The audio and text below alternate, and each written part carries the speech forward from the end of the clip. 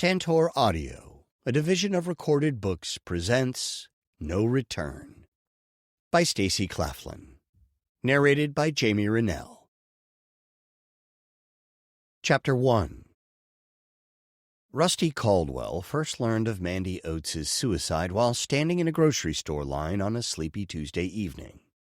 He put his energy drink on the conveyor belt and stared at the local newspaper headline, unable to read the article. His mind spun the harder he concentrated, making it appear that the words danced before his eyes. He couldn't have read it right. It had to have been a mistake. Hometown local Mandy Caldwell Oates, dead from suspected suicide. Rusty stepped out of line, stumbling, and left his drink. Gasping for air, he glanced around. He needed to sit. There weren't any chairs in sight. Benches. There were some just inside the entrance. He made his way over to the nearest one and collapsed. He surely looked like one of the drunks he spent his nights towing. Rusty's heart raced against his constricted chest. He took slow, deep breaths. It didn't help. How could his sister be dead? Surely it was a joke, a horribly cruel one. "Are you okay?" asked a familiar feminine voice. "Rusty?"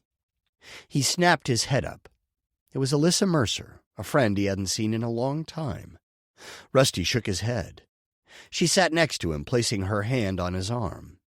"What's the matter?" He couldn't even bring himself to say it. His sister was dead. Alyssa's dark eyes widened. "Talk to me. You were there for me when I desperately needed a friend." "My sister." Rusty gasped for air. Maybe if he didn't say it, it wouldn't be real. "Is she okay?" Alyssa pulled her long dark hair behind her shoulders, still giving him the look of concern. He shook his head and braced himself. Suicide. Alyssa's mouth dropped open. "Oh, no. Rusty, I'm so sorry. Were you too close?" Rusty nearly snorted. They couldn't have been further apart, estranged for years. He shook his head. "I always thought we'd, make up one day." "What do you need me to do?" He stared at her. What could Alyssa possibly do? What could anyone? "You probably need to go home. Can I give you a ride?" How ironic was that? He was the one who drove people home for a living. "No, I'll drive myself. I can't leave the tow truck here all night anyway." "Then let me follow you, just to make sure you get there safely." "I can't ask you to do that." "You're not. I'm offering, and I don't mind. I'll just call my friend and let her know that I'm going to meet her a little late. It's not a big deal." "Are you sure?" She nodded. "I definitely owe you." Rusty relaxed. At least he wasn't alone. Even though his whole world spun out of control, he had a friend keeping him grounded. A family walked by with 2 kids, screaming. Alyssa rose. "Let's get out of here." Rusty forced his feet to comply. His legs weren't very steady, but they would get him to his truck. "You sure you're okay to drive?" He took a deep breath. "Yeah, we're not far from my place anyway." "I'm still going to follow you." She pulled out a phone and texted. Then she glanced at him. "Is there anyone you need to call?" "Nothing's changed since I last saw you. No next of kin. No new girlfriend or wife, no more kids." He couldn't open himself up to that kind of pain again. They walked out to the parking lot. "I'm over there." Alyssa pointed to the right. "I see your truck. I'll just follow you." "Okay, but I'll be all right. You didn't leave me alone when I told you the same thing, did you?" He thought back to the night she had been alone and drunk in a bar she didn't belong in. She'd been wallowing in misery she had every right to, and she never would have made it home safely. "No, I didn't." "See you at your place." Rusty nodded a thanks and headed for his tow truck. It took 3 tries to pull the keys from his pocket. Maybe it was a good thing Alyssa had crossed his path. Once inside, he radioed into the office of his small towing business. "Hey, boss," came Andy's voice. "Where you towing to?" Rusty took a deep breath. "I've had a family emergency. I might have to fly out of town. Think you can handle things for a week or so?" "Yeah, whatever you need. Is everything okay?" death in the family. I'm sorry, man. Anything I can do? Thanks, but no. I'll check in tomorrow. No, I got everything covered, boss. Just take care of your family. Thanks, Andy. Rusty turned off the radio. It was hard to leave his business, but Andy could handle it as well as Rusty. He knew all the ins and outs, and all the drivers respected him. The only thing that no one replaced was Rusty's personal mission, the one that had gotten him into the towing business to begin with, and that was towing drunks home before they became another statistic. After losing his own family to a drunk driver, he didn't want anyone else to go through that kind of pain. Not on his watch, anyway. That's why he hung out at bars every night, giving free rides to people without designated drivers. All on his dime. All because he didn't want anyone else to lose a family, like he did. Alyssa's sedan pulled next to him. He waved and then started driving, staying focused on the road and not allowing his thoughts to drift to Mandy. Not yet. Somehow he made it to his house. Alyssa pulled up beside him and got out of her car. He cut the engine, got out of the truck, and locked it, which he didn't usually bother to do. Who knew how long it would sit there? He would likely fly out to see Mandy's kids and husband. Well, I made it safely. He tried to smile but failed miserably. Are you sure you don't need anything else? She asked. Something to eat? I doubt I could eat if I wanted to. She nodded. I get that. I know you do, he said. But I don't want to keep you from your friend. She's fine. Are you? Yeah. Well, I will be. Rusty ran his hands through his hair. He'd just had it cut, and the new barber had gone too short. The familiar curls were missing. I need to get inside and call my parents. He closed his eyes. That was a conversation he wasn't looking forward to. You've got my number, right? Rusty nodded and opened his eyes. I think I have it somewhere. She pulled out a business card. Call me if you need anything, day or night. I might have to fly out of town. Her eyes lit up. Then I'll keep an eye on your place. You don't have to. Don't feel obligated. I don't. To be honest, I've always wished I could pay you back. And I was just glad to help. I better get inside. Sorry, I don't mean to keep you. Call if you need anything. Okay. Alyssa climbed into her car and waved. Rusty waved back and made his way to his front porch. He watched her drive off, and then he sat on his swinging bench. The cool night air felt good in his lungs. The stars were out, bright in the cloudless sky. He closed his eyes and stretched his arms out across the top of the swing. In his imagination, his wife, his late wife, Lainey, sat next to him and snuggled close, nestling her head against his. Then their two boys climbed up onto their laps, cuddling with them. Rusty enjoyed the moment as long as he could hold on to it, and then opened his eyes. He was alone on the bench. No matter how much he willed them back, they never returned. And now he had to deal with the loss of his younger sister, along with the guilt that he'd never made the first move to restore their relationship. He'd known that their parting had been because of her drug usage, not her. The real Mandy would have never acted the way drug Mandy had. She certainly never would have said the horrible things to Rusty that she had. He took a deep breath and stood. It was time to face the music. His parents, more specifically. He needed to speak with them to find out how to contact his sister. Even though Mandy had refused contact with any of them, their parents had kept tabs on her. They knew when she got married and had her 2 kids. It was a form of self-torture since they'd destroyed their relationship with her. Not unlike Rusty's solitary existence, making himself pay for his own mistakes. His chest tightened at the thought of going inside and making that call. But he needed to. There had to be more to the story than just the suicide. Sure, they were in a pretty small town, but for his sister's death to make a headline, it had to have been more than a death. He had to have missed something. If he'd been able to read the smaller print, anything beyond the headline, he would have surely found out. Rusty slid the key into the deadbolt and unlocked it, his hand shaking. Then he unlocked the knob. He took more deep breaths and opened the door. The empty house hit him like a slap on the face. He had barely changed a thing. It was exactly as it had been when his family had lived there. Even after so many years, he still expected to hear feet running his way when he got home. He closed the door behind him and locked it. Then he went to his office and sat in the swivel chair, staring at the screensaver of pictures from happier times. His cell phone rang. Rusty jumped and picked it up. It was his parents. "Hello?" "Did you hear?" his dad asked. "I saw a headline. How long have you known?" "We heard the news a bit earlier. Your mother has been drinking all afternoon and finally passed out." "Wonderful," Rusty muttered. "And how are you taking it?" "I always told Mandy drugs would get her killed." "Right." Dad would stay angry for a while before allowing himself to feel anything. That was typical. "Do you guys have her husband's number?" "Why?" "I'd like to see if I can do anything to help." "Doubt he'd take it from any of us. Mandy no doubt made us all out to be monsters."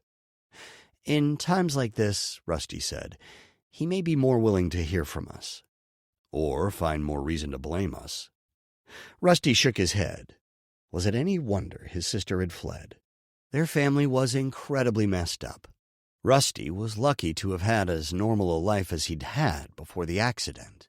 It was also a miracle his parents hadn't disowned him, too. He'd nearly lost his house after turning to alcohol and pot in the wake of losing his wife and kids. "Can I just get his information?" Rusty asked. "What's his name? Chris, isn't it?" "Yeah, I'll text you." The call ended. "Let's hope he's more pleasant than you," Rusty muttered. The text came in. He added the number to his contacts and called his brother-in-law. "Hello?" asked an exhausted-sounding male voice. "Is this Chris Oates?" Rusty asked. "Who's asking?" "Rusty Caldwell." Silence. "Mandy's brother?" "I know who you are. What do you want?" Rusty's stomach twisted in knots. "I'd like to help out however I can." "How so?" Chris sounded suspicious, and for good reason, no doubt. "I know what it's like to lose a wife. I've never had a chance to meet my niece or nephew or my brother-in-law." "You want to fly across the country. You still near Seattle?" "Yeah, all I have to do is pack." Chris sighed. "You know, Mandy never really had much bad to say about you. She wished you guys could have made up, but she was afraid to call. She never forgave herself for whatever she put you through." Rusty ran his hands through his hair. Tears blurred his vision. "Yeah?" "Yeah. If you want to fly out and help, I won't refuse you. My kids are going crazy, and the police don't even get me started." "Sure, okay. Is this your address?" He glanced down at his phone and read off his dad's text. "Yep. Thanks, man. I'll let you know when I'm due to arrive." "Okay. Crap. The cops are calling again. Gotta go." The call ended. Rusty set the phone down and typed his password into the laptop. He searched for more information on his sister's death. There wasn't a whole lot of information, except that the suicide was suspicious, and they were investigating Chris. That certainly explained the complaints about the police. He searched for flights to Florida, found a flight the next morning, and booked it. That would at least give him a chance to get some sleep before traveling, or at least try to rest. His body ached from the stress. Rusty went into the kitchen, drank a couple glasses of water, and then went to his bedroom and packed. It had been so long since he'd traveled, he wasn't even sure what was allowed on flights anymore. He pulled out his phone and did a quick search. After he was finally packed, he fell into bed and stared at the ceiling. How could Mandy be dead? His baby sister. He'd always meant to get back in touch with her. But with life, his own tragedy, he'd pushed everyone else away. The truth was, he wanted to avoid hurting anyone. But that had failed. He could barely breathe now, and he was sure he was in shock still. It had been so many years since he'd seen Mandy. Yet in a way, their last conversation felt recent. But that was back when they were both in their 20s. Or had she even reached 20 yet? Tears blurred his vision. His face heated. Rusty blinked away the tears, and they streamed down his face, pooling in his ears. "Why, Mandy? You could have called me. I would have done anything for you. But I guess you didn't know that. He'd barely survived losing his wife and children. He wasn't even over it. How could he cope with the added loss of his sister, with whom he'd never had the chance to make things right? Well, the chances had been there, years of chances. But he'd been so lost, wandering in his misery over his family, that he couldn't bring himself to call Mandy. And now, it was too late. Rusty rolled over and screamed into his pillow. Then he gave way to sobs so deep he hadn't felt them since the accident had taken Laney and the boys. When he had nothing left in him, he rolled to his side and drifted into a dreamless sleep. Chapter 2. Rusty stepped off the airport shuttle van and stared at the house in front of him as the warm summer sun warmed him after being chilled in the extra cold air conditioning from the vehicle. The home was just a typical suburban split-level, brown with a well-manicured lawn and trees, though the grass was a bit long. There was even a basketball hoop over the garage.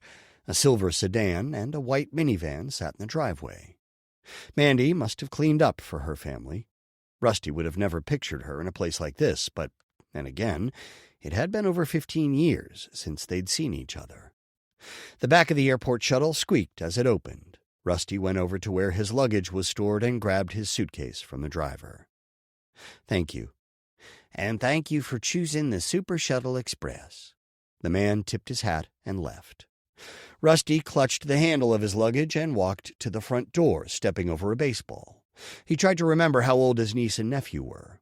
The oldest might be 13? What would they think of him? Was it true their mom had hardly spoken a negative thing about him? Rusty reached for the doorbell, but stopped when he heard a commotion across the street. He backed up and glanced down a couple houses. A lady stood with her arms folded, staring at two other ladies storming off. He went to the sidewalk.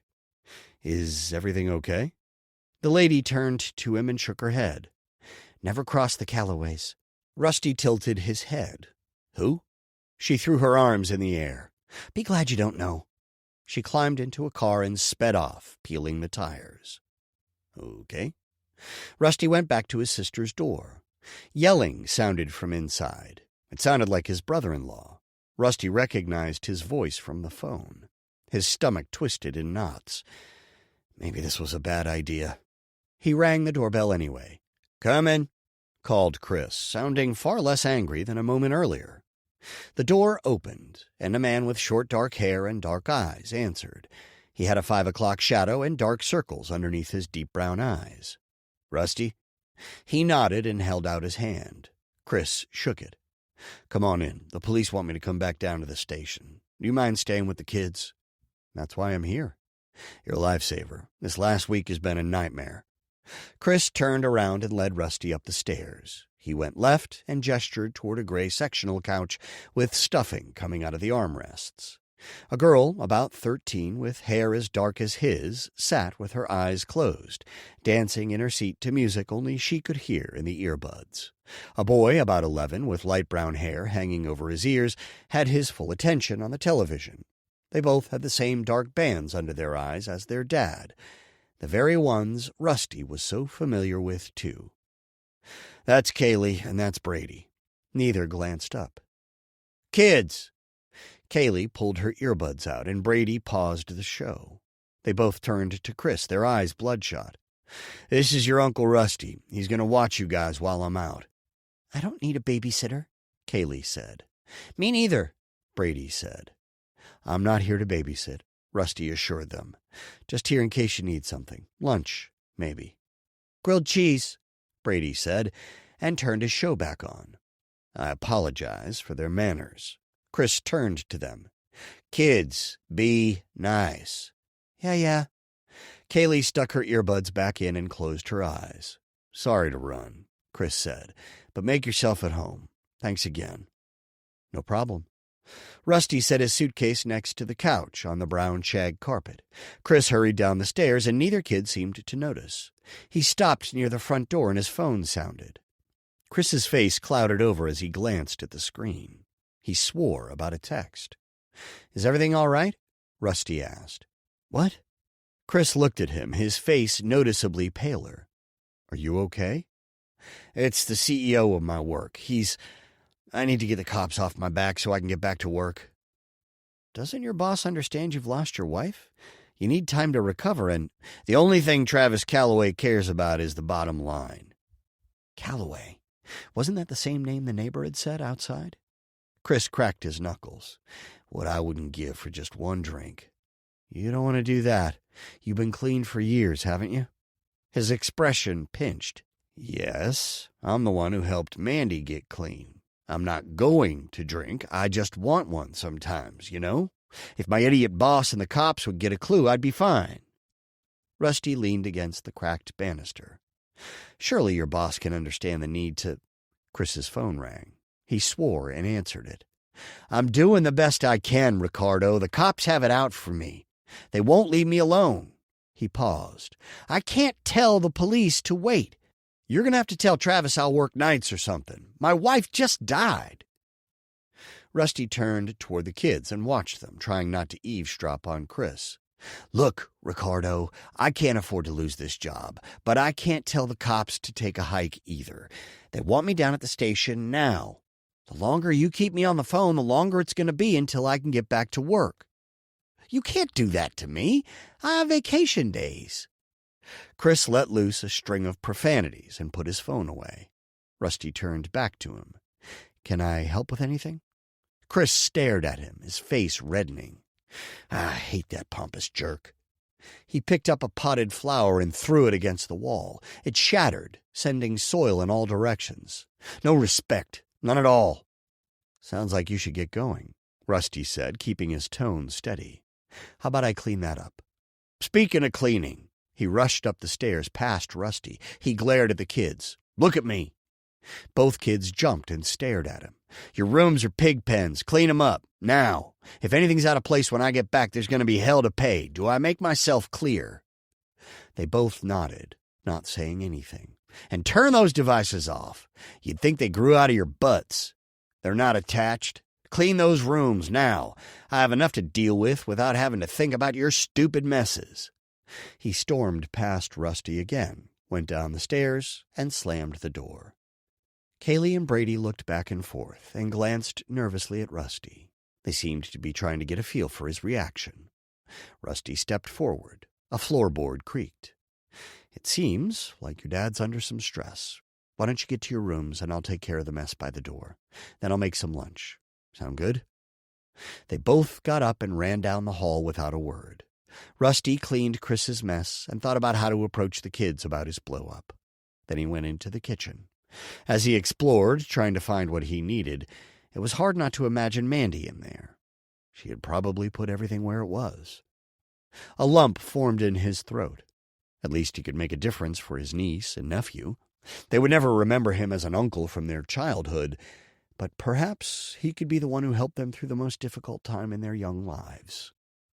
Before long, the sandwiches were done. He put them on plates and carried them out to the living room, where the kids now sat. Neither one seemed bothered by the earlier outburst. Both thanked him and scarfed down the food. Have you eaten today? He asked, deciding to wait on asking them about their dad. Just cereal, Brady said, his mouth full of cheese. That's gonna change. What's your favorite dinner?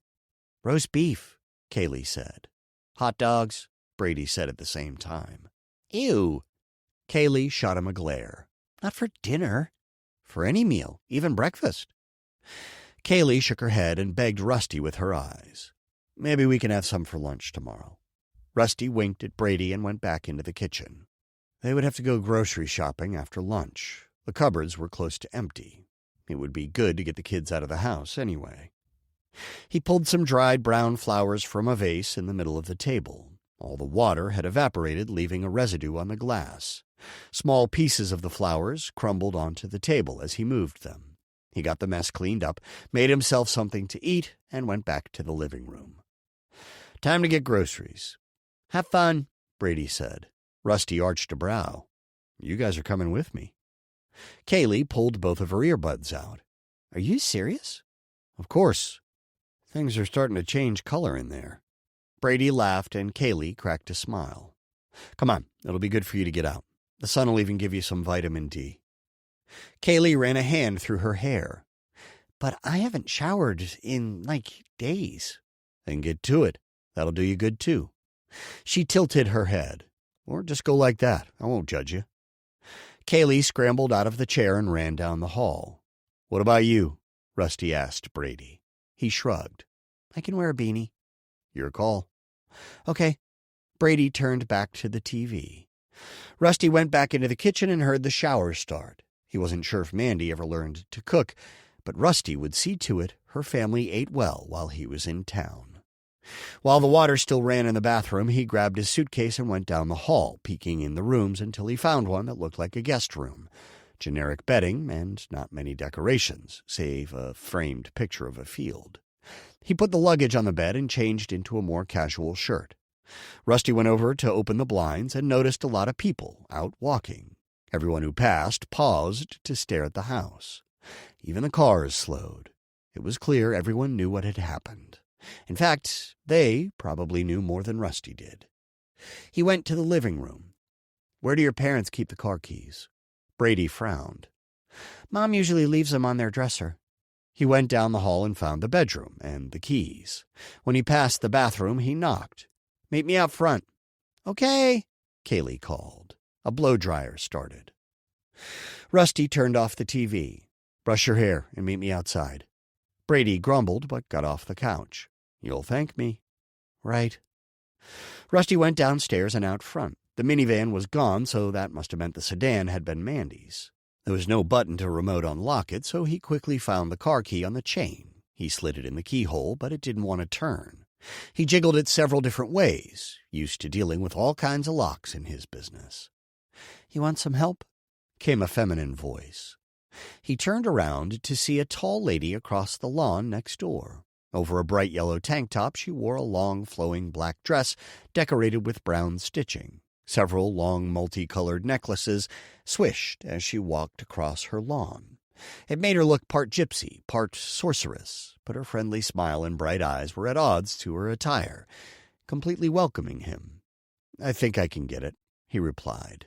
I know a thing or two about locks. I run a towing business. There's a trick to this one.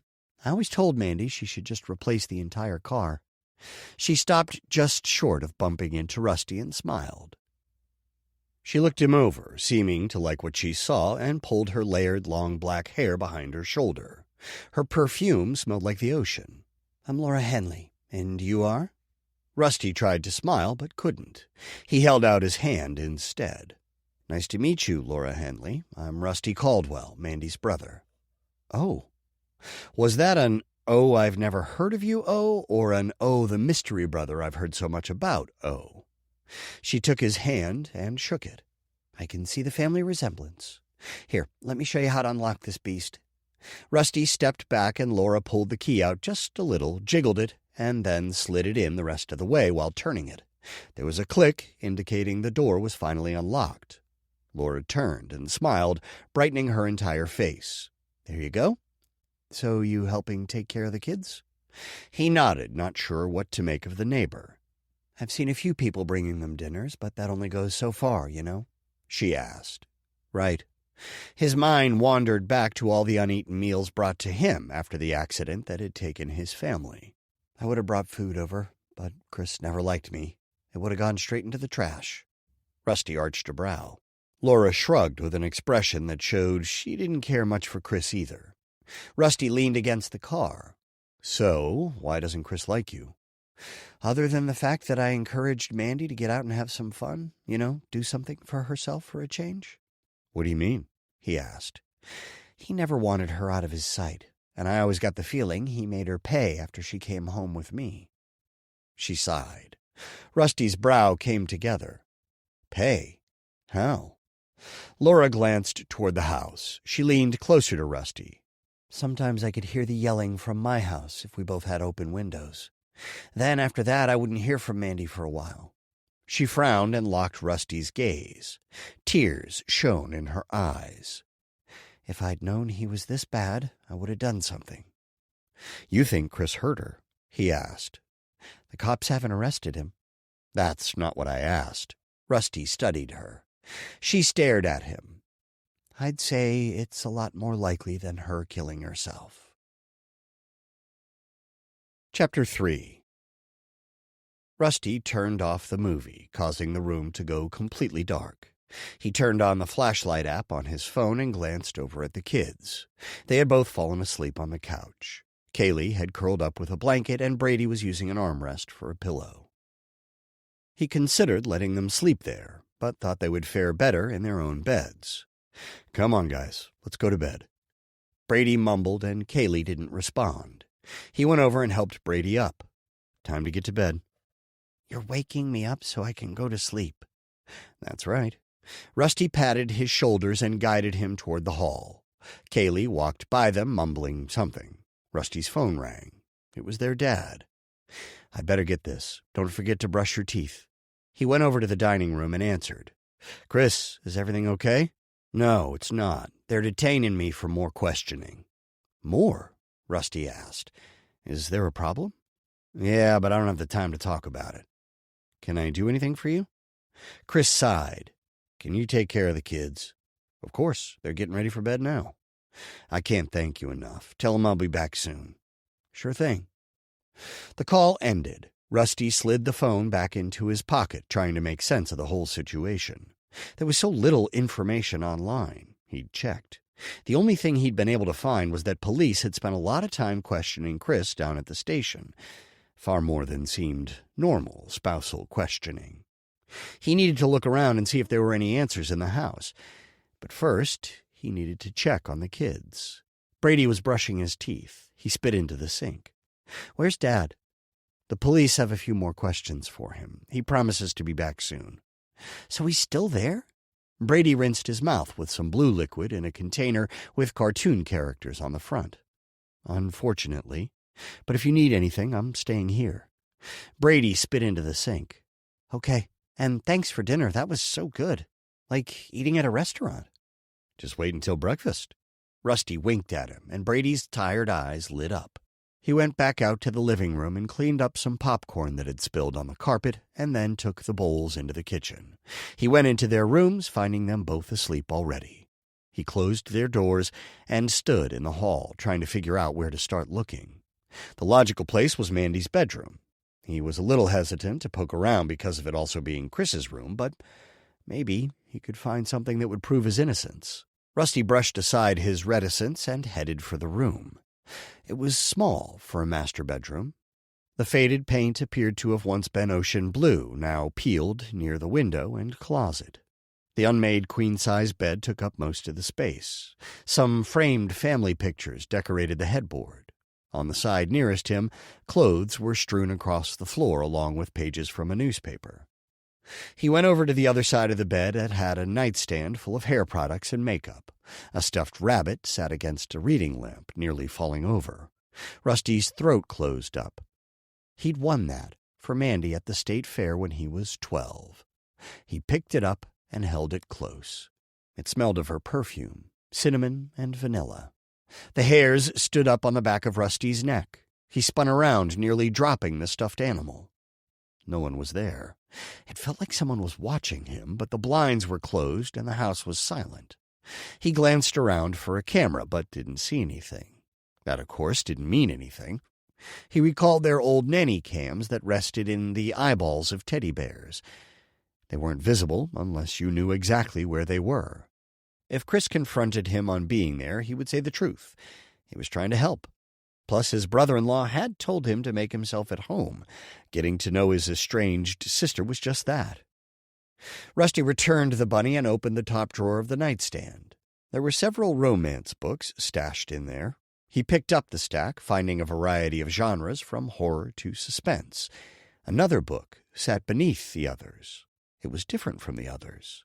It looked like a journal. Bingo. He set the novels down and picked up the diary. Knock, knock. The front door. Rusty's heart raced, feeling guilty for snooping. He shoved the books back and closed the drawer before putting the journal into the guest room. He slid it underneath the mattress and then hurried to the door. From the window next to the door, he saw Laura. She waved at him. Rusty opened the door.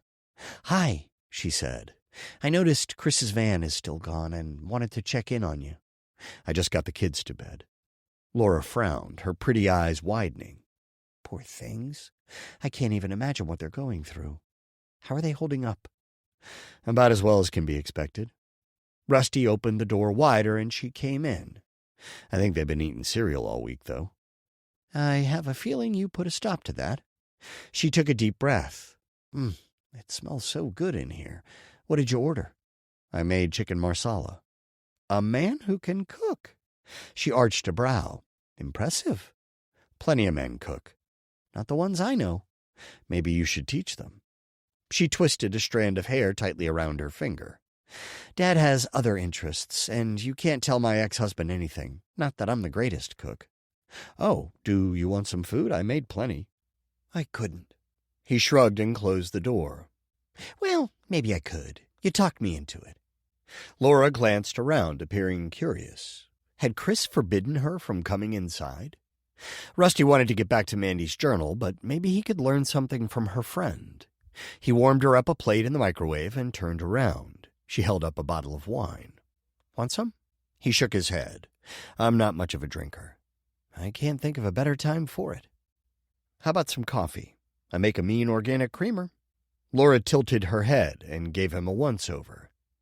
"You are a man of many surprises." She returned the bottle to the wine rack. "If it's anything like the chicken smells, how can I turn that down?"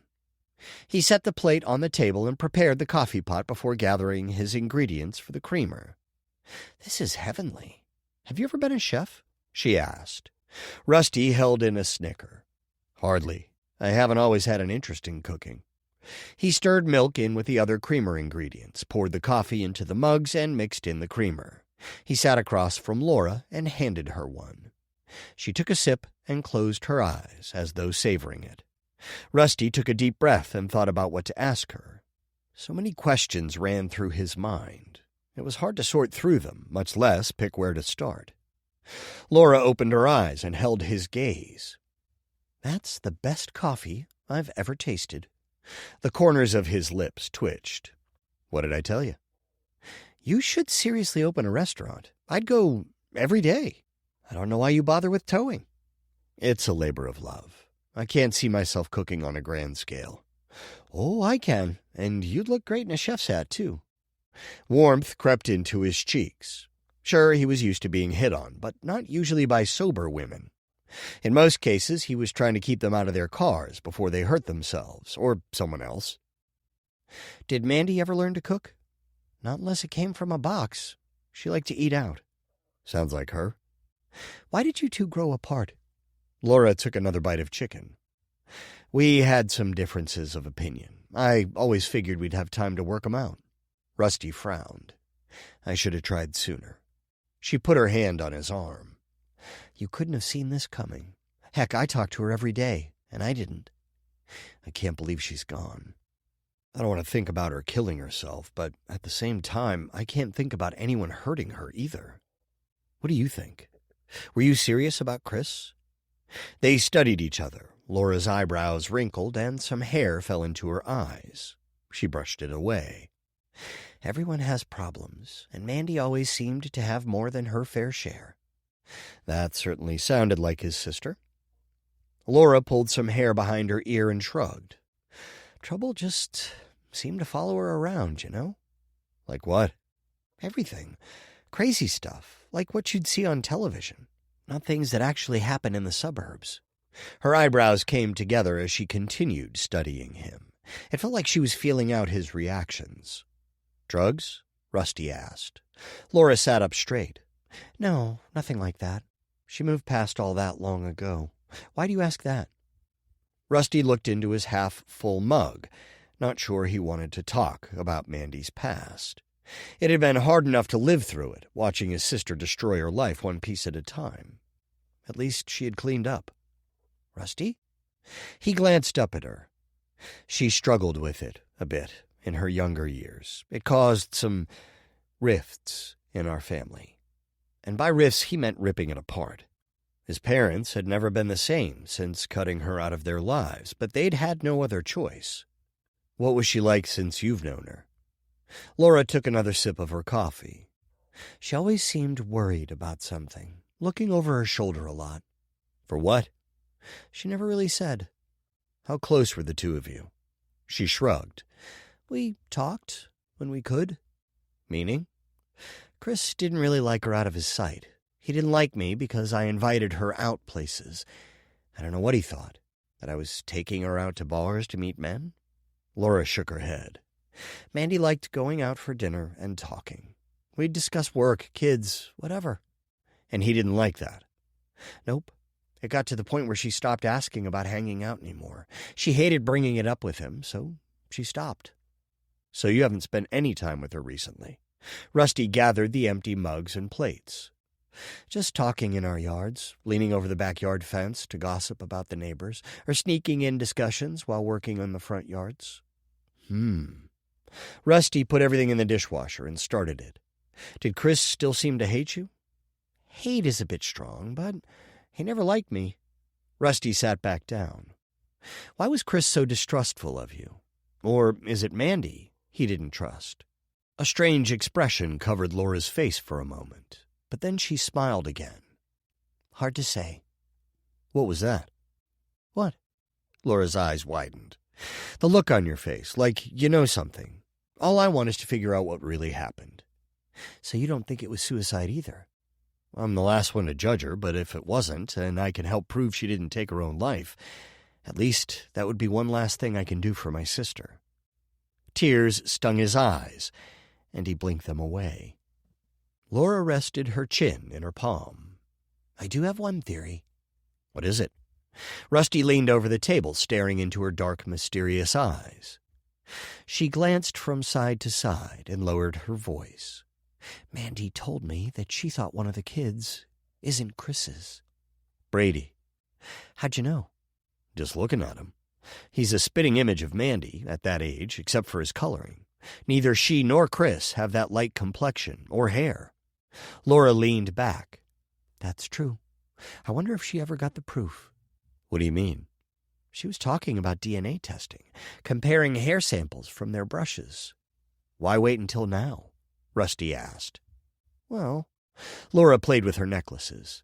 She thought she could make things work with Chris, and I guess they did for a while, but then last year, that was all she could talk about. To me, anyway. But then we stopped going out, and she didn't bring it up anymore. Do you know who the guy was? Rusty twisted his hands together under the table. Laura stared into his eyes. Only the richest man in town. Chapter 4. Conversation woke Kaylee. She checked her phone. It was the middle of the night. The male and female voices continued. Maybe Mom and Dad were arguing again. She sat up. Mom? No, it couldn't be. She'd been carried away in a bag. Tears filled her eyes as she listened. It wasn't her mom or her dad. No, it was Laura from next door. Who was the guy? Kaylee wiped her tears and recognized the voice. It was Mom's brother, Rusty. It was so weird that he showed up now. Never when Mom had been alive. At least he could cook. She was still full from all the food he'd made them. She lay back down and closed her eyes. It still didn't seem real that her mom was gone. They'd been talking about getting mani-pedis. Both of them had been looking forward to some girl time. Her mom hadn't killed herself. Kaylee didn't care what anyone said. Maybe it had been food poisoning or something, or some weird disease nobody had ever heard of before. Something that there was no test for. Or maybe her heart had just stopped working. Her health teacher had talked about the long-term damage drugs did to the body. Maybe a batch of something Mom took years earlier had finally caught up with her. It could have been anything. Just not suicide. Kaylee had already been picked for one of the leading roles in the school play in the fall. Tryouts had been at the end of the year. With the 8th graders moving up to high school, Kaylee finally had a chance. And she'd actually gotten it. Her mom had been thrilled. She'd even bought a new phone so she could get better pictures. Why would she do all that if she was just going to kill herself? She wouldn't. There was no way. Plus, she'd told both Kaylee and Brady plenty of times that she would never do anything to hurt them, and suicide would have been the worst kind of hurt. No, not her mom. Plus, lately she'd said it even more than usual, probably 3 times the week before she died. She wouldn't have said it that much if she hadn't meant it. A lump formed in Kaylee's throat. Her lips shook, and then a fresh new wave of tears came, spilling on her face. She turned over and sobbed into her pillow.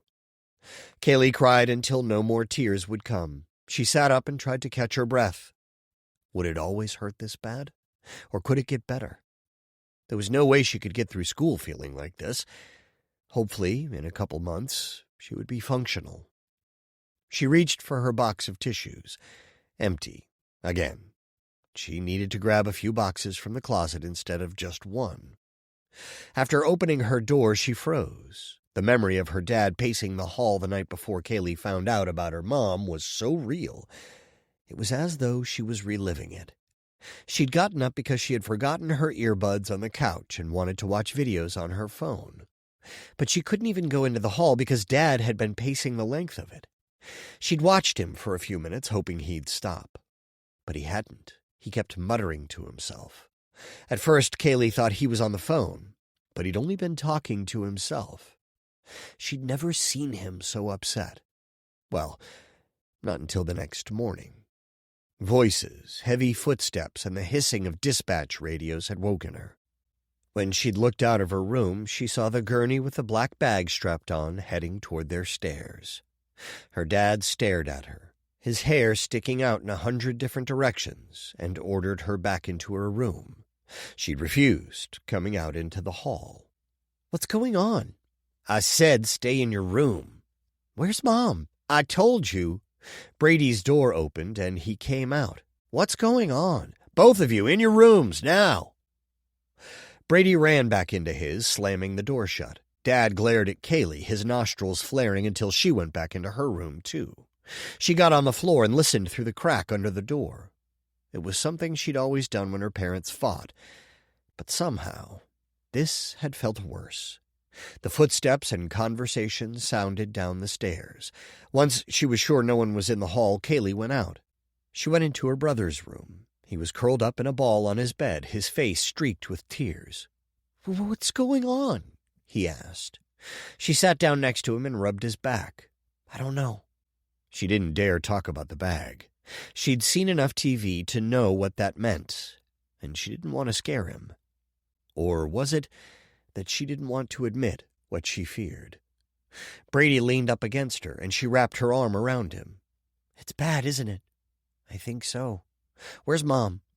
Kaylee's stomach twisted in knots. She opened her mouth to speak, but her stomach lurched. "Where is she?" Kaylee jumped up and ran to the bathroom just in time to yak.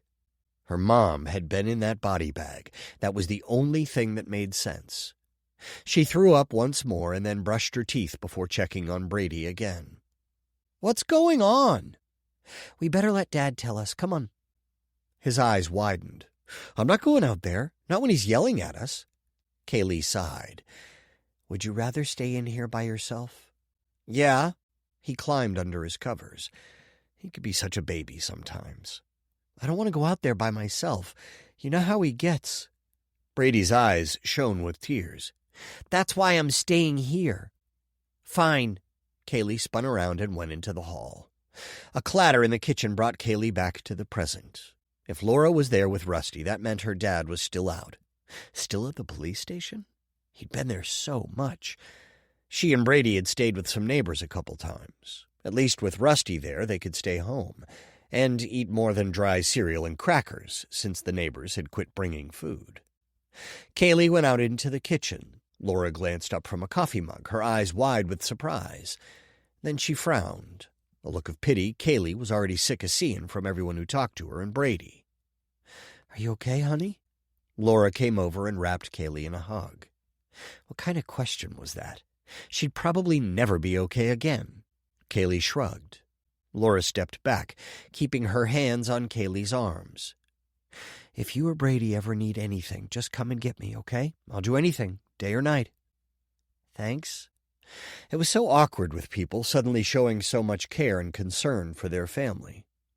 "You should get some sleep, kiddo," Laura said. "Okay." Laura turned to Rusty. "If you need anything, let me know. I work from home as an independent consultant. I don't mind being disturbed." "I'll be in touch about what we were talking about," he said. If Kaylee wasn't so exhausted, both physically and emotionally, she'd have been curious. She went to the fridge and pulled out the new OJ. Rusty had gotten her favorite kind, the one Dad always said was sickeningly sweet. She poured herself a glass while Rusty walked Laura to the door. Kaylee actually liked her. Laura had always been really nice to her and Brady, but people had been coming and going ever since the event. She liked that term. It was better than saying the death or the suicide or whatever. The event. Rusty came back upstairs. "You okay?" She finished off the glass and nodded. "Just thirsty, I guess." "Did we wake you?" Kaylee shrugged. She glanced around the messy kitchen. "Want some help?" "Nah, I got it. You up for a midnight snack?" "Like what?" She arched a brow. "Don't look so scared," he teased her. "I bought everything needed for s'mores. I can whip some up in the oven real quick." "Seriously?" Her mouth watered. She hadn't had those in years, and never from an oven. "That sounds really good." "Of course. Grab the crackers from the cabinet." He turned the oven on. "So what did you think I was going to suggest?" Kaylee shrugged. "Dad would have said broccoli." "With melted cheese, at least?" "Nope, just steamed." She pulled out the box of graham crackers. "That would be the healthy choice, but we need comfort food." Kaylee smiled and helped him make the s'mores. While they were cooking, Brady came out looking disoriented. "Do I smell chocolate?" "S'mores," Kaylee said. "Uncle Rusty's idea." Rusty startled, then smiled. She gave him a little nod. He was definitely cool enough to earn the title to his name. "Nice." Brady sat next to her and rubbed his eyes. "Don't mind waking up to that." The timer dinged. The chocolate sizzled just a bit as Rusty set them on the counter. "Who wants Pop to go with that?" Brady's eyes widened, and he exchanged an approving glance with Kaylee. "Me?" "Thanks, Uncle Rusty." Kaylee got up and grabbed a liter of Mountain Dew. "I was thinking something that isn't 100% caffeine." Uncle Rusty smiled. "Since we're all going to bed after this. Maybe root beer?" "Can't blame a girl for trying." Kaylee grabbed the bottle of root beer and got out their biggest glasses. With Uncle Rusty's back turned, she put vanilla ice cream in each glass before adding the soda. "This is turning into quite the midnight snack." Uncle Rusty put a spoon in each glass, obviously approving Kaylee's idea. They managed to have a fun time eating the sweets. "What do you guys like to do for fun?" Uncle Rusty asked. Brady had a mouthful of s'mores. He pointed to Kaylee. She set her snack down and thought about it. Since Mom had died, fun hadn't been on her mind. "I really like to act." "You've got the dramatic flair for it," Brady laughed. Kaylee rolled her eyes. "It's fun. I actually got a leading role in the school play." "Good for you. I bet you'll do great. What about you?" Uncle Rusty turned to Brady. He shrugged. "I like all kinds of stuff. Football, baseball, wrestling. It's hard to pick just one, you know." "I can understand that. May as well have fun and enjoy being a kid." Kaylee smiled. It was actually nice to spend time with Uncle Rusty just talking about normal things. Kaylee was sure her mom would have been happy. After the snacks were all gone, they continued talking for a little while. Then Brady announced he was too tired to stay up any longer. "Brush your teeth again," Uncle Rusty said. Yeah. He turned to Kaylee. "You should probably get back to sleep, too. It's almost 1. "I'm good." She helped him clean everything up, and then they headed down the hall toward the bedrooms. "How are you doing, really?" he asked. "It sucks, but I'm glad you're here." He put his hand on her shoulder. "I wish I'd come for a visit a long time ago." Kaylee sighed. "Me too. You should bring your kids next time. I can tell you're a good dad." His expression clouded over. "We'll talk about them later. You should get some sleep." She nodded and then stared at her parents' room. "I don't know if I'll ever be able to go back in there again." Uncle Rusty frowned. "Is that where—" "Dad found her?" "Yep." A lump formed in her throat again. She cleared it. It sucks. I know. He looked thoughtful and sad. I definitely know. She knew that look. Did you lose your kids? He looked at her, his eyes wide. You're very intuitive, aren't you? Kaylee shrugged. What happened to them? Car accident. Drunk driver. Oh, crap. That does suck. Why do so many bad things happen in this family? I wish I knew. But we gotta stick together, right? Yeah. Kaylee paused. What were they like? He rubbed the top of her head. I'll tell you what. We'll get some sleep and share stories later. I want to hear more about your mom because it's been so long since I saw her. You want to hear about your cousins. Sound good? Kaylee yawned. Perfect. Chapter 5. Laura Henley rubbed the flesh-toned cream under her eyes to hide the dark circles. She hadn't slept well since Mandy's death. She'd been crying most of the night and then powering through her work all day. It was exhausting. At least Rusty had shown up. He, being Mandy's brother, would be just as interested in clearing Mandy's name as Laura was. Together they could work through their grief by helping Mandy.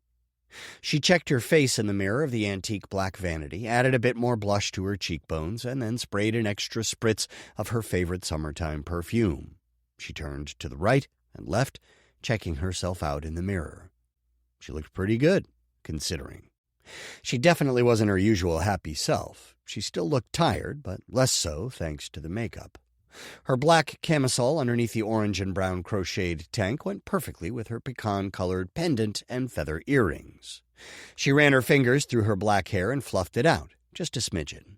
It helped to focus on the little details of life, to get her mind off her heart's ache.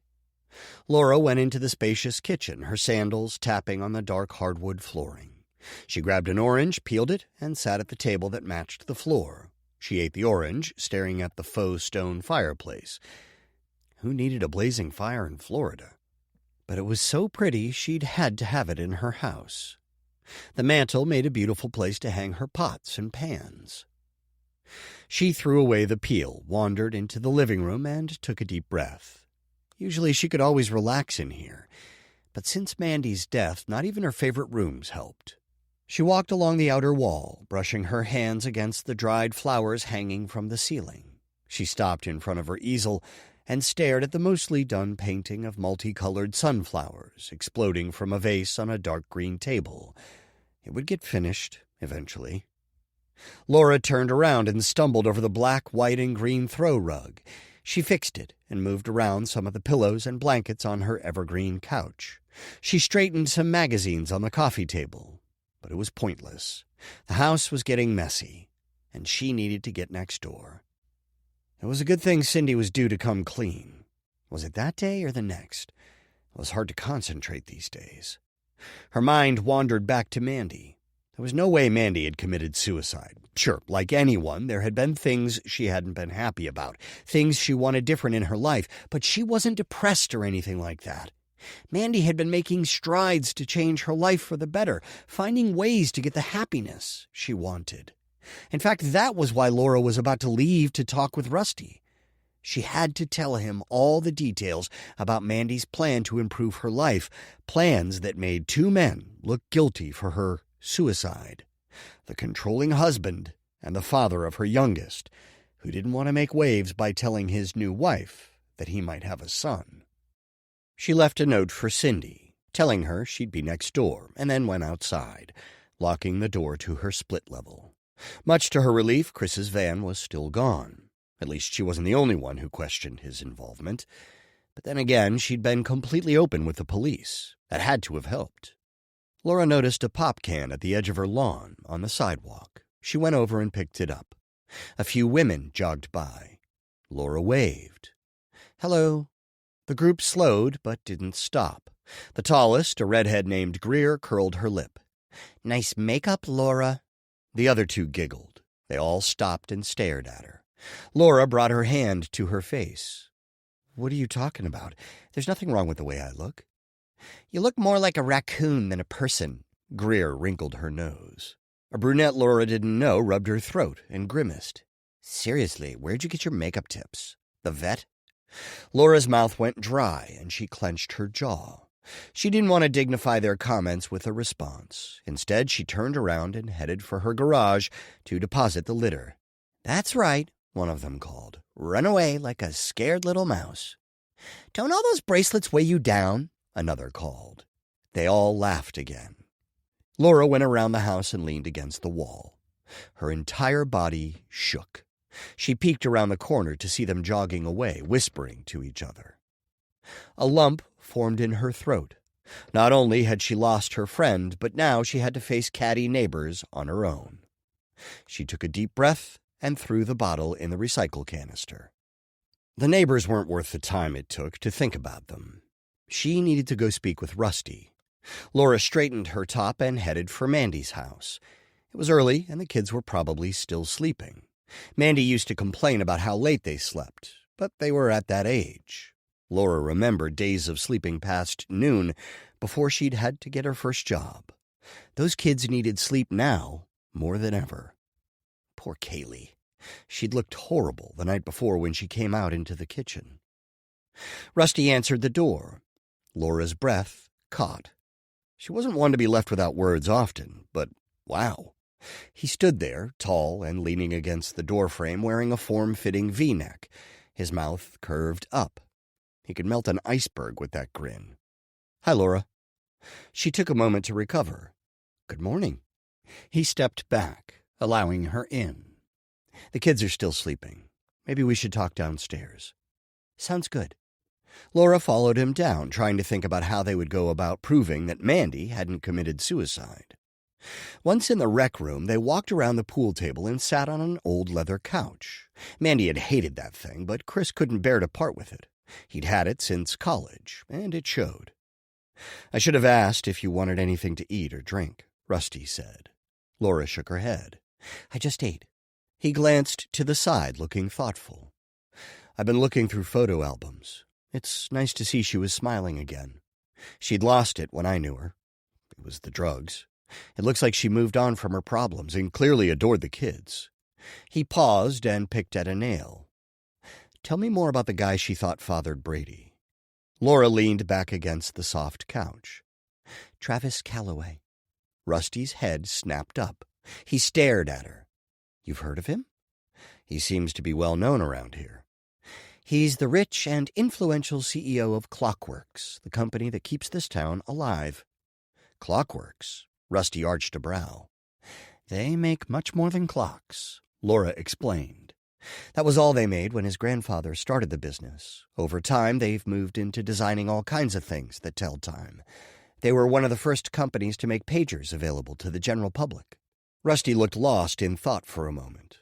"I'd forgotten all about pagers. Nearly everyone had one in high school." "I know, right?"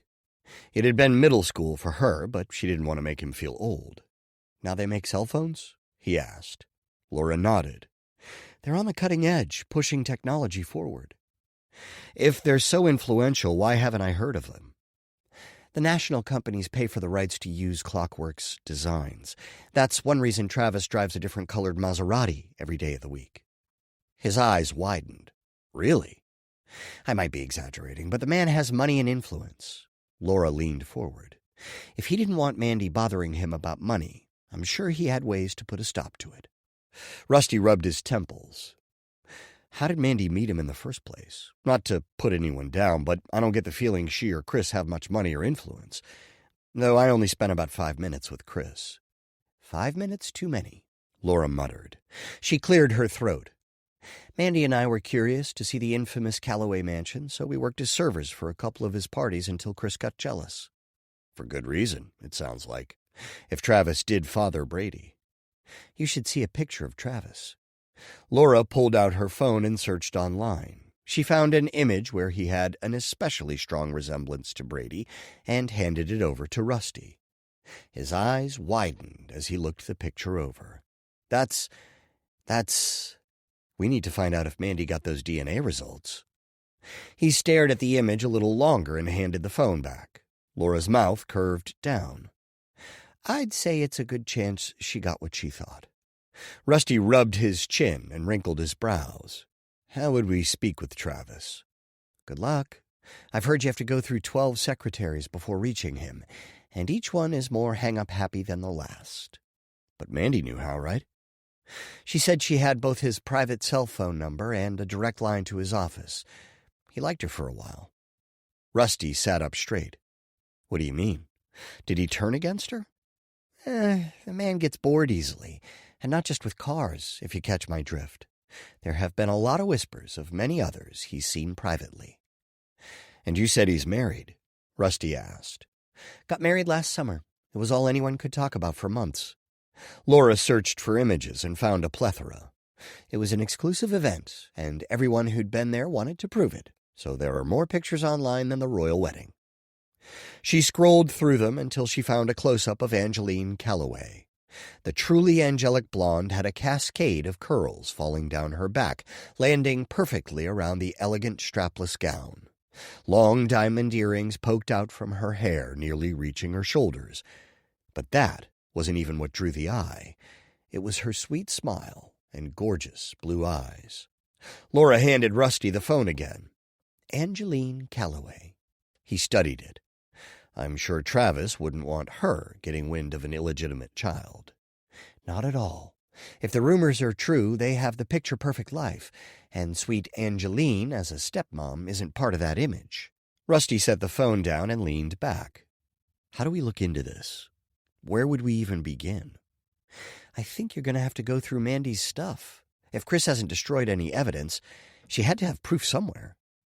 Brady is a perfect mixture of Mandy and Travis. I noticed when I first arrived he looked different from everyone else, except Mandy. So, in other words, you're convinced without proof? He paused. Yeah, but I do want to know what she found. Did she only prove that Chris isn't the father, or did she find a way to prove that Travis is the dad, too? It wouldn't have been a hair sample. Laura picked up the phone and scrolled to a wedding picture that had Travis. Just like every other picture she'd ever seen of the man, his head was shaved bald. Rumor was that it made him feel powerful.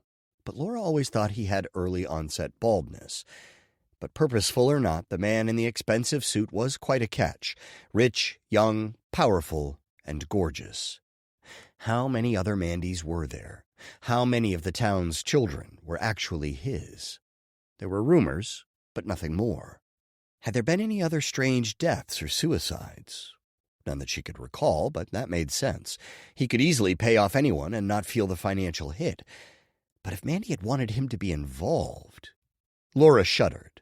Once, Mandy had mentioned it. Had she been serious? Might that be enough to get her killed? Did the Calloways have a lot of parties? Rusty asked, interrupting Laura's thoughts. Huh? Maybe we should apply to be servers. We could learn more about them. She certainly wouldn't mind seeing Rusty in a suit. Sure, I can call my old boss Natalie, but don't expect to get chummy with the Calloways. I'm not. A lot can be learned just by listening.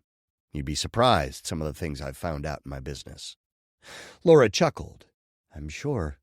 People's lips get loose when they've had too much to drink. And I'm sure Mr. Calloway serves plenty of spirits to his guests. She leaned against the armrest. I like the way you think. Laura checked the time. Tell you what, I've got some work to do, and when I finish that, Natalie should be in her office. I'll give her a call and see what I can manage. She always did like me, so if there's any availability, I'm sure we'll get in. Footsteps sounded overhead.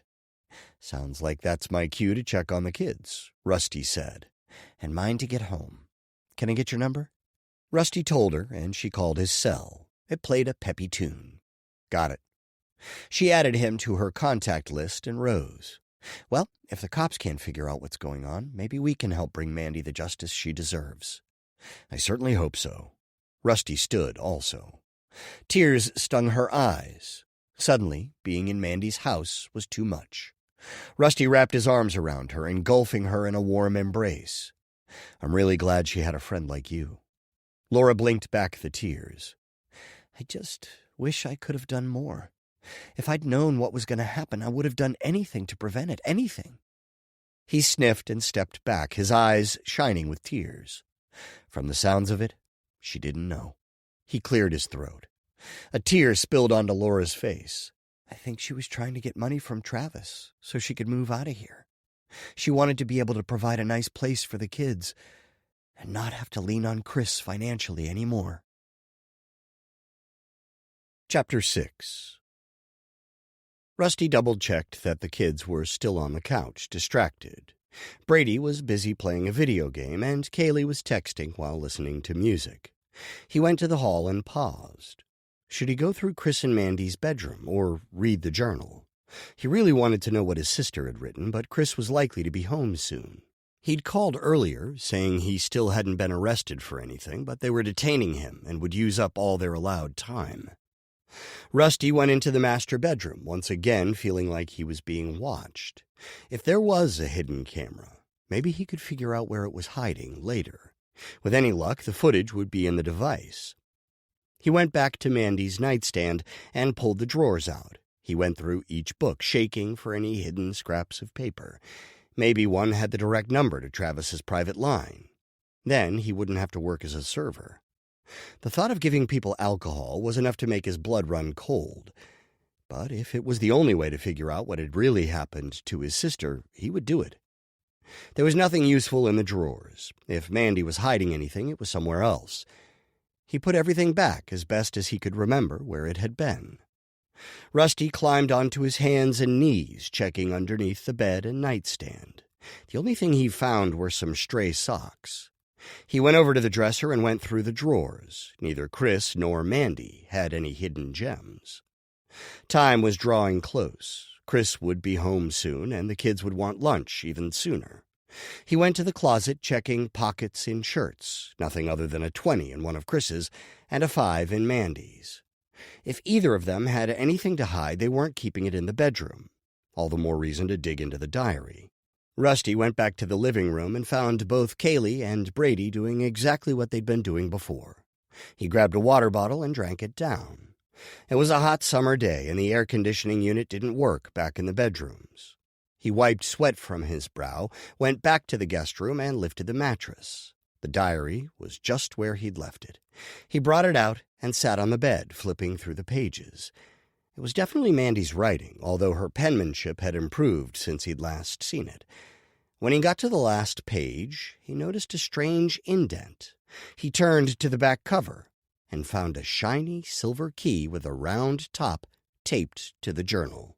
Rusty's pulse raced. He took off the tape and examined the key. On the backside, 2497 was etched in clear, bold script.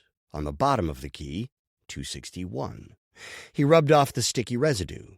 The key was similar to the one he had for the bank lockbox, where he stored his grandfather's unique antique gun collection for safekeeping.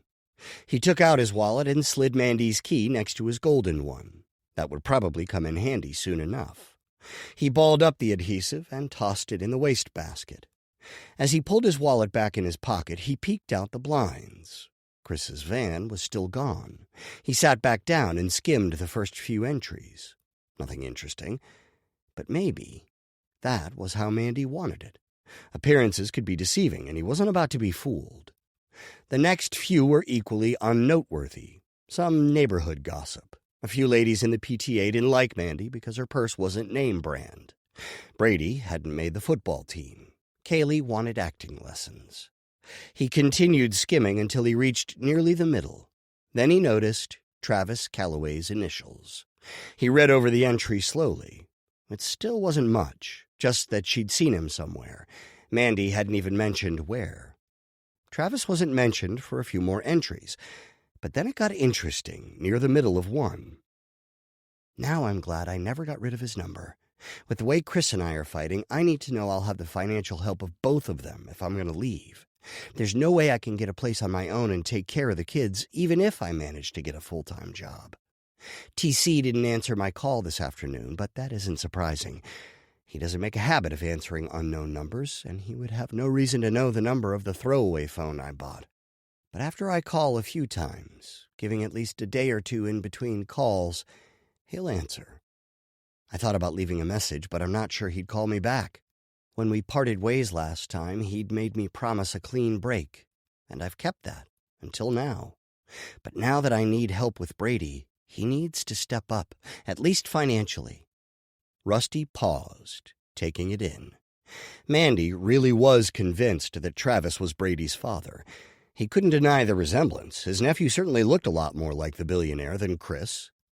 He pulled out his phone and did a quick search, looking at even more pictures than he'd seen earlier on Laura's phone. Rusty studied the tycoon from every angle, finding his nephew to be less of a spitting image of Mandy and more of a perfect mix of his two parents. Did Chris know about Travis, or did he suspect there was a different father, or even the possibility?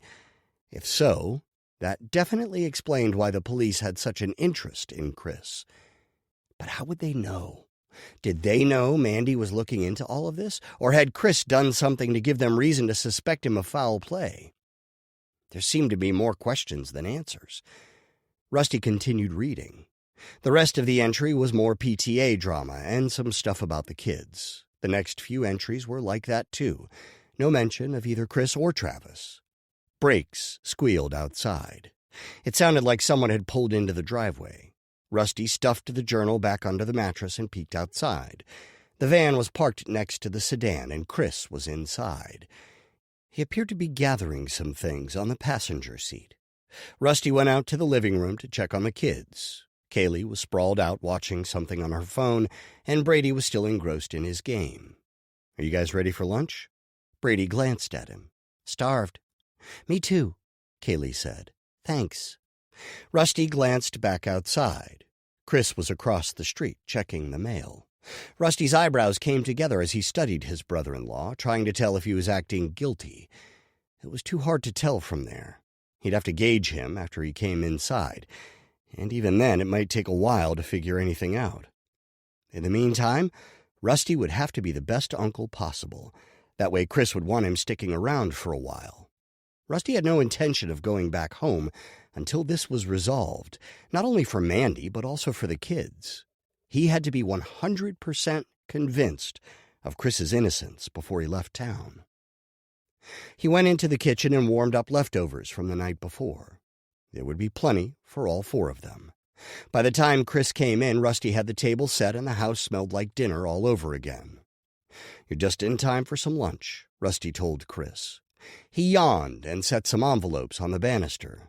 "You're a lifesaver once again. I'm starving." "It'll be a few minutes." Rusty cracked open the oven to double-check. "Feel free to get cleaned up. Do you need anything else?" "A hard drink," Chris muttered, straightening his wrinkled shirt. "How about coffee? I can make it strong." Chris shook his head. "I'm on to bed after I eat." "I can't say I blame you." "Thanks for taking care of the meals." Chris headed down the hall. Rusty peeked to make sure he didn't go into the guest room. He went into a home office Rusty hadn't looked into yet, though after reading the diary he wished he had. Mandy had been contemplating leaving. Did Chris know? It was possible he didn't. Given the nature of the focus of his job, towing drunks to keep them off the streets, Rusty knew that women usually lined up everything before breaking the news to their husbands. When they'd had enough alcohol to need a tow, they often spilled too much information to him. For all Rusty knew, the only thing Chris was guilty of was being an argumentative and controlling husband with a short fuse. Travis could have easily been the one with all the reason to get rid of Mandy. He had a beautiful new wife, a reputation to uphold, money to be lost. Maybe he was worried Mandy would have tried to claim a stake in his business. Rusty went back into the kitchen and tossed a quick salad. He finished just as the timer beeped. Both kids hurried into the kitchen. Chris was a few steps behind. "I've never seen him so eager to eat," Chris said as he sat. "His food is so good, Dad," Brady said. "You should try it." "I plan to." "Kaylee, take those headphones out." "Earbuds." She plucked them out and stuffed them into a pocket. "Don't argue." Rusty set the steaming chicken dish in the middle of the table. "You must be exhausted." "Why are the police bothering you?" Chris tilted his head down to his shoulder, causing a popping noise. "I don't want to talk about it in front of the kids." "Understood." Rusty sat in between him and Kaylee. "Dad, we're not babies," Kaylee said. "They don't think it was a suicide, right?" Brady frowned and played with his food. Chris closed his eyes and let out a long, slow breath. "Your dad's right," Rusty said. "This isn't the time to discuss it." "Thank you," Chris said. He took a bite of the chicken, and his expression softened. "This is delicious." "I told you," Brady said. They ate in silence. Rusty studied Chris from the corner of his eyes. The man just seemed tired. The cops probably hadn't let him get a wink of sleep the entire time. "Do you want me to take the kids out while you sleep?" Rusty asked. "Would you?" "Of course." Chris dug into his pocket and pulled out a 50. They've been wanting to see some movie for a while. Rusty didn't take the bill. "I can cover it." "You've gone grocery shopping and have taken care of him for the last day. I insist." "I don't mind.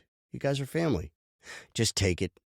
Rusty grabbed the money and slid it into his pants pocket near his wallet. Chris rose. "Thanks for the food. I'm going to fall asleep on my plate if I don't lie down." "No problem. We'll clean up. Right, kids?" They grumbled, but Rusty couldn't help smiling. The longer he spent around them, the better it felt being around kids again.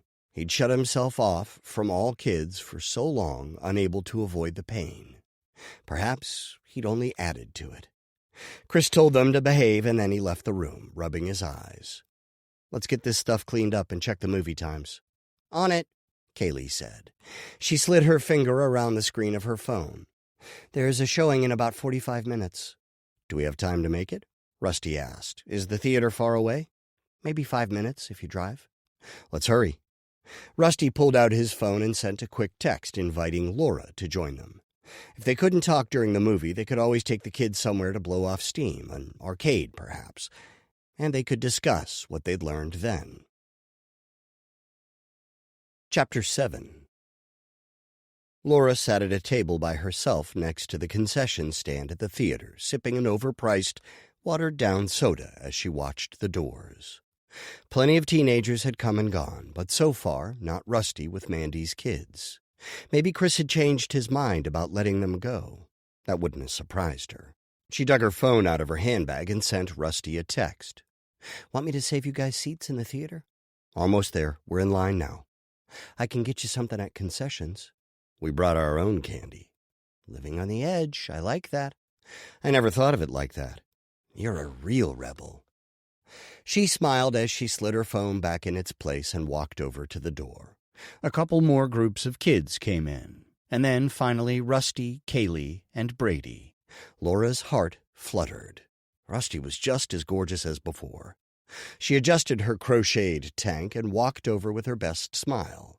He returned the grin, and the kids both said hi. "Are you guys ready?" she asked. Kaylee's face lit up, but then clouded over. "What's wrong?" Laura asked, concern washing over her. She didn't answer, but stared at something behind Laura. Turning around slowly, Laura saw a group of kids about Kaylee's age pointing and whispering. "What's their problem?" Laura asked. Kaylee stood taller and narrowed her eyes. "They've never liked me, and now they have more reason not to." "Why?" "Think about it." "Because of your mom?" Laura asked, anger churning in her stomach. Kaylee nodded. "Want me to talk to them for you?" Laura clenched her fists. "No." Kaylee's eyes widened. "Don't." "You've got to stand up to those types or they'll just continue to—" "It's fine," Kaylee said.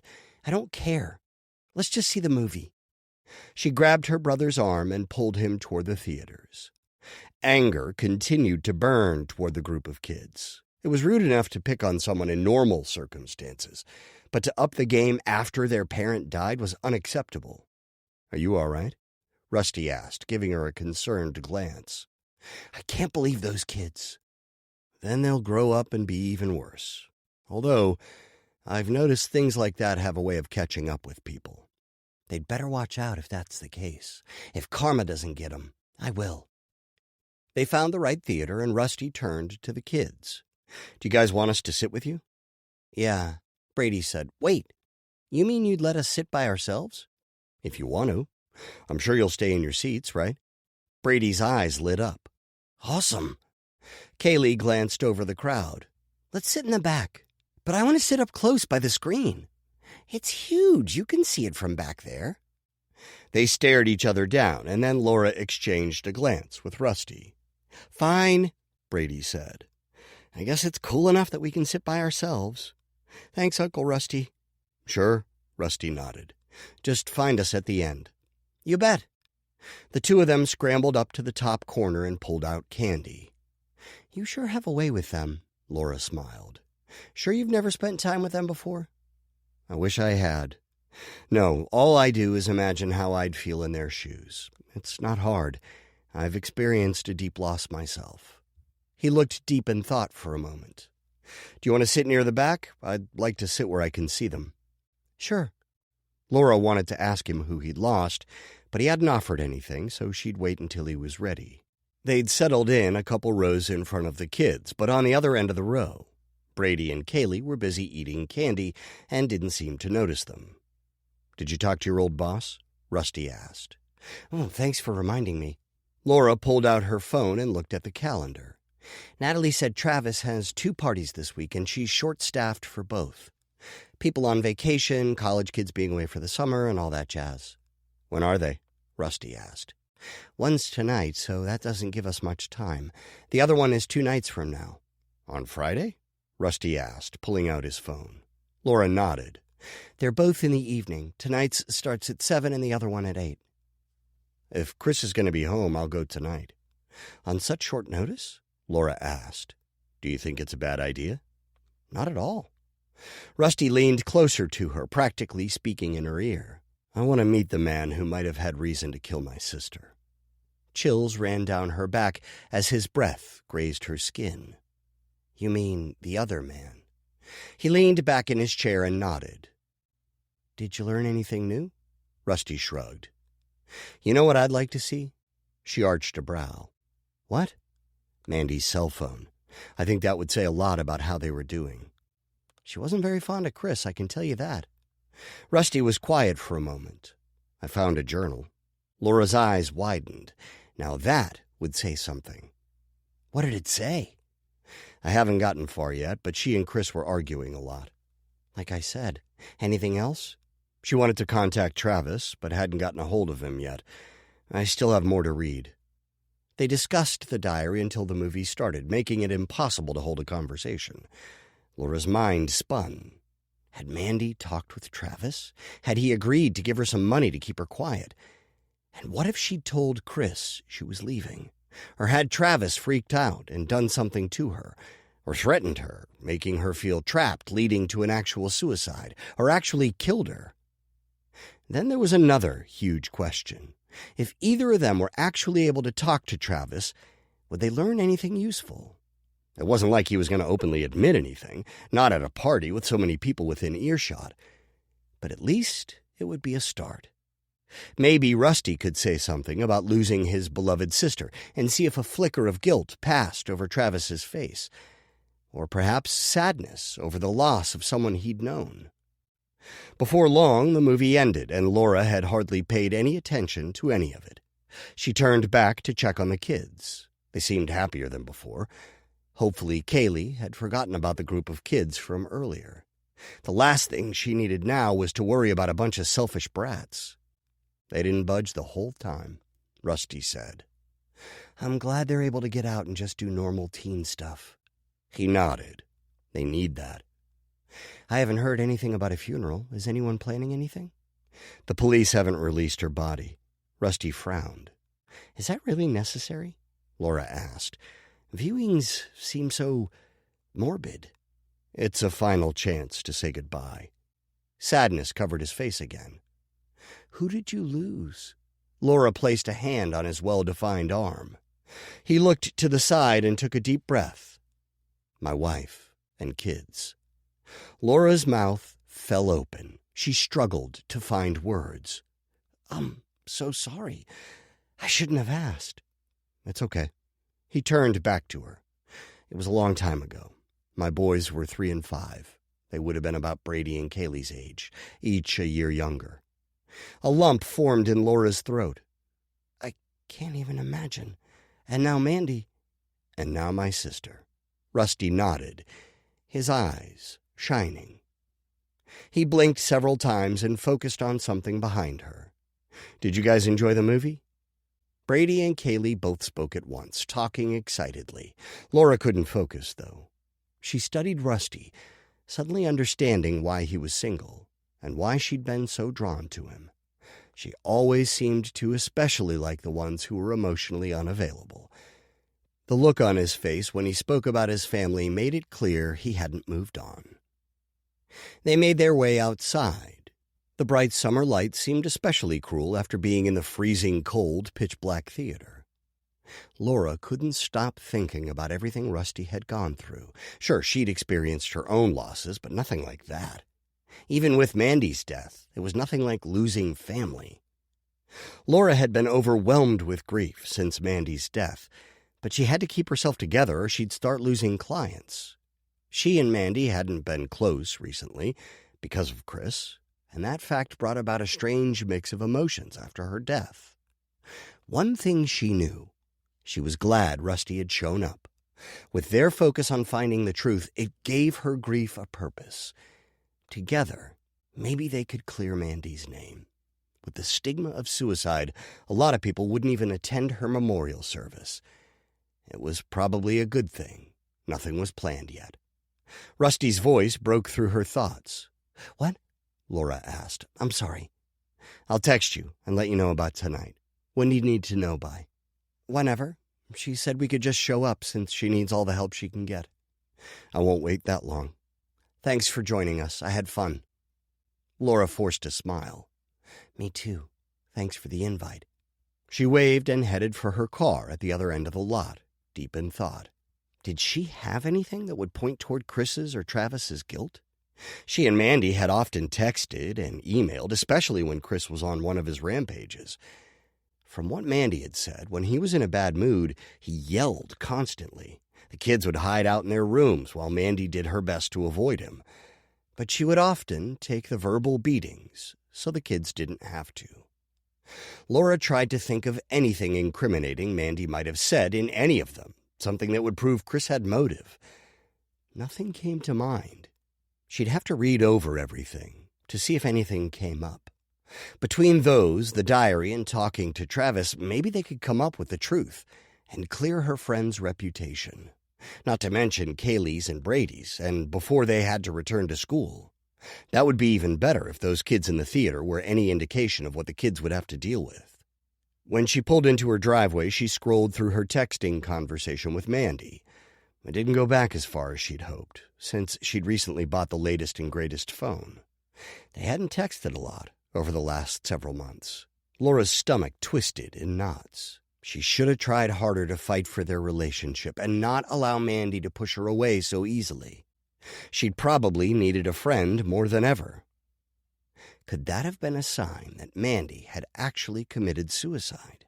Backing away from friends? Laura hadn't seen her talking with anyone else either. She'd assumed her friend had been busy contacting Travis and planning her divorce. She'd been so eager to get away from Chris. Laura glanced over at the house next door. "I'm sorry, Mandy. Whatever happened, I should have been there for you." She put her phone back in her purse and went inside. She would go through her emails with a fine-toothed comb. If the answer was there, she would find it and make sure the right person was put away. She hadn't been there for Mandy when she'd needed her, but she would do her best to make up for that now. Her kids deserved that, not to think that their mom had taken her own life. Laura could imagine the lasting psychological scars that would leave. "I won't let that happen," Laura whispered to Mandy. "I know you wouldn't have wanted that. We'll fix this the best we can." Chapter 8. Travis Calloway picked up a glass of champagne as he walked by the server and took a sip, looking around his ballroom.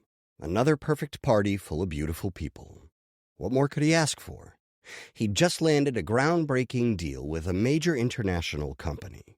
It would bring in millions, easily, probably more. A bigger company from New York City had been vying against him for the deal. Travis had thought for sure they would get it. Everyone knew who they were. But it hadn't deterred him. He just pulled in his best people and hired a few more for good measure. Regardless of brand name recognition, he had the better products, hands down, and they'd proved it. It wouldn't be long before his family business was world-renowned, and this one might actually be the project that would make it happen. A hand landed on Travis's shoulder. He spun around to see Wes Kirkpatrick, his executive assistant CEO, grinning at him. "Well done, friend. Wes beamed. It was a team effort. Travis slapped him on the back. Couldn't have done it without you. That's why I put in the long hours. Pretty sure the wife hates me. Travis laughed. But she loves the money. Both men glanced over at Camille and Angeline, their two beautiful wives, sitting together laughing. True, Wes said. I promised her a newer BMW. She's already bored with this year's model. I should probably get a gift for Angeline as well. Travis brought his finger to his chin. I was thinking about a diamond watch. But if you're getting Camille a car... What about that house in Hawaii you were talking about? Wes asked. Travis sipped his champagne. Oh, the bungalow on the beach. I'd almost forgotten about that. Good thinking, Wes. Maybe that'll be enough to get her to stop bringing up babies for a while. Wes shook his head. You guys are still newlyweds. Tell me about it. She whines that I'm never home, but that's why she has friends. Not to mention everything you've bought her. She's living the dream every woman wants. Travis studied his wife from across the hall. She leaned across the table to whisper something in Camille's ear, pulling her already tight black dress tighter. His breath caught. She was just as gorgeous as the first time he'd laid eyes on her. Maybe even more so.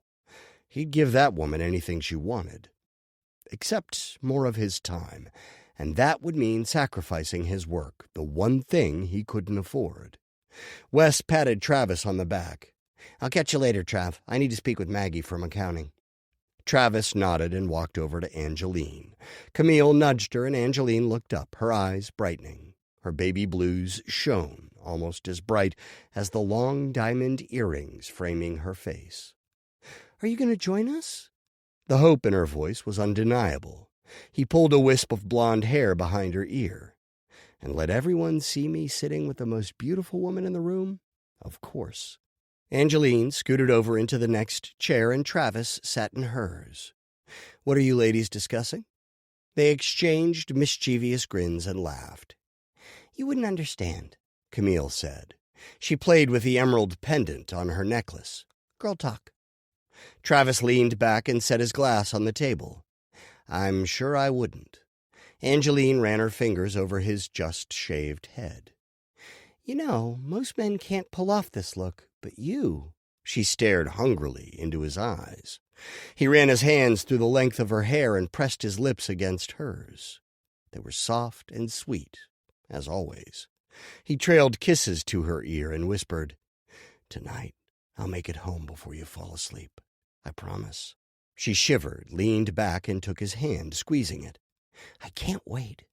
The look on her face showed she meant it wholeheartedly. The CEO of Masterson International entered the party.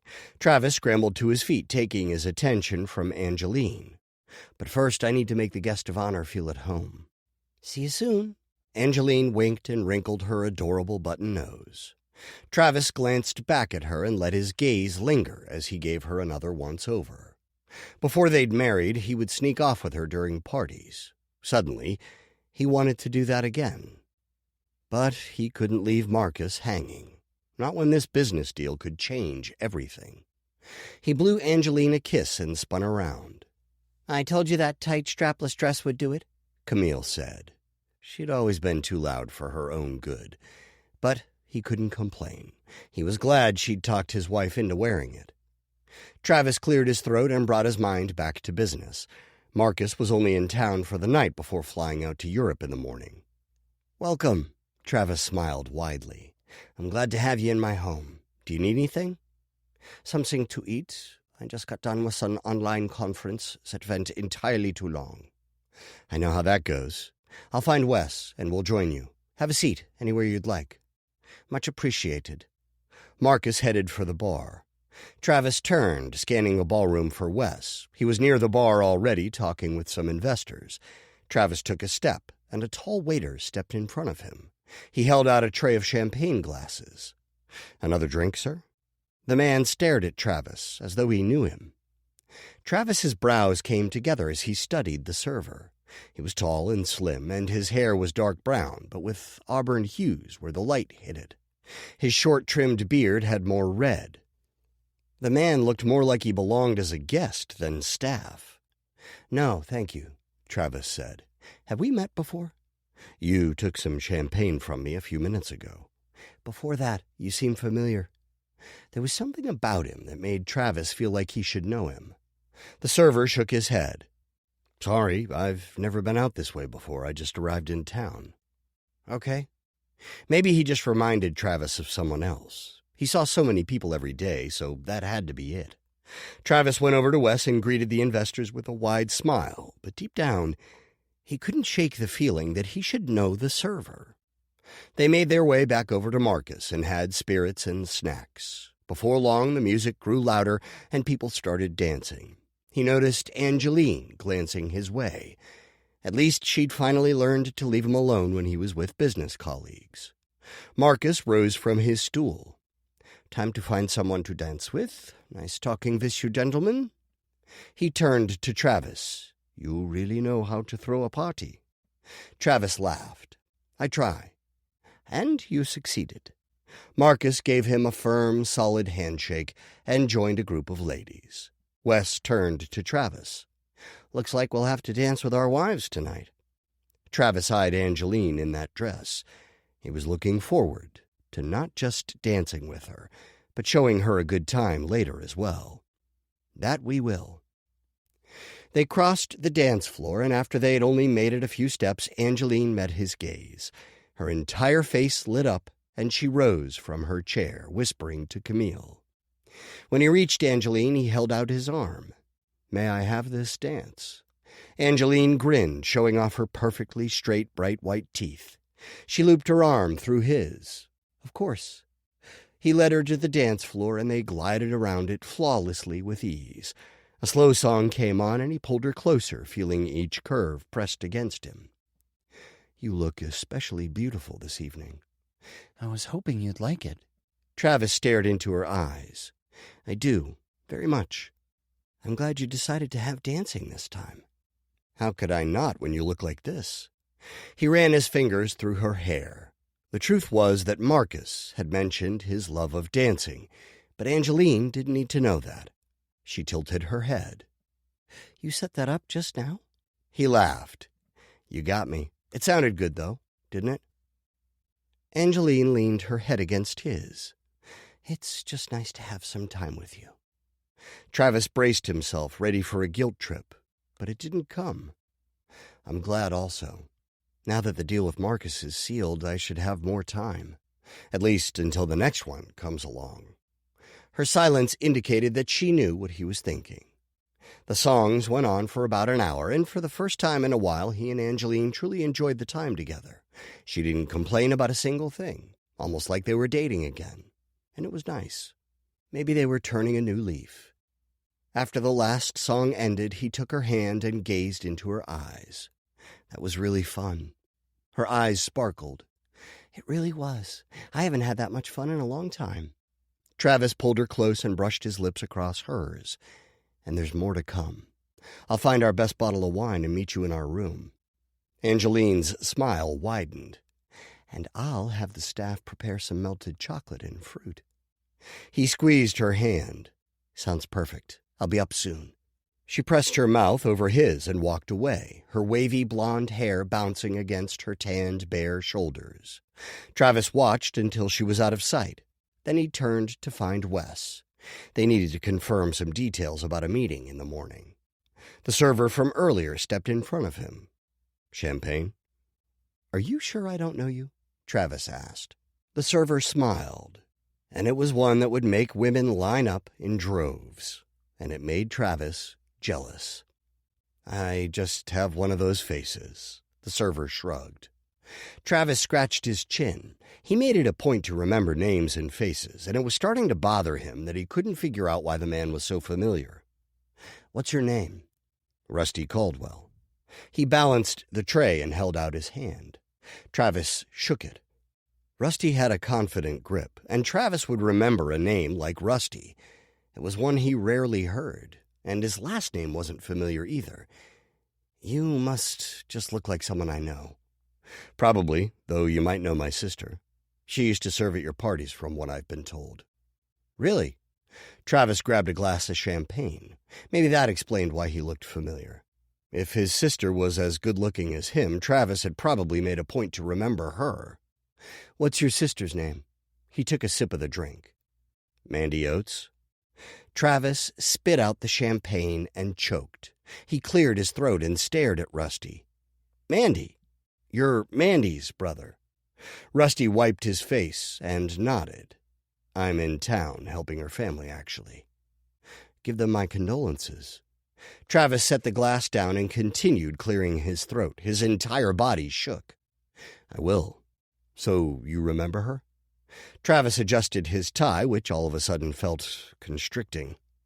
"Of course, she worked here for some time. Mandy was one of the hardest workers I've had." "Why are you here?" He stood taller and held his head high, doing his best to exude his typical confidence. Rusty set the tray down on a table. "I hadn't seen her in so long, I'm trying to get a feel of what I missed. Her friend said she'd worked here, and that you were short-staffed, so I thought I'd help out." Travis kept a straight face, hiding his surprise. How strange that he would take a job while mourning his sister's death. The head of the waitstaff, Natalie Armstrong, came up to them. "Is everything all right, sir?" "Yes, thank you," Travis said, turning to her. "I was just thanking Rusty for his exceptional service. Have a wonderful night, you two." Travis hurried away from them, careful to keep his composure. His hands still shook. He hadn't expected to hear Mandy's name again, much less that night. He'd planned on leaving her family a donation at her funeral. What if she'd told someone about her claims about her son? Had she told Rusty? Was he there to collect for his late sister and his nephew? "Are you okay?" asked Wes, seemingly appearing from nowhere. Travis took a deep breath and readjusted his tie. "Of course. Is everything ready for the meeting tomorrow morning?" Wes arched a brow. "I'm fine. Or at least he would be once he figured out a way to take care of Rusty." Travis scanned the room, and his gaze landed on the person he needed. "Excuse me," he said to Wes. "Sure." Wes curled his lip down, showing Travis he didn't believe everything was okay. Travis picked up a glass of wine from a server and walked over to Kevin Baldridge. "Hello. Congratulations on the recent job change. I take it your stress levels are down?" Kevin flinched. "Oh, you heard about that. I haven't gone public yet." Travis nodded and sipped his wine. "You know me. Ears everywhere." Kevin had left his job as police captain to become a private investigator. The investigator shifted his weight. "Another great party, Travis. Always appreciate the invite." "And I appreciate your skills." Travis sat next to Kevin and scooted close enough to make sure Kevin would be uncomfortable. "So, I need a favor." Kevin squirmed. "Travis, your last favor nearly cost me my marriage." "Robin forgave you. I need you to look into Mandy Oates' brother. Dig up everything you can." "My new boss is watching me like a hawk. Thinks I'm undercover to take him down. I'll need a reason. Something." Travis scooted closer and narrowed his eyes. "Here's a reason. If you don't, something will happen that Robin won't forgive." Kevin's face paled. "What?" "You don't want to know." Travis rose, nearly knocking over his chair. "I expect to hear back from you by the end of the day tomorrow, and use your influence to make sure the police department has no reason to suspect me of anything." "You got it." Travis leaned back and sipped his wine. He would never allow Angeline to hear Mandy's paternity theory. Ever. Chapter 9. Rusty closed the door as quietly as he could behind him. The house was both silent and dark. He went upstairs, finding the living room empty. Light snores sounded down the hall. He sighed in relief. Not only was he in no mood for conversation, but he was glad Chris and the kids were sleeping. The party had gone well past midnight, and he was exhausted. Between dealing with Mandy's passing, taking care of the kids, and jet lag, he'd reached his limits. It was his turn for some sleep, too. It was too late to even try to process Travis's reaction to him being Mandy's brother. Laura had been excited to hear about it. She'd thought for sure that was proof of his guilt. Rusty wasn't so easily convinced. Maybe he didn't know about fathering Brady.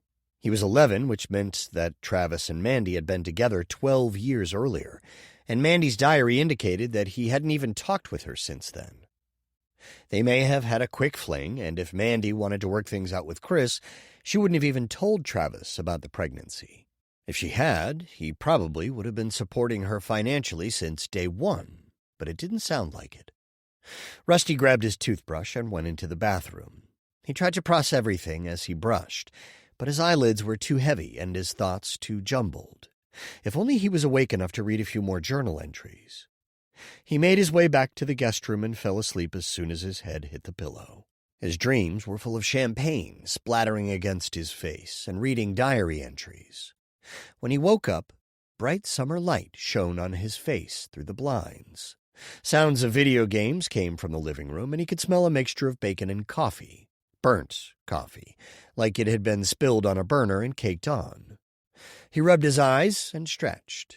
It was the best sleep he'd had since hearing about Mandy. His cell phone showed it was after 9. Rusty's stomach growled. He hadn't even eaten before the party, but he really wanted to read some more of the diary. Once he got up, he would be busy with the kids and Chris, someone else Rusty wanted to speak with. His stomach rumbled again, but he decided to ignore it. He got up, grabbed the journal, and flipped to where he'd left off. Again, most of it was normal stuff. If he hadn't known anything about Travis, he would have given up long before. But the little snippet he found before gave him hope that there was more like that in there. A pang of guilt stung him for reading Mandy's diary. But this wasn't like when they were kids. This was for her. He skimmed, looking for mentions of either Travis or Chris. Mostly it was the kids and their activities. If the journal was any indication, Mandy had been a good mom. It sounded like she'd kicked her demons.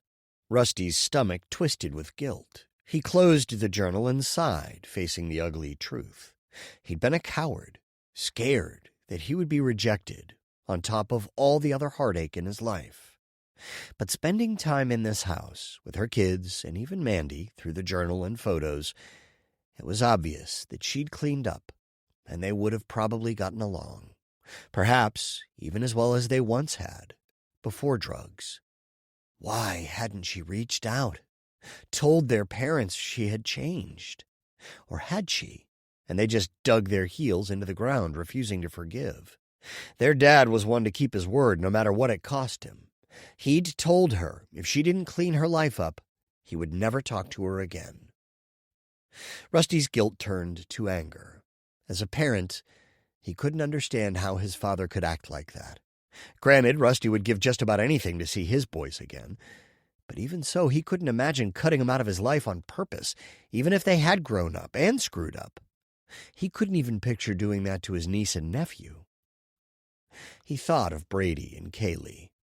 It was the kids who were important, and they needed a strong support system. Chris was too stressed to provide that for them. They needed not only Rusty, but their grandparents too. Rusty picked up his phone and found his parents' number. He was ready to give his dad an earful. He had no idea what he was missing out on, or what he was making his grandkids miss. Kids needed a relationship with their grandparents. Rusty couldn't imagine his childhood without his. A headache was forming near his eyes. Sure, yelling at his dad would feel good.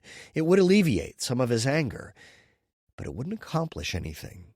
Nothing could break through his dad's stubbornness, not even Mandy's death. Why would telling him how great his grandchildren were? Or would it? Rusty traced the shape of his phone. His pulse picked up speed. He really needed to do this, both for the kids and his parents, mostly the kids. They were both missing out, and all because of his dad's foolish pride. Rusty pushed aside his own feelings for Brady's and Kaylee's sake.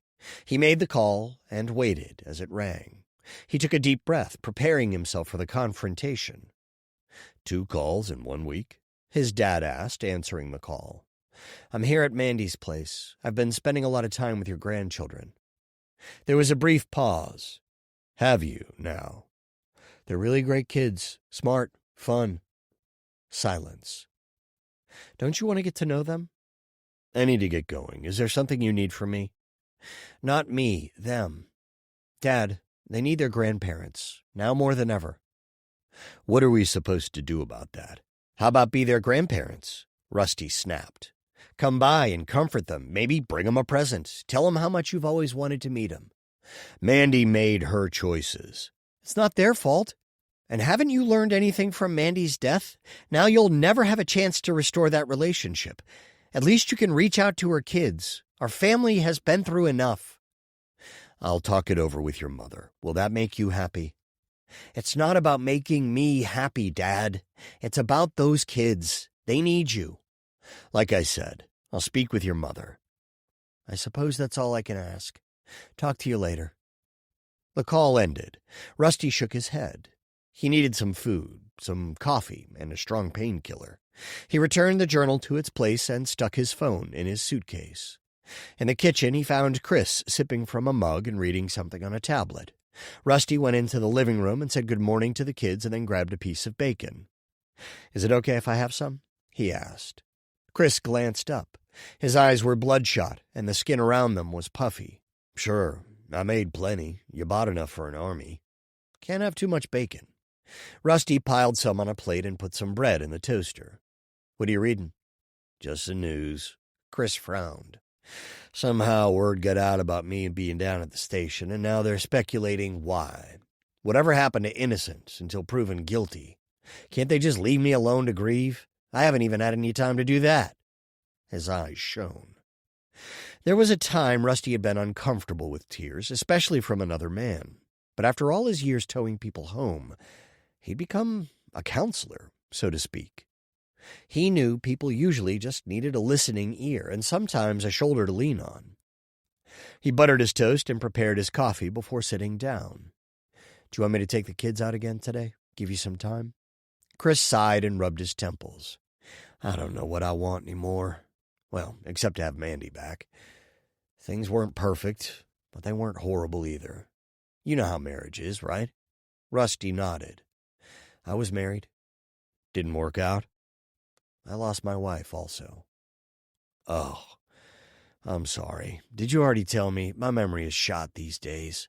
His face clouded over. What happened? A drunk took out my entire family. Chris stared at him for a moment. He swore. I had no idea. Rusty sipped some coffee. It was a long time ago. And, thinking about it now, with Mandy's passing, the wounds felt more raw than healed. He cleared his throat. What does the paper say? It's always the husband. How many times have you heard that one? Too many. Rusty considered his words. He wanted to seem sympathetic, but at the same time he needed to find out what he could. It's pretty convenient. Exactly. Chris put his face in his palms. Sure, our marriage wasn't perfect. Whose is? Doesn't mean I killed her. I loved her. Just ask the kids. Rusty's throat tightened. You don't think the police are going to question them, do you? Chris looked up. They better not. But I guess they're next, if the cops don't believe me. Why do you think they won't leave you alone? She had some drug in her system. I'd never even heard of it. How could I have slipped it to her, you know? More importantly, why? The most important thing to me is my family. Rusty finished off his toast. Do you think she'd gotten back into heroin or drinking again? Chris pulled on his hair. I didn't see any signs. You'd think I would have, right? I was the one who helped her clean up, the only person who believed in her. Ouch. That was a personal jab. Rusty pretended not to notice. How did it get into her system then? I mean, how do you think? That's what the police have been asking me. How the hell would I know? Chris slammed his fist on the table. Rusty sat taller. Not making accusations. I just want to find out what happened, like you do. What was going on in her life right before she died? Chris grumbled. You think the cops haven't been asking me that over and over? What was she doing the day before? Was she acting depressed? Did she... I didn't do anything. It could have been one of those PTA moms, for all I know. You think one of them slipped her something? Or sold it to her? She was always complaining they didn't like her because she didn't have enough nice stuff. Used car, generic purse, drugstore makeup. How the F would those women know that anyway? I think they just had it out for her. I told Mandy to find better friends, but she preferred ones who had more money. Like that hoe next door. Laura? Chris groaned. Worst of the bunch. Lives in that big house by herself. Has a maid and everything. Added on to it a couple years ago. It's 50% bigger than any other house in the neighborhood. She's just a show-off. Rusty nodded.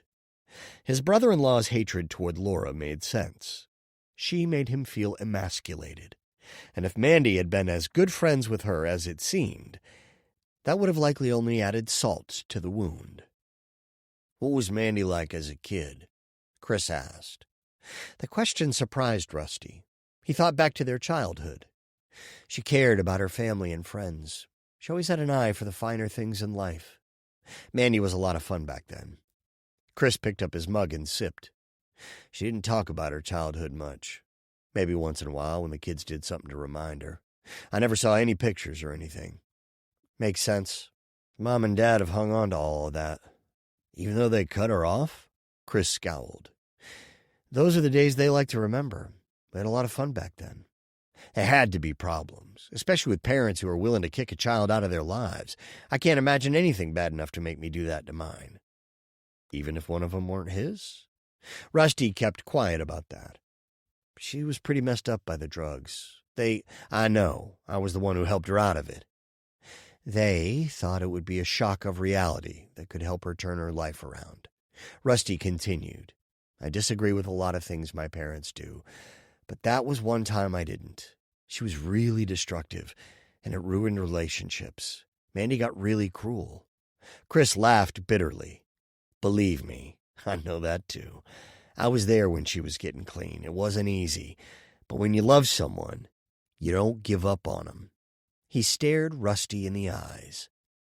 Not everyone is equipped to deal with that either. I had my own rehab to deal with after I lost my family. When Mandy was on drugs, I had no way of understanding what it was like. It wasn't until I turned to alcohol myself. What was your excuse after? Chris leaned over the table for not reaching out to her. I had my own demons to work through, but I'm here now. And a relationship is a two-way street. She cleaned up years ago, but I never once heard from her. Why do you think that was? Chris narrowed his eyes. Couldn't say. I never got the chance to know her in recent years. Maybe you should have tried. Rusty took a deep breath. Obviously, but I can't go back in time and change anything now. Nope, and you'll have to live with that, won't you? Chris stared Rusty down. Rusty stared at him for a moment before rising from the chair. I'm here to help. If you need anything, let me know. He put his dishes away, went into the guest room to gather his clothes, and took a shower. It was challenging not to let Chris get to him. Rusty reminded himself how painful it was to lose a wife. He was sure he hadn't been himself during the process. That had been when he'd turned to alcohol and pot himself. When he returned to the guest room, he locked the door and checked under the mattress for the journal. It wasn't there. Blood drained from his head, and the room seemed to shrink. He'd put it back there, hadn't he? Rusty rifled through his luggage, not finding it. He dumped it out and went through each item one by one. It was just the stuff he'd packed. He folded it all and returned everything, his mind spinning. Had Chris taken it? Did he have cameras all over the house?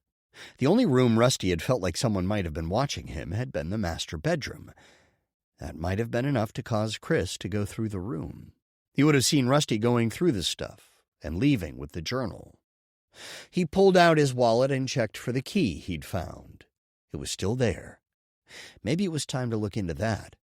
He and Chris both needed some breathing room. Or maybe the house just wasn't big enough for the two men. Chapter 10.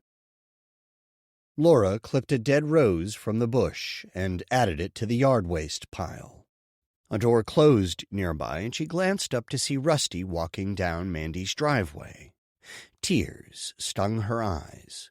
She needed to stop thinking of it as Mandy's. Laura blinked away the tears and waved to Rusty. "Hey, neighbor." Rusty glanced over and gave a little wave. He walked over, and as he neared, Laura noticed the frown on his face. "Are you okay?" "I'm starting to see what you mean about Chris." "Uh-oh. Do I want to know?" Rusty leaned against a maple tree. "I'm trying to chalk it up to the grieving process, but he's not making it easy." "He doesn't make anything easy." Laura jammed the clippers into the dirt.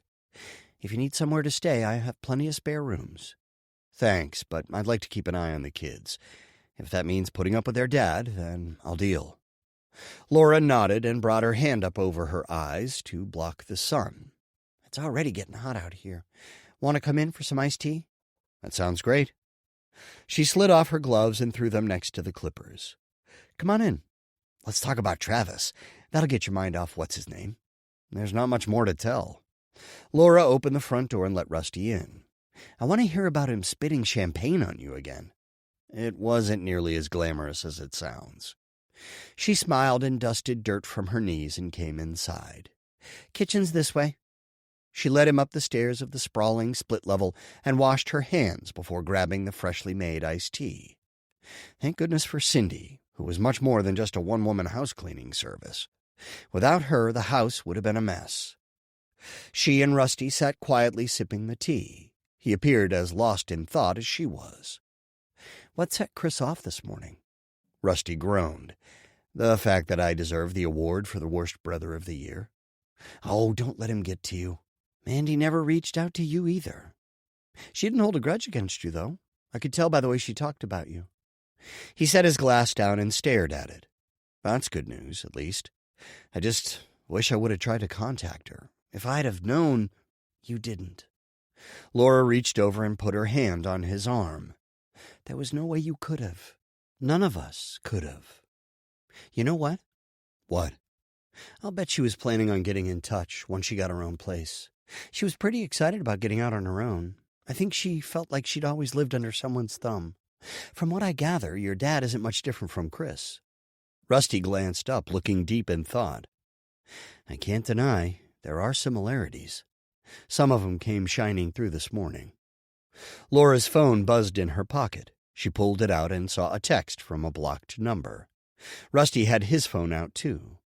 They exchanged a curious glance. Laura opened the text and gasped. "You need to mind your own business now, or there will be consequences. Serious ones. Undoable." She looked at Rusty. "Did you?" They showed each other their phones. Rusty had the same message from a blocked number. "Do you think it's from Chris?" Rusty asked. "I was thinking Travis." "Chris took Mandy's journal from my guest room." Laura's stomach dropped to the floor. "What?" "It's gone. And before I had the chance to read all of it. I was hoping to finish it today." "I'll bet it had incriminating evidence." "We won't know now. He'll hide it somewhere I'll never find it, I'm sure of it." "Me too." Laura leaned back in her chair. "I wonder if there are any more diaries lying around." "Maybe, but I'll bet he's searching for them now." "At least we're going back to Travis's party tomorrow night. It'll give us a chance to see if we can find anything out." "You think he's going to fess up to knowing about Brady? Or being behind Mandy's death?" Rusty wrinkled his forehead. "No, but maybe we can find something out. We should take this to the police." "Why?" Laura asked. "They already suspect Chris. They wouldn't have held him for a full day otherwise. And they let him go, so obviously they couldn't find anything. If we tell them about Travis, they'll—" "What? Confront the wealthiest and most powerful man in town?" Laura shook her head. "That won't happen. Not without evidence." "The resemblance between him and Brady is undeniable." "You don't understand the influence of the Calloways. They built this place. We weren't even on the map until Clockworks came around. They employ at least a quarter of the adult population. Clockworks employees get discounts and benefits everywhere. Did you notice the signs around town?" Rusty shook his head. "Look around next time you go out. You won't be able to miss them. We'll have to think of something else." He opened his mouth like he was going to say something, but closed it. "What? Do you know something?" Laura twisted a strand of hair around her finger.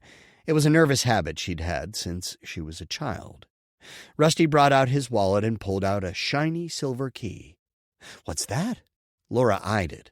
It seemed familiar, but she couldn't figure out why. It was too small to go to a house or a car. A safe, maybe?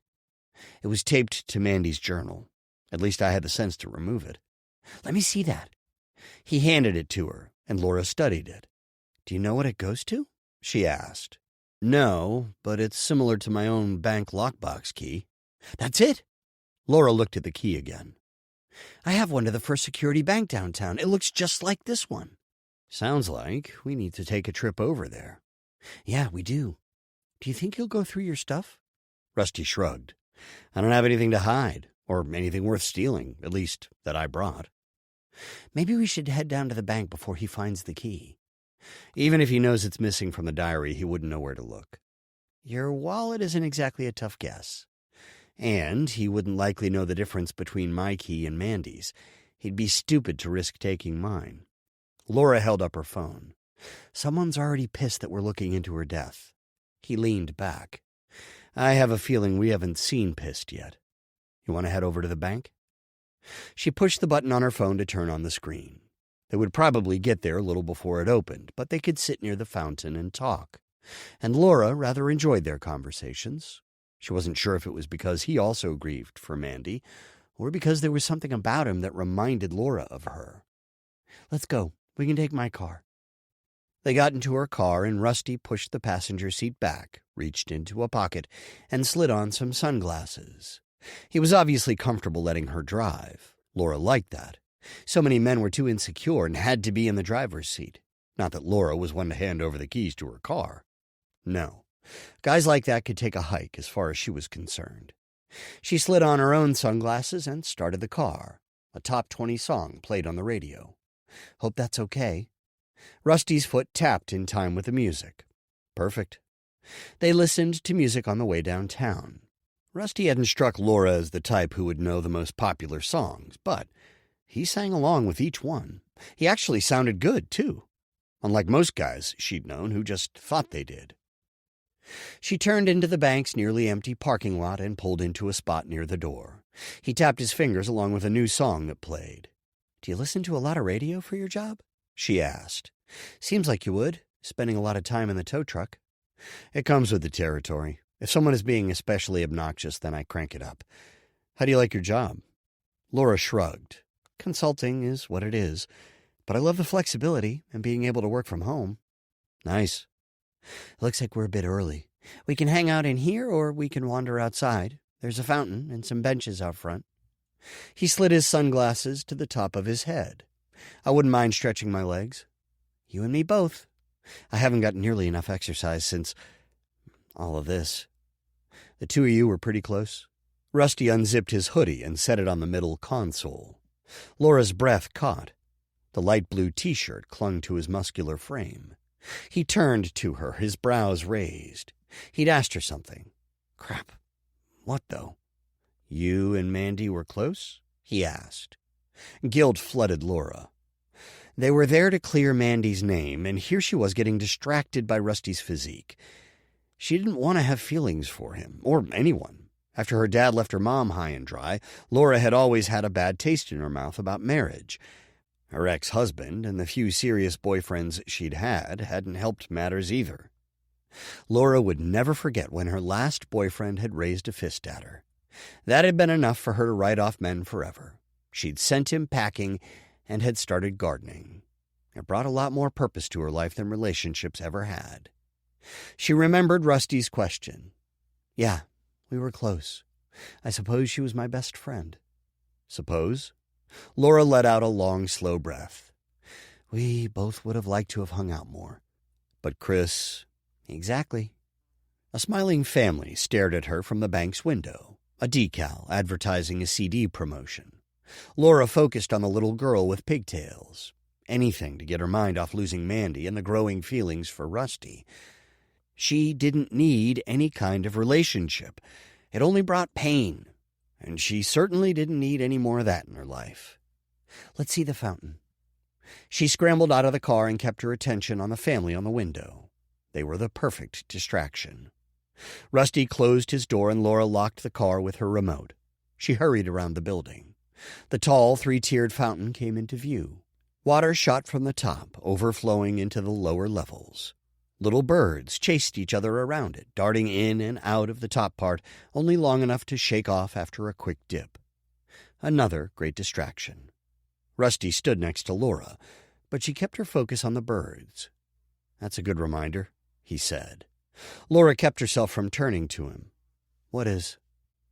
Those guys. They're just playing without a care in the world. Nature provides gentle admonitions, don't you think? She arched a brow. He was almost too much. I hadn't thought about it that way, but you're right. He leaned against a bench, still watching. She stayed in place. Something dark caught her attention. A couple crows flew down to the fountain, scaring away the little birds. They scattered in all directions. A crow cawed, and then they took off too. "What's that a sign of?"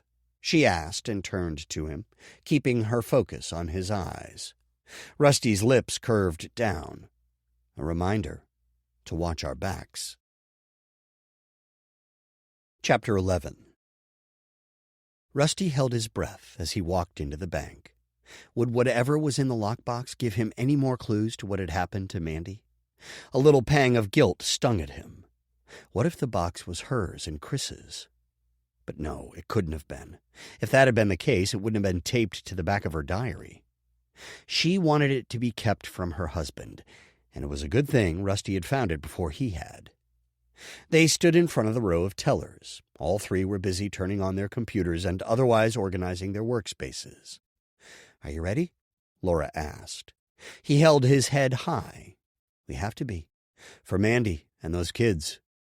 "What do you think is in there?" "You'd have a better idea than I would." She turned to him, her piercing blue eyes pleading. "The Mandy you knew, what would she have had in there?" Rusty frowned. Drugs, contact info? But she'd left that life behind. At least, that was how it sounded from what everyone else had said. Even the family pictures indicated as much. "I can help you," called the teller in the middle. Rusty sighed in relief. They walked up, and the middle-aged teller smiled, her eyes looking tired. "What can I do for you?" she asked, glancing between Laura and Rusty. Her tag read Nancy. He pulled out his wallet and set the key on the counter. "We need to open a box, Nancy." "I'll need to see identification." She stood taller. Rusty groaned. He knew it wouldn't be that easy. When he'd first rented his own box, he'd been assured of the safety, that someone who found the key, if lost, couldn't just walk in and take his contents. "The box belongs to Mandy Oates," Laura said, her voice and demeanor exuding authority. "And I assume neither of you are she?" Laura leaned over the counter and tapped the key. "No, because she's deceased. Surely you've heard about her, accused of taking her own life." Nancy's face softened. "Are either of your names on the documentation?" Laura leaned even closer. "We're not entirely sure, but what we do know is that the contents of the box could clear a young mother's name." "Let me pull up the information and see what I can do." Nancy turned to her computer and began typing. "Is Mandy short for Amanda?" "Miranda," Rusty corrected. Nancy typed some more. "And Oates with an E?" "Yes," Laura said, more typing. "These boxes can be very difficult to get into without the proper documentation. There's a lot of red tape, and a court order may be necessary." Rusty's stomach twisted in knots. Chris would have more rights than anyone, being her husband, and it was possible that his name was on the account anyway. They might have to go through him to get in, and there was no way he would let them see the contents. Nancy glanced at them. "Russell and Laney Caldwell?" Hearing his wife's name was like a punch in the gut, but he recovered quickly. Mandy had done some homework and granted him access to the box. He cleared his throat. "I'm Russell." "Identification, please."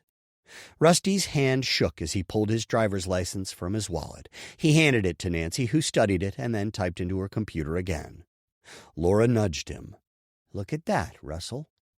Heat crept into Rusty's cheeks. He'd always hated his given name. That was something he and his sister had in common. They'd both chosen nicknames early on and insisted on them. Nancy handed him back the card and key. "Follow me." She walked to the far end of the counter and opened a door for them. After it closed behind them, Rusty and Laura followed her down a hall and to a large steel door. Nancy typed in a code on a panel next to it. A click sounded, and she turned the large knob slowly before finally opening the door. Rusty's heart pounded. Whatever was in there, Mandy had wanted him to see it. Had she thought he was the only one she could trust? Had she hoped to one day reconcile with him? His heart warmed, but at the same time more guilt stung. Nancy put a key in a box on the left wall. She turned to Rusty, clearly waiting for the other key. He took a deep breath and slid Mandy's key in next to the bank's.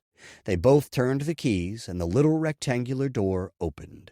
Nancy removed hers, and Rusty took Mandy's, sliding it back into his wallet. Nancy brought the box out and put it on a table in the middle of the room. "I'll be out there. Just let me know when you're done." Rusty stared at the box. An unmarked manila envelope sat on top. "Thank you," Laura said, and stood next to Rusty. They stared in silence for a minute. "Are you ready?" "I hope so." As much as he wanted to rip open the envelope, he was equally hesitant. "Take your time." He nodded a thanks, not taking his focus from the box. It was now or never. They hadn't come to stare. Rusty took another deep breath and reached for the envelope. It shook in his hands. He was about to open it when he noticed something shiny in the box. Jewelry. "Those are gorgeous," Laura whispered. He sat down the pouch and stared at the watch, diamond earrings, and emerald necklace. "Why do you suppose those are here?" Laura asked. "Did Travis give those to her?" Rusty shook his head and picked up the necklace. "These belong to my parents. They came up missing when she was into drugs. We all assumed she sold them." Mandy had been furious at them for disowning her. They all thought it had been payback. These had been her parents' favorite pieces. Dad never removed the watch except to bathe, work out, and swim. Why had she held on to them, if not to sell them?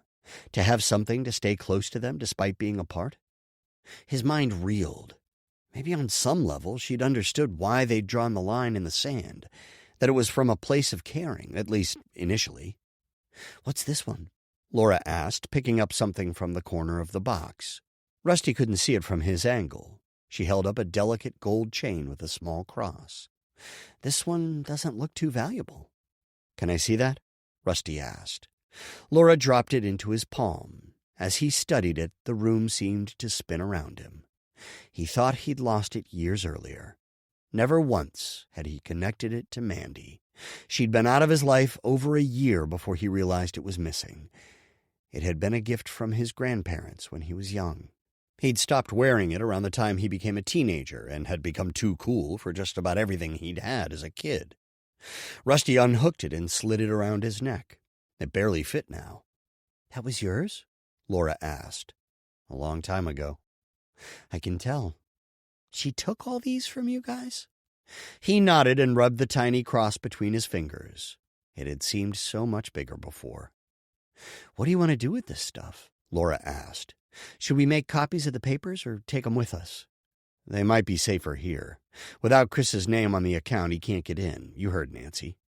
Laura leaned against the table. "She also said someone could open it with a court order." Rusty rubbed his temples.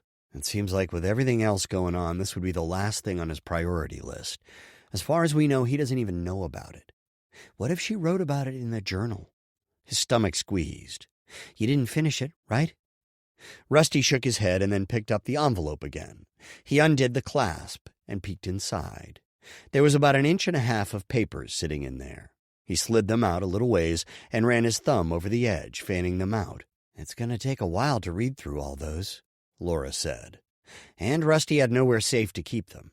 Even if Chris did calm down, Rusty didn't want to bring him into the house. Not even if he purchased a locking briefcase. Not even if he purchased a safe. The only thing that would provide protection would be if he rented his own lockbox, one without Mandy's name on it. He didn't know the laws for this state, but he couldn't risk Chris gaining access because he had been Mandy's husband. Would that be wise? Could Chris find a way to get into that, since Mandy had put Rusty's name on her box? It was unlikely, but probably not out of the question. Plus, there was the issue that Rusty wasn't a resident. Maybe he would be better off purchasing a locking briefcase and renting a car to keep it in. If he continued using Mandy's sedan, it would be too easy for Chris to search. Technically, he was the owner, even if it was in Mandy's name. Of course, he needed to find out what the papers said first, if there was anything worth hiding.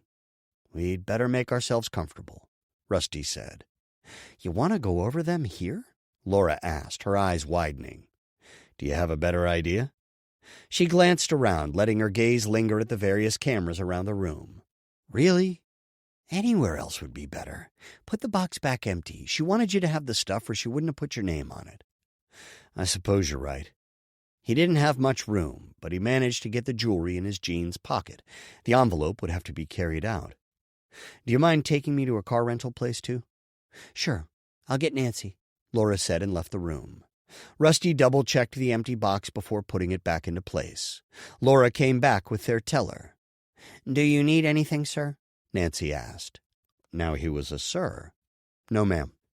They locked the box, and then he and Laura made their way back to her car. Where to? He asked.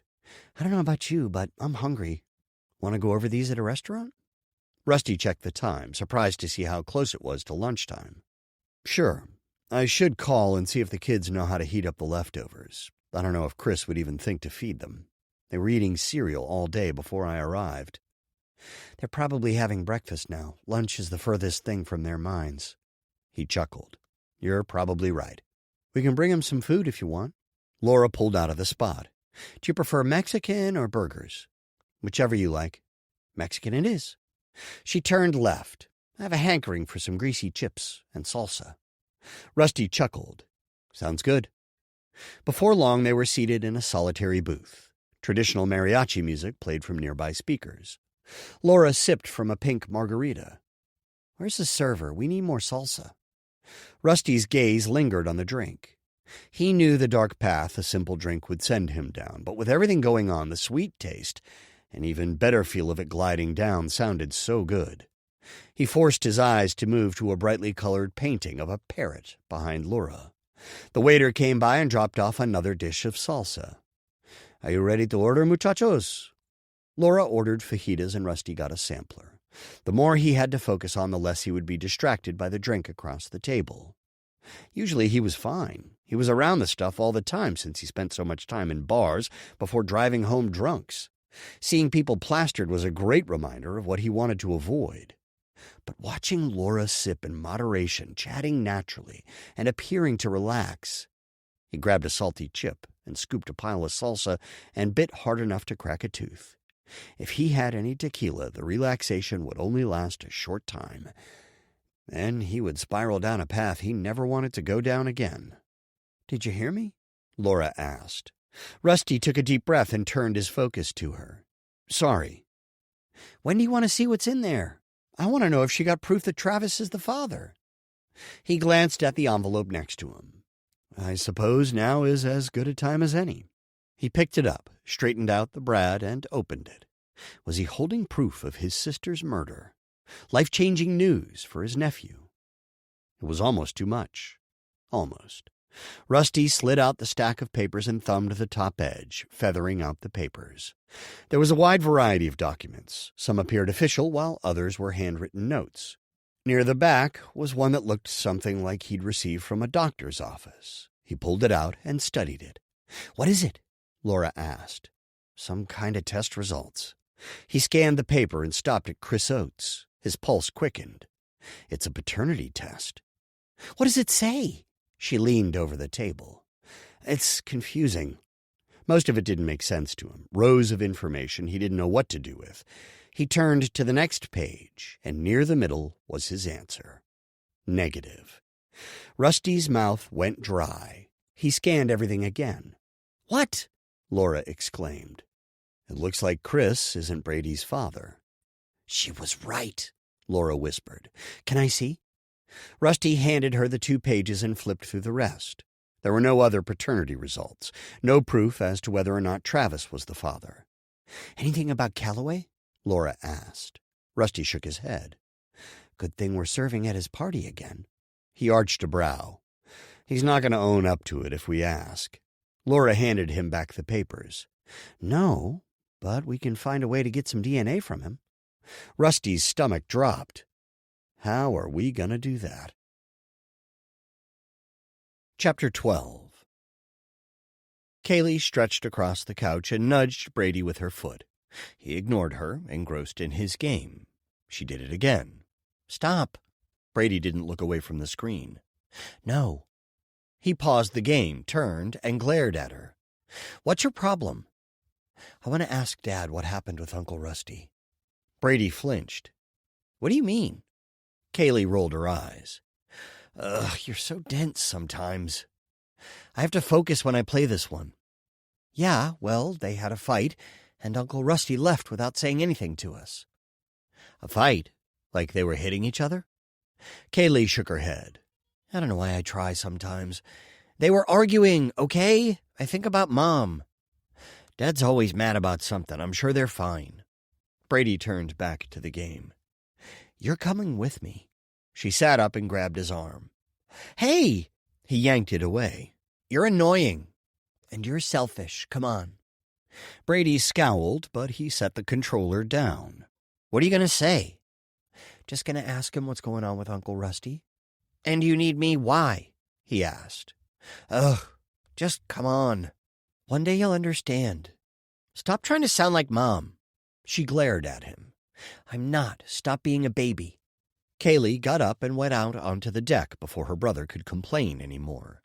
Dad glanced over at her, a guilty expression covering his face. He stepped in front of 3 or 4 empty beer bottles by his feet. If he was trying to hide them, he was doing a crappy job. "What's going on, guys?" "Where's Uncle Rusty?" Kaylee asked. He shrugged. "Out." "Where?" Kaylee stepped closer. "He's a grown man. He doesn't have to check in with me." "Why were you guys fighting?" Dad leaned against the railing.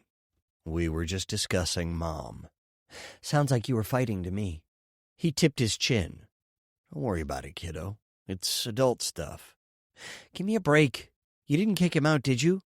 His eyes narrowed. "What? Of course not." "Good."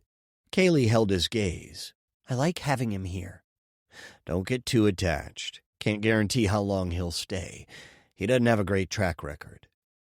"What does that mean?" Kaylee stepped forward. "Exactly what I said. Where's he been all your lives? Where was he when Mom needed him?" "Where were you when she needed you?" Kaylee snapped, anger festering in her gut. Dad's eyebrows came together and he leaned forward. "What did you just say?" "Uh-oh," Brady whispered behind her. Kaylee didn't care about making him mad. He deserved it. "You heard me. She killed herself, and where were you? Did you even know anything was wrong?" He raised a fist and aimed it at her. "Dad!" Brady shrieked, his voice rising an octave. He lowered his fist, but his mouth formed a straight line and turned white. "Watch it, Kaylee." "Or what?" His brows furrowed, and he got in her face. Their noses nearly touched. "Just watch yourself. We're all under stress, I get that. We all want to be able to give Mom a proper funeral and say goodbye. But we can't, and that makes things worse. We can't turn on each other, do you understand?" Kaylee swallowed and nodded. "The cops have their own theories, and the last thing I want is for you kids to get involved with that. It's the last thing you guys need to worry about. Let me deal with it, but give me the space to do that. Trust that I'm doing the best I can." "Okay," she whispered. "Things weren't always easy, but I loved your mom. I love you kids. My family means more to me than my life itself." Kaylee stepped back. "Sorry." "I hope." His phone rang. He swore and pulled it out. "I gotta take this. Can you see what we have for lunch? We can talk after this call." Kaylee nodded and moved out of his way. "Hello?" He snapped into the phone. "Why are you calling me? I told you not to call on this line." His voice trailed off as he walked farther into the house. Brady and Kaylee exchanged curious expressions. "What's that all about?" Brady asked. "No idea. Want to find out?" "You're supposed to make lunch." Kaylee flipped her hair behind her shoulder. "Have I ever told you what a baby you are? Have I ever told you to shut up?" They stared each other down for a moment before Kaylee walked past him and went inside. She followed her dad's voice down the hall to his bedroom. He sounded upset at whoever had called. "See?" Brady said. "Like I said, always mad. We'll be lucky if Uncle Rusty stays while Dad's here." "Shh! I want to hear what he's saying." She tiptoed closer to the door, but even so could only make out some words. "Can you hear anything?" Brady asked. "Quiet!" Kaylee moved closer and pressed her ear to the door, careful not to step in front of it, just in case he could see the shadow of feet underneath. "Look, don't threaten me," Dad said. "You need to stop calling me. The cops are already looking into me." "No, I haven't told him anything about that, I swear. I'm going to block your number." "What's he saying?" Brady whispered. "Shut up," Kaylee whispered. "He's saying shut up?" Kaylee shoved him. "I don't know what to tell you," Dad continued. "But if this blackmailing doesn't stop, you're the one who's going to have to watch your back. You know what I'm capable of." "That's right." Kaylee's mouth dropped. Someone was blackmailing Dad? Who? About what? "What?" Brady cried. Something hit the other side of the wall next to Kaylee, and Dad shouted a bunch of profanities. She jumped and stared at Brady. His eyes were as wide as dinner plates. Glass shattered inside the room. "I think we better make lunch," Brady whispered. "Good idea." They hurried down the hall. Kaylee ran into Brady. "Hurry up." "I am." Her heart nearly pounded out of her chest by the time they reached the kitchen. She couldn't even think straight, but she needed to find something to make for everyone. "What about last night's leftovers?" Brady asked. Kaylee turned to him. "What?" "For lunch. We can warm 'em up." "Right, sure, whatever." She couldn't even remember what they'd eaten, but at least it would be easy, and Uncle Rusty was a great cook. Kaylee went into the fridge and found the platter. She was shaking and nearly dropped it. Brady caught it. "Thanks. See, I'm not completely useless." He put it on the counter and removed the plastic wrap. Guilt stung at her. "You're not useless." "Not completely. Hand me the plates." She did, and then grabbed a green and red plastic spatula with snowflakes painted on the handle. It had been Mom's favorite. Brady grabbed it, but Kaylee yanked it away. She picked out a black one and handed it to him. "Use this one instead." "Whatever." He piled food onto the plates and shoved the first one into the microwave. "How long? Like 5 minutes?" "If you want to burn it to a crisp. Try 90 seconds. "Okay." He slammed the door shut and pushed the buttons. "Wait, you have to put a paper towel over it." "Why?" "Because if it splatters, Dad's gonna freak." Color drained from his face. "Oh, yeah." He was obviously remembering the time Dad had screamed at Mom over something splattering onto the microwave walls. She and both kids had ended up in tears. Kaylee ripped 2 paper towels from the roll and handed them to Brady. He covered the food carefully while Kaylee finished piling food onto the plates. The microwave beeped. Brady took the plate and set it on the table. Kaylee put the next one in the microwave, careful to cover it, and started it. Footsteps sounded down the hall. She and Brady exchanged a worried expression. He hurried over to the counter and wiped up some spilled food that had fallen while they'd scooped it onto plates. Dad came in. His face was red. "You can have that one." Brady gestured to the plate on the table. "Want something to drink?" Kaylee asked. Usually after Dad threw a fit, it was Mom who stepped in and tried to appease him. Now it was their job. Mostly hers, as the oldest, unfortunately. He rubbed his temples and sat at his spot. "Yeah, sure." Kaylee went to the fridge and saw some beers in the back. She decided on an organic lemonade. It was good for a hot day. She poured some for each of them and handed Dad his first. "Sorry about the mess in here," she said. "We were just about to clean it, right, Brady?" "Yeah, but we thought you were probably hungry." Chris rubbed his eyes. "Sorry for yelling at you two about your rooms in front of Rusty. You know I'm the worst offender. I was upset at my boss and used the mess as an excuse to blow up. I shouldn't have." "No problem," Brady said. "Yeah, we get it." Kaylee forced a smile. "We should have kept them cleaner anyway." "I know Mom usually does most of the cleaning. I guess we all have to chip in more."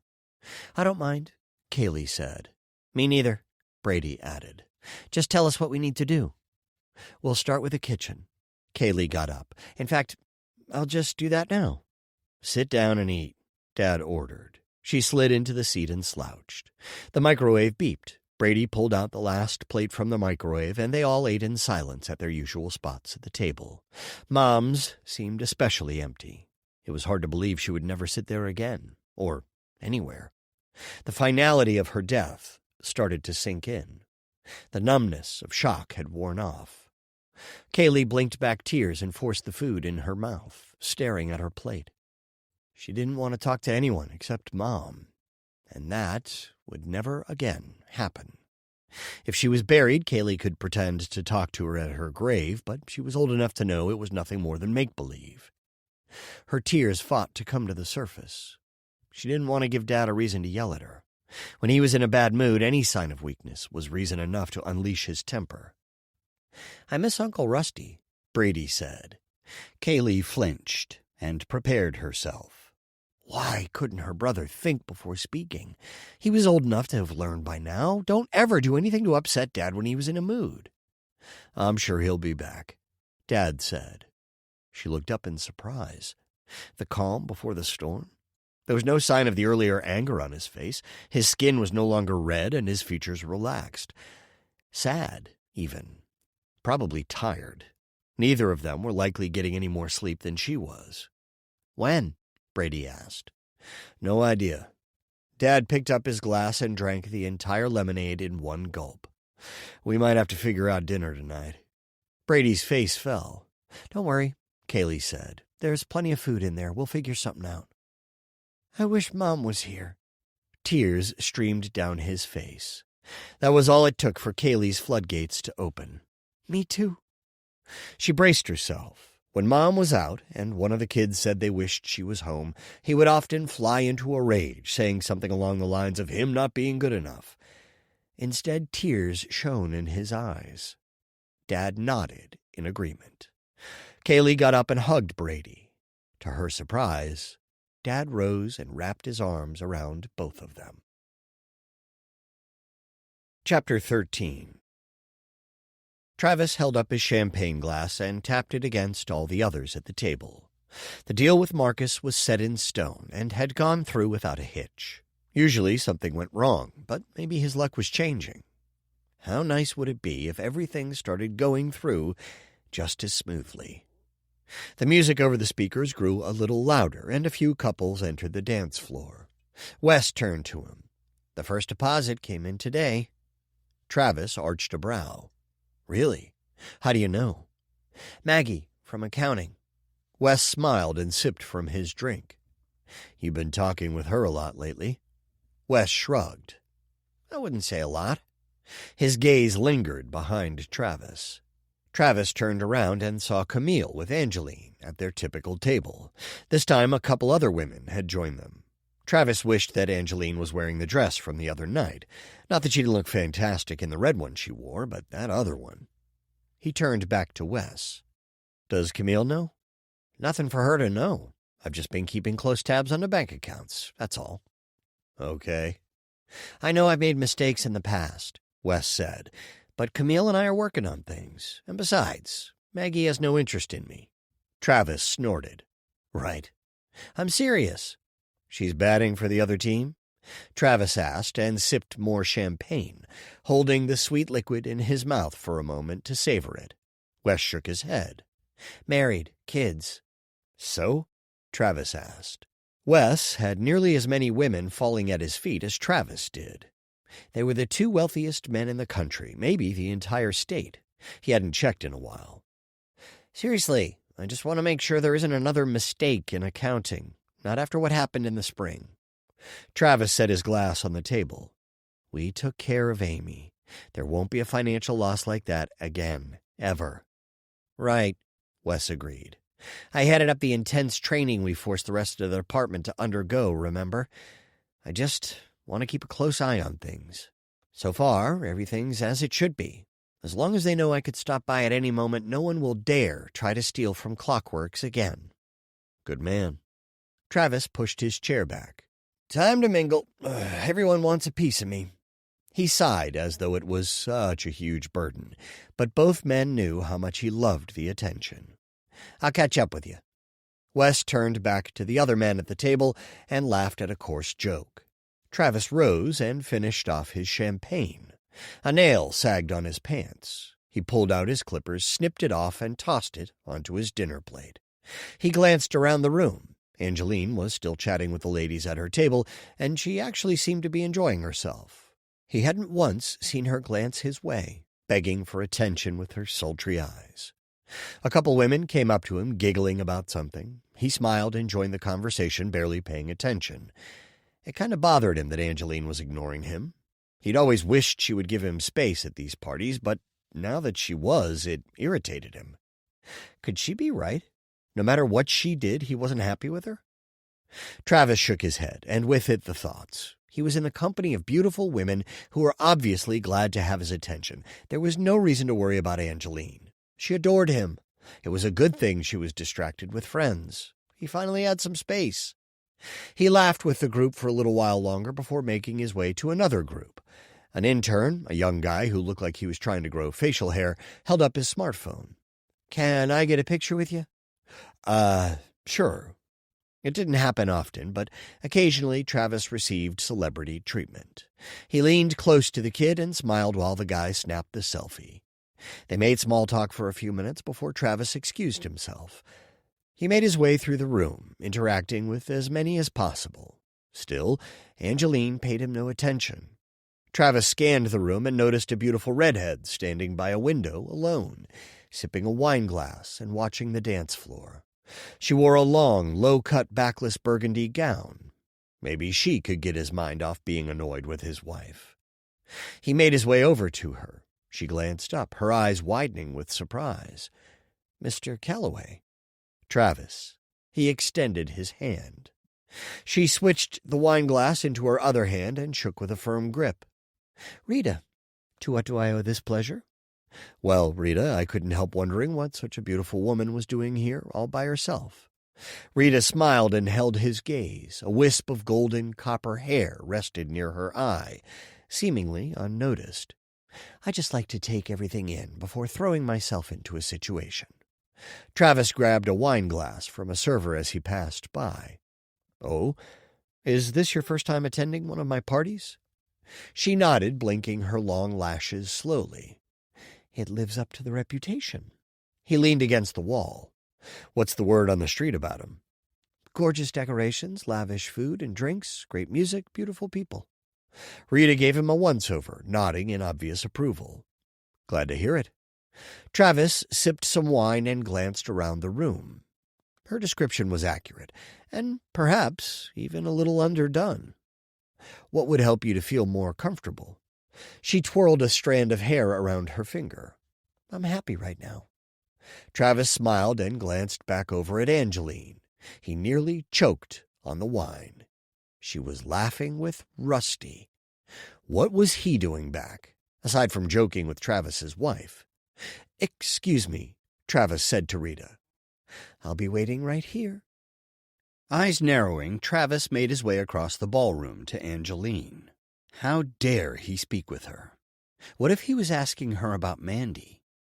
She would know nothing because Mandy had long been out of Travis's life by the time Angeline and him had met. Travis picked up his pace. His heart raced. He half had a mind to punch that lowlife across the face. That would shut him up, and hopefully send the message to others to leave Angeline alone. He took a deep breath as he approached them. As much as he wanted to knock Rusty's lights out, he couldn't do that. Not at the party. The last thing he needed was any negative press. And journalists always found their way into his parties. Their write-ups were quick to share the gossip the following day. Travis and Wes had gone as far as to hire someone whose sole job was to keep tabs on the media and put out any potential flames before they had a chance to engulf anything. "Hello, Angeline," Travis said. He fought to keep his voice even. She smiled. Her light hair framed her face like an angel. "Hi, Travis. I want you to meet—" "Rusty, we've met." Travis gritted his teeth and glared at the squeaky clean jerk. All Kevin had been able to find on him was some time spent in rehab after losing his family. Not even a parking ticket in the last 5 years. Now his sister was dead. His only likely motivation was that he was desperate and alone. Travis needed to see to it he was fired. All connections to Mandy needed to be kept as far away from the Calloways as possible. Angeline wrinkled her forehead. "No, I mean my friends from college. This is Sierra and Elle." Travis nodded toward the two women, not paying them any attention. "Pleasure." He turned to Rusty. You can leave now. Rude much? Angeline arched a brow. Rusty smiled at her. No, he's right. I should serve the other guests. Travis glared at him and waited for him to get lost. Can I take your empty glass? Rusty glanced at Travis's near-empty wine glass. Anything to get rid of Mandy's brother. Travis finished off the last bit of wine and handed it to him. Rusty put it near the edge of the tray and wandered off. What's gotten into you? Angeline asked. Nothing. Travis continued watching Rusty. He stopped and spoke with Laura, Mandy's friend. Travis scanned the room for Natalie Armstrong. One word from him and she'd let those two go and never return. He couldn't find her, so he turned back to Angeline and her friends. Nice to meet you, ladies. If you need anything, it's yours. Thank you, said the one with layered black hair. Travis would have to get her name again later. He took Angeline's hand and kissed it. Then he made his way through the crowd looking for Natalie. She had to be in the back, handling the behind-the-scenes stuff that Travis never had to worry about. He'd find her later. There was no way anyone with any connection to Mandy and her dangerous claims would be allowed back to his place. He stopped and made small talk with a few people before finding his way back to Rita. Now she was sipping a martini. She lowered the glass and smiled at him. You're back. Said I would be. Still haven't joined anyone. He cringed at his stupid question. Of course she hadn't. She was still standing off by herself. He'd let that loser get the best of him. Rita shook her head, showing no signs of irritation. I like to watch people, actually. Really? You wouldn't rather be in the action? The corners of her mouth twitched. Sometimes, of course. Your waitstaff is taking exceptional care of me, though. Glad to hear it. Travis glanced around the room. With Rusty and Laura out of sight, everything was perfect. What brings you here? Rita finished off the martini. I'm a journalist. Oh, are you here to learn more about the big deal we just signed? She shook her head. I work for a fashion magazine. Actually, I'm here for the party itself. Travis relaxed. In that case, I'm glad you're so happy with it. Do you have any suggestions? Rita smiled. Do you really want to know? Absolutely. I haven't gotten to where I am by ignoring the advice of experts in their field. In that case, you might want to take notes. He pulled out his phone and opened the Notes app. Shoot. For starters, the music is so 6 months ago. You really need something more up to date. Interesting. He started a new note and started it off with new music. Anything else? Do you want to hear about the decor? You know it. Shall we sit? They made their way to the nearest empty table. There were a growing number of choices now that more people had begun dancing, despite the music choices. He chuckled. Something funny? Rita arched a brow. Her eyes sparkled as though amused. Travis shook his head. Let's hear about the decor. She leaned back in her chair and spoke about color schemes. Apparently, Travis was half a year behind on that, too. I'm sensing a theme, he said as he added more to his note. Rita shrugged. I'm sure most people wouldn't even notice. He stared into her eyes. But you do. And you're telling me. Why? Travis wasn't an idiot. He knew that nothing came free, and that included information like this. She smiled and took some caviar from a passing server. I like making friends in high places. He returned the grin. So, she would want a favor later. Perhaps an inside scoop on something in the future. Maybe she thought their new deal would be fashionable. Do you have any other tips? The tables need flowers, fresh ones. You think so? Travis got ready to add more to his list. The two of them talked and laughed for nearly an hour, giving Travis the opportunity to forget about his worries, only until he glanced over at Angeline's table and saw Rusty handing out glasses of wine. Fury burned in his gut. He rose, pushing the chair back farther than he'd meant. Excuse me for a moment. Is everything all right? Rita asked. Travis continued watching Rusty. The loser laughed with the women about something. When Travis was through with him, the man would never work in this town again. Travis? Rita asked. I'll be right back. He picked up his phone and stuffed it in a pocket. Okay. Rita sounded worried. Travis marched over to Rusty, his body tensing with every movement. That jerk really had nerve. Travis had made himself more than clear earlier, and no one crossed Travis Calloway. No one. "What are you doing?" Travis demanded, glaring at Rusty. "Travis." Angeline's cheeks were red. He stepped closer to Rusty. "I thought I told you to stay away."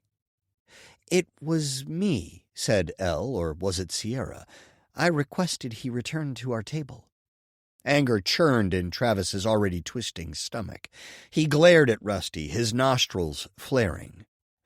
"I appreciate you trying to keep the guests pleased, but I am your boss. When I say to do something, you do it. Do you understand?" "People are staring," Angeline whispered. "Let them." Travis seethed. Angeline pressed her face into her palms. "You're right," Rusty said. "I'm sorry. Wine?" That was the final straw. "No, I don't want wine." Travis raised his arm and struck the tray. It flung several feet away. Glasses and alcohol flew through the air. As the chalices hit the ground, they shattered, sending glass shards in all directions, along with the liquid. "Travis!" Angeline exclaimed. "Shut up!" She gasped, gave her friends a horrified look, and ran off. Travis had no time to deal with her. He returned to Rusty. "After you've cleaned your mess, never return. If you're ever seen on any of my properties ever again, you will be placed under arrest." He lowered his voice and stepped close enough that only Rusty could hear him. "No one messes with me and gets away with it." He went back over to Rita and sat next to her. "Can I put that in an article?" she asked. "That was crazy. No one's going to believe it." "In a fashion magazine?" "I also have a gossip column on a popular blog." "Perfect." Travis didn't take his attention from Rusty as Rita rambled on excitedly. Once the two fired servers finally left, he turned back to the pretty redhead. "I have some really juicy news for you. It can be exclusive." Her eyes widened. "Really? Keep my name out of this part, okay?" "You've got it." Rita pulled out a tablet and slid her finger around the screen. "Tell me everything." She nodded, appearing more eager with each passing moment. "I ran a thorough background check on Mandy's brother." Travis leaned back in his chair and cracked a knuckle. "You won't believe what I found." Her fingers flew across the screen as she texted in every word Travis spoke. "Tell me everything." It appears his nephew might also be his son. Chapter 14. Rusty sat up, twisted in the sheets, and gasped for air. His heart felt like it would jump through his chest. Sweat stung his eyes. He wiped them with his hands and then used a blanket for his forehead. He was drenched. The nightmares had stopped long ago, but it appeared they were back. It took him a moment to realize he was in the guest room of Mandy's house rather than in his own bedroom. He picked up his phone from the nightstand. Just after 4. It was too early to get up, but there was no way he would fall back to sleep. There would be no use even trying. Using the flashlight on his phone, he grabbed some clothes, went into the bathroom, and started the shower. As the water warmed, he tried pushing away the images of his nightmare, from his mind. It was the same as every other one, trying unsuccessfully to prevent his family from getting into the car that fateful evening. The events in every dream were different, but the result was the same. He never got to them in time. Rusty took deep breaths, trying to soothe his frayed nerves. He was shaking, worse than usual. Was Mandy's death going to send him into a new spiral of depression? He already had enough guilt in his life, enough that it was suffocating. He had nearly lost his house, but he'd learned to deal with the depression and guilt between his meetings and the treatment center. Would adding the guilt of having not reached out to his sister finally be what crushed him? Could helping to find her killer relieve some of that? The water finally warmed over his hand. He climbed in and let it stream over him. The water burned, but he didn't care. He needed the pain. It would help him focus. Rusty closed his eyes and gritted his teeth. Then, after a minute, when he could no longer take it, he turned it cold. Icy water ran down, shocking his system. Again, he let it rain over him until he could no longer take it. Then he put the water at a comfortable level and took a deep breath.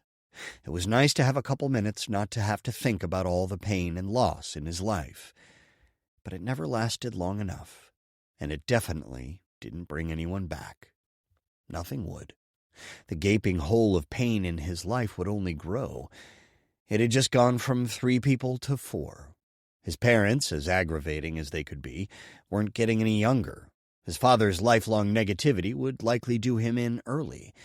And then there was his mom, living with the constant stress of her husband's domineering attitudes. The water cooled, indicating it would run cold soon.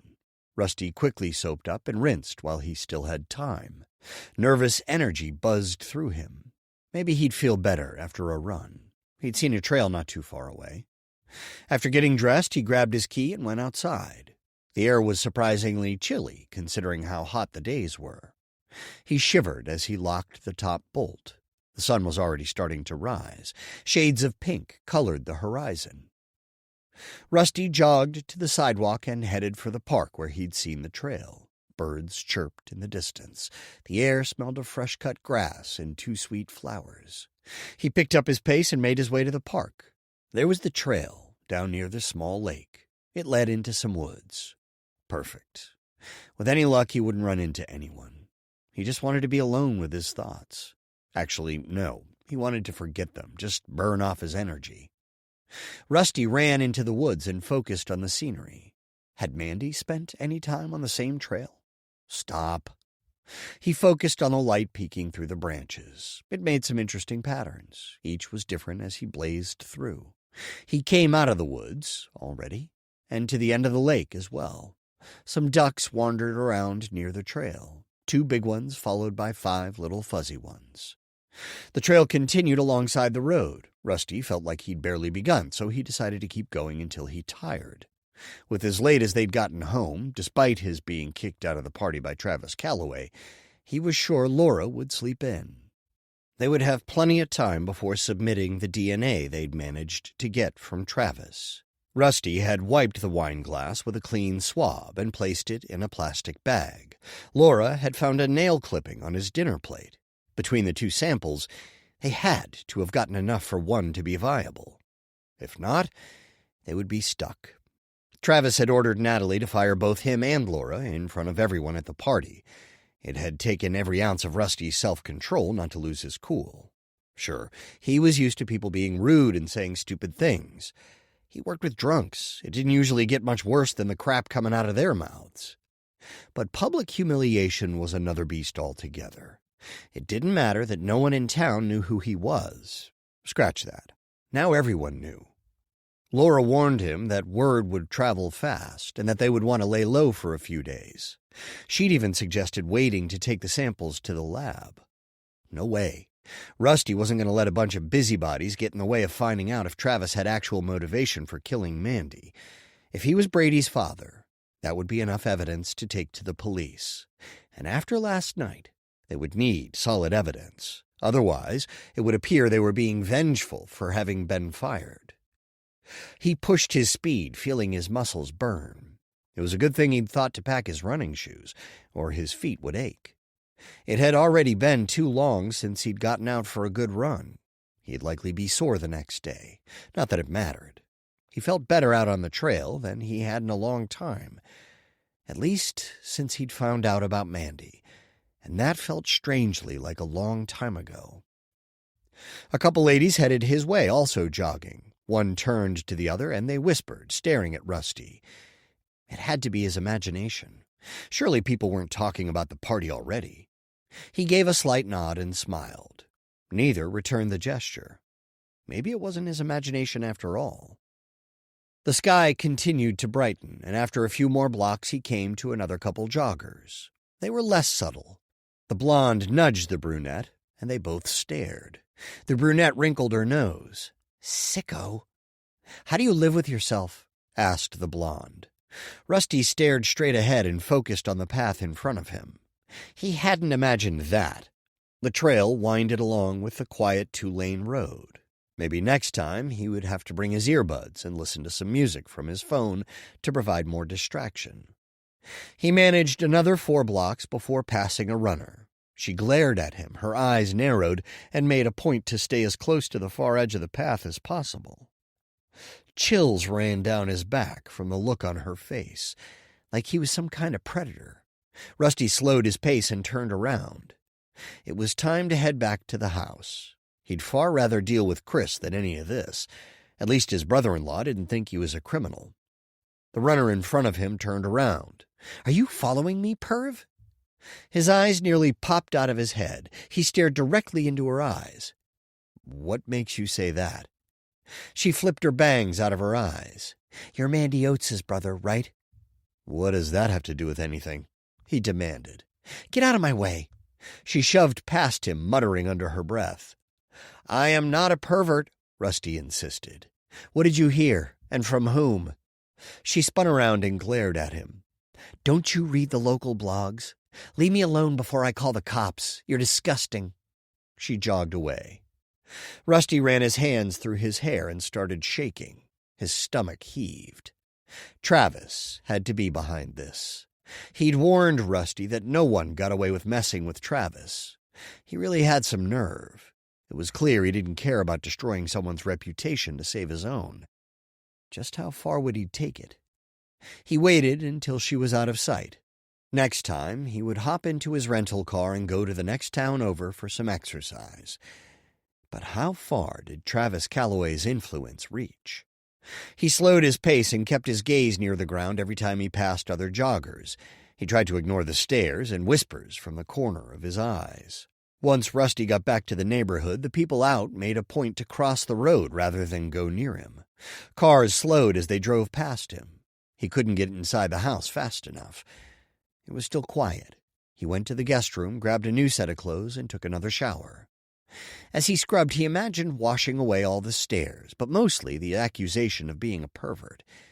He was only trying to clear his sister's name. The sooner he could get the samples to the lab, the better. After getting dressed the second time that morning, he stepped out into the hall and nearly crashed into Rusty. "Sorry," Rusty said. "It's fine," Chris grumbled. He wore slacks and a button-up shirt and had the start of a beard and bags under his eyes. "Are you okay?" "Have to get back to work. Bills aren't going to pay themselves." "Do you want me to pay the rent while I'm here?" Chris gave him a double take. "What?" "No. You're doing plenty. Thanks for getting the groceries and helping out with the kids. I don't know what I'm going to do when they start school. Let's just take this one step at a time. I'm sure I can help you figure something out. Don't they take the bus?" He shook his head. "Too close to the schools. Then they can walk. Too far. It's just over a mile." Rusty gave him a double take. "Then why can't they take the bus?" "Budget cuts, red tape, idiots running the system. Look, I gotta get going." "Sure, sorry. I'll take care of things around here." Rusty would put up with being treated as an outcast as long as he had to in order to help out the kids. Hopefully, whatever rumors were floating around weren't enough to damage the kids' reputations by being seen with him. "Thanks." Chris hurried past Rusty. The front door slammed, and then a car started out front. Rusty threw his clothes into the guest room and checked on the kids. Both were still sound asleep, and probably would be for some time. Would Laura be up? He was anxious to get their collected samples to the lab, and she was the only one who knew where it was. They could probably even get back before the kids woke. He was tempted to get online and see what the accusations were, but part of him really didn't want to know. It didn't matter anyway. The lies were just distractions to keep him from doing what he needed to do, clearing Mandy's name. And Travis was looking guiltier by the minute. Rusty went into the kitchen and put out some breakfast in case the kids got up while he was out. Then he went next door and knocked softly, just in case she had decided to sleep in. If his mind would have left him alone, he would have gladly done the same. He was glad the kids were able to get some rest. The top lock clicked and the door opened. Laura stood there wearing a red flower dress under a black shawl. Her hair was wet and she wore no makeup. She had a real natural beauty, and for some reason it took him by surprise. "Are you okay?" she asked. "Just tired," he fibbed. They needed to stay focused. Are you up for a quick trip to the lab? I was hoping to leave and come back before the kids wake. Yeah, sure. Just let me finish getting ready real quick. Want some coffee? I have some brewing. That sounds perfect. He followed her up the stairs of the spacious split level. Laura waved toward the kitchen. Everything's in there. I'll be out in a couple minutes. She hurried down the hall, and then he heard a hairdryer. Rusty grabbed a mug and poured himself some coffee. After the morning he was having, black was what he needed. He took a sip. It was especially strong. Even better. He had a feeling he would need that to get him through whatever was coming the rest of the day. Chapter 15. Sure you don't want me to drive? Rusty asked. Laura shook her head and locked her door. We'll just take mine. It isn't a problem. Let's just hurry.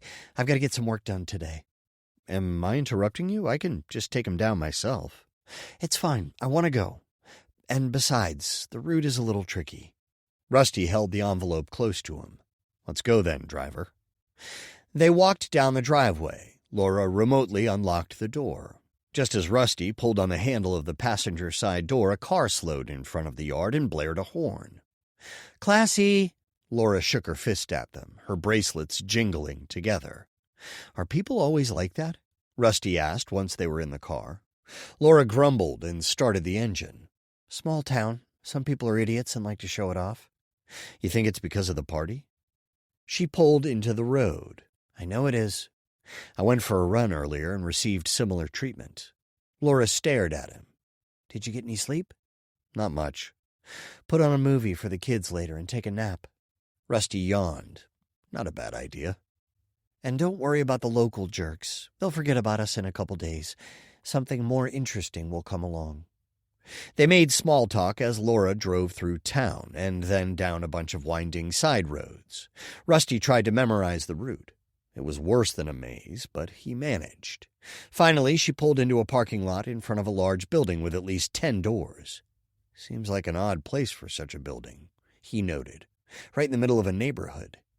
Yeah, but it's the only place to send lab work around here. I worked as an office manager for a pediatrician clinic for a while. Rusty checked the time. 9:45. Are they open yet? 9 to 5.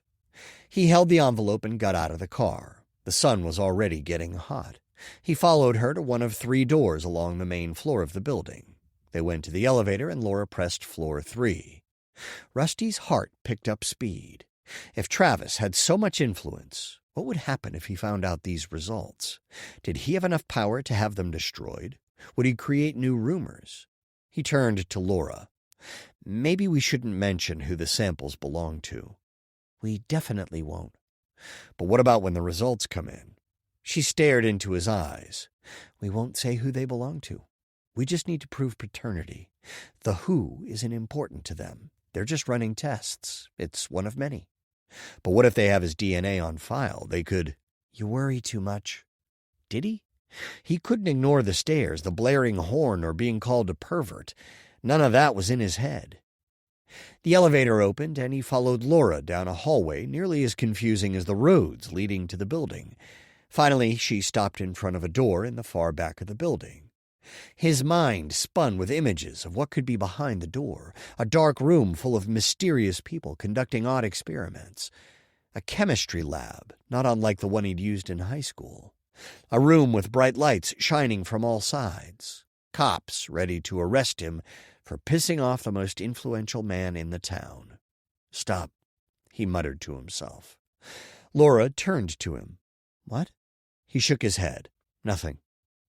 Laura opened the door, and they walked into what looked like a doctor's office waiting room. White walls, soft lights, semi-cheerful paintings, and piles of magazines. It was neat and tidy and smelled of bleach and other cleaners. Rusty chastised himself for allowing his mind to run wild. Maybe Laura was right, and he needed a good nap. The problem was that he wasn't sure he'd sleep soundly until he found out the truth about Mandy. He owed her that much. She went up to the counter and greeted the receptionist by name. Hi, Lisa. We got a paternity test. Think you can run this for us real quick?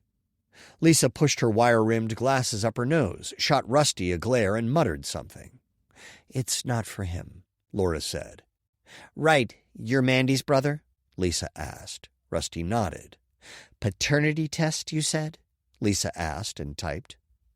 Yes, Laura replied. We need this back as soon as possible. Lisa continued to type away on her computer while staring at the screen. It's going to be at least a couple days. What? Laura exclaimed. But the paperwork says it only takes a few hours to run. It does, Lisa turned to her. This isn't high priority. It goes to the back of the queue, and right now that means a couple days. She narrowed her eyes. Laura set her purse on the counter and opened it up. What's it going to cost to move it up? I don't work like that anymore. Lisa glanced around. I follow the order as directed by the rule book. Oh, come on, don't give me that. Sorry, I can't move it up for you. I'll call you as soon as they start the tests, I promise. Laura sighed dramatically. Okay, but if you get the chance to move it up, please do. I wouldn't hold your breath. Like I said, I'll call you. Whatever. Laura spun around and gave Rusty a defeated look. Let's go. Rusty and Laura left without a word. Laura nearly punched the arrow button on the elevator pad. Easy there. I can't believe her. Lisa has always pulled strings for me, for a lot of good people. Sounds like that's put her job on the line. Or maybe it's personal. Did you see the way she was looking at me? Rusty shrugged. All he'd noticed was the judging look she'd shot him when Laura had said paternity test. She'd probably read the papers and blogs and knew all about whatever rumors Travis had spread. It made him want to get online and look. The elevator opened and Laura grumbled under her breath as she pressed the button for the main floor. Once they arrived, Rusty had to hurry to keep up with her. In the car, she drove so fast he clutched the armrest for dear life. Waiting for a couple days isn't the worst thing in the world, Rusty said. She glared at him. That's not the point. And maybe it is the worst thing. It just gives Travis more time to cover his tracks.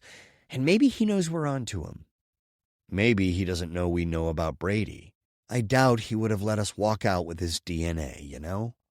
Oh, I'd say he definitely knows we know. He just doesn't realize we swabbed his saliva or found a nail clipping. Let's just hope it's enough. Even if he is the father, that doesn't mean he hurt her, Rusty said.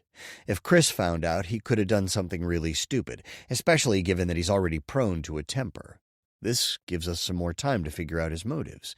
He's angry, but I don't get a killer vibe from him. You just haven't had enough time with him. She turned a corner, nearly giving Rusty whiplash. Maybe next time he would insist on driving, even if it made him look like a sexist. He turned up the music and they rode in silence the rest of the way. When they arrived in her driveway, she cut the engine and tapped her fingers on the steering wheel. Are you going to be able to work? Rusty asked. Yeah. You want to meet later? Dinner? Sure. If Chris is back, I'll probably be eager to get away anyhow. I'm not his favorite person. Nobody is. Well, if he's not back, bring the kids. It'll probably do them some good to get out of the house. Rusty nodded, but couldn't help thinking that with the way the townspeople were acting, they were all better off staying inside, unless he took them somewhere farther away, like across the country. See you about 6? Laura asked. Sounds good. They got out of the car and parted ways. Laura muttered a goodbye and Rusty waved, watching her walk up to her door and hurry inside. In a way, it was a relief that she was so furious. It gave him permission not to be. And that was a good thing, since he really needed to be in a good mind frame for the kids. He unlocked the trunk of his rental car and slid the envelope into his new locking briefcase. He flipped through the contents, making sure everything was in its place. Everything looked as it should. Inside, he heard the shower running. Kaylee's door was open and the room empty. Brady was still sound asleep. Oh, to be young again. He went to the kitchen and got out eggs and bacon. By the time he was done, both kids were at the table. Brady was rubbing his eyes, and his hair stuck out in all directions. Kaylee had her wet hair in a ponytail, and she had on a bright pink tank top with 2 short shorts. Or was that the style? He wished he could ask Mandy or Laney what they thought. All Rusty knew was that he didn't like the idea of Kaylee wearing those out in public. Boys would definitely stare. He kept the conversation light and away from Mandy while they ate. They helped him clean up. You guys mind if I take a nap? He asked. I didn't sleep much last night. Kaylee shrugged. I don't care. I think I'm going to rearrange my room. Rusty arched a brow. Really? Why? Brady elbowed his sister. She does that like every other week. Not that much. Shut up. Be nice, you guys. We're all on the same team. Tell him that. Kaylee spun around and left the room. Brady rolled his eyes. No, tell her. Rusty ruffled Brady's already messy hair. You guys remind me of your mom and me when we were younger. He tilted his head. Really? Very much so. Rusty started to smile, remembering back to his days bickering playfully with Mandy. What was Mom like as a kid? He thought back. She loved to play video games, like you. Yeah? Brady's face lit up. And she was competitive, too, always challenging me to play against her, but only when she was sure I'd lose. Brady laughed. Sounds familiar. I think that's why Kaylee won't play with me anymore. Maybe you should let her win once in a while. Rusty winked. She might actually want to play with you again. You think so? Rusty nodded. I know so. Anyway, I'm going to get some rest. Shout if you need anything. Okay. Brady went into the living room, and Rusty double-checked that everything was off in the kitchen. Then he yawned and headed back to the bedroom. He slid off his shoes and froze. His stuff had been moved around. The luggage sat on the floor next to the wall. He had definitely left his suitcase on the end of the bed and had left some stuff on the nightstand, most of which was moved around. Rusty unzipped the bags, and sure enough, his clothes and toiletries were all messed up, and not just from having been moved. He pulled the clothes out and folded them before they wrinkled. Then he rearranged the things on the nightstand before lying down. Had he gone back into his room after seeing Chris? He didn't think he had. He'd just thrown his clothes in without looking. Rusty closed the door and found them in a pile right where he'd left them. That meant Chris had gone in there while he'd been in the shower. Chills ran down Rusty's back. Was it payback for going through Chris and Mandy's room? He was sure there had to have been a camera in there. How else would Chris have known to look for Mandy's diary? And why else would he have felt watched when he was in there? Maybe Rusty would be better off checking into a hotel and just helping out with the kids during the day. It might be best for everyone. Chapter 16. Laura pushed the chair back and rose. She stretched, unable to focus on her work anymore. Not that her concentration had been great earlier. As always, since Mandy's death, work just didn't seem important. Obviously, she needed to pay her bills, and she couldn't go back to being someone else's employee. She saved her spreadsheet and headed downstairs. Yoga or the exercise bike. The bike made more sense with all her nervous energy. She was still pissed at Lisa for not helping. How many times had Laura helped her out in the past? Laura hiked up her dress, too angry to bother changing into workout clothes. She got on the exercise machine and took out all her anger on the pedals. She chewed out Lisa under her breath until she felt a little better. Her mind wandered back to Mandy again. She mulled over everything since her death. She and Rusty had made progress, but it wasn't enough. They needed to solve this for Mandy. She deserved as much. Someone was guilty, and so far was getting away with it. Laura pedaled faster and faster. Maybe she needed to find something to motivate Lisa to push them up in the queue. The DNA evidence of Travis Calloway fathering Brady would be huge. The police department couldn't ignore that. Even if they tried, she wouldn't let them. Chances were, though, that they would take a closer look at Chris first. The husband is always the first suspect, and they'd already spent plenty of time questioning him. If they came up empty with him, then they'd look at Travis. He obviously didn't want pretty Angeline knowing about this. She'd already wasted more than enough time. There was so much more to get done before her date with Rusty. No, it was just dinner. Or was it? She'd see if he tried to pay the bill. If so, it was a date. Her pulse quickened at the thought. As much as she didn't want to be attracted to him, she found herself growing more and more fond of him. Not only was he someone to talk to, the one person who understood how she felt about Mandy, but he was sweet and funny, too. And that was the scariest thing she could think of. No, he wasn't like her dad, ex-husband, or any of her ex-boyfriends. But she couldn't take the risk. People always changed once they were in a relationship. She didn't want to see Rusty's bad side. Things were perfect the way they were. Laura went upstairs and took a long, hot shower. She just kept her mind on work, and today that meant spreadsheets and numbers. That was the perfect distraction from both Mandy and Rusty.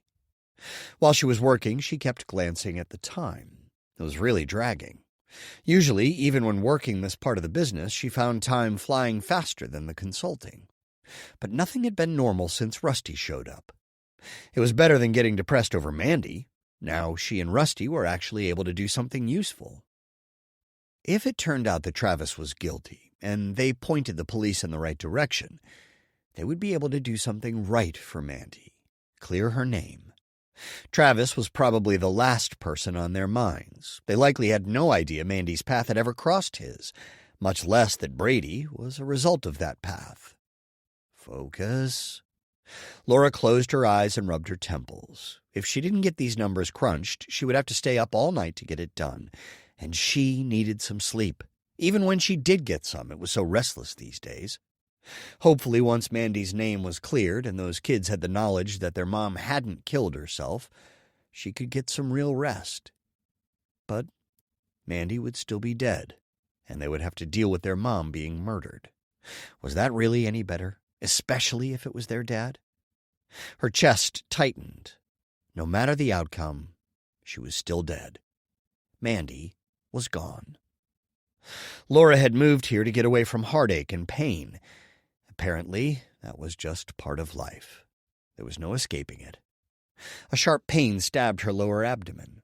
Then it radiated out, making the rest of her body ache. She grasped her abdomen. Not now. When she was stressed and her monthly cycle came around, she tended to have horribly painful cramps, bad enough that she passed out from them. Luckily, she knew what to do, and the pain had just started. She might have time to take care of this and still make her dinner date. Laura scrambled out of the chair and hurried to the kitchen, still clutching her middle. The pain was intensifying already. She turned on the tea kettle, opened the cabinet with her teas, and reached for the back, knocking several boxes and bags onto the counter. She found the one she needed. Raspberry leaf tea. She shook it. Half a box. Good. She pulled it open, took out 2 packets, and opened them, sticking them in a dark green mug. The water seemed to be taking forever. Pain radiated outward in all directions. White dots appeared in her vision, and she felt lightheaded. This was going to be a bad one. As much as she hated medicine, she was going to have to take some. She ran to the bathroom, cursing Mother Nature the whole way, and found some ibuprofen. It was likely expired with as rarely as she took it, but it would still work. She grabbed 2 and swallowed. The tea kettle sang, alerting her that the water was ready. Laura brought the bottle of painkillers with her and poured the steaming water into her mug. Hopefully, she could wait the 15 minutes it would take for the raspberry leaf bags to steep. Pain squeezed her middle. She massaged the area. Mother Nature was a wicked, cruel witch. Laura took deep breaths. She checked the time. 10 more minutes. Would she make it? She continued to pace while taking deep breaths. She could do this. Not could, would. Cramps weren't going to keep her from settling Mandy's score. Hot pain squeezed her back like giant boiling fingers. Laura found a rice bag and stuck it in the microwave.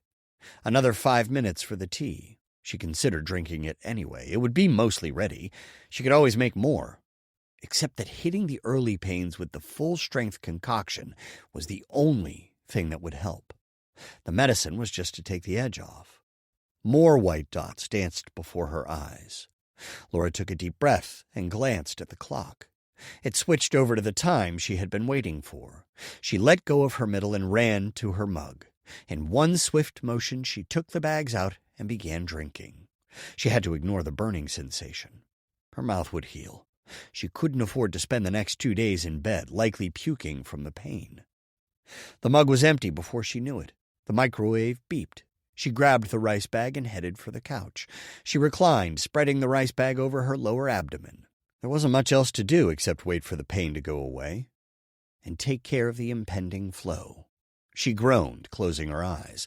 Her body ached too much to move. She would take care of that soon enough. She closed her eyes and waited. From the kitchen, her phone notified her of a text. She rubbed her eyes, feeling groggy. Had she fallen asleep? The rice bag was cool, and aside from some body aches, she wasn't in pain anymore. Laura sat up and set the bag next to her. The lightheadedness had gone away, too. Her work wasn't going to do itself, but at least she felt better. She got up and checked her message. It was from Rusty. Running a little behind. Mind if we meet a half an hour late? No problem. See you then. At least that saved her from coming up with an excuse for needing some extra time.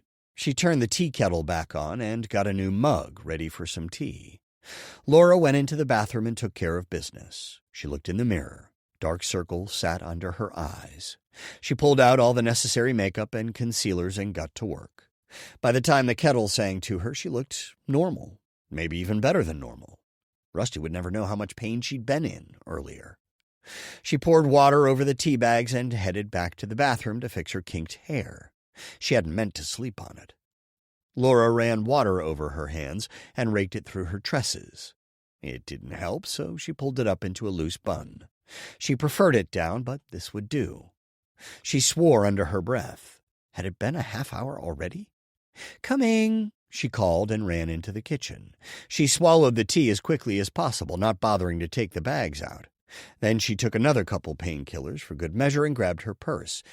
It was time for a dinner date, and she wasn't about to let him know she felt like a zombie that had gone through the wood chipper. Laura hurried down to the door, opened it, and forced a smile. Rusty returned her smile, looking as tired as she felt. "You look really nice." "So do you. Did you get any rest?" "Some. You? You seem a bit tired." "So much for covering it up." "I am, but I'll be okay." "And you're okay with me driving?" "I'd appreciate it." She turned around and locked the door. "Where are we going?" "What's good around here?" He led the way to his rental next door and held the passenger door for her. She climbed in, and he closed it for her before going around and getting in. "Do you like dim sum?" Laura asked. "Can't say I've even heard of it." He started the car. "If you like Chinese, you'll love it." "All right, let's give that a try. Where to?" Laura gave him directions. "Looks like a popular place," Rusty said. People milled about outside, and the parking lot was full. "We can go somewhere else," Laura said. He shook his head. "I have to see what this is all about now." He drove around the lot 3 times until they came to someone pulling out. They made their way around the crowd and into the busy restaurant. "Welcome," greeted a beautiful 20-something Cantonese girl with a big smile. "Can I get your name, please?" "Rusty." She scribbled a note on a pad of paper. "It'll be about a half an hour." "Thank you." "Do you want to wait in here or go outside?" Rusty asked. Laura glanced around. People were staring at them. Some were even so bold as to point and whisper. It took her a moment to realize it was because of what had happened at the Calloway party. "Let's go outside for some air." He nodded and led her outside. A couple standing near the door glared at them. "If it's going to be a half hour," Laura said, "maybe we should go next door. There's a lovely candle shop." "Sounds good." He held the door open for her, and they entered the sweet-smelling store. It held a mixture of citrus and floral scents. Laura breathed in deeply, holding on to the aromas. "Much more peaceful in here," Rusty noted. "I take it you noticed the stairs?" "How could I not?" he asked. "People are jerks, but like I said before, they'll find something else to gawk over soon enough." "Let's hope so. I'm not one who enjoys the spotlight." "Oh? I'm just a simple guy who enjoys quiet walks in the woods. That's a perfect day in my book. Stopping at a lake to watch the wildlife." He glanced up, looking lost in thought. Laura's heart nearly leaped into her throat. Was he perfect? It was sure starting to seem more and more that way. "Can I help you with anything?" asked a lady with long curly red hair and small round glasses. She held a box of red and purple candles. "We're just looking, thanks," Laura smiled. "Let me know if you need anything." The lady disappeared down an aisle. Rusty turned to her. "Are you into candles?" "Oh, I love them. I have several in every room."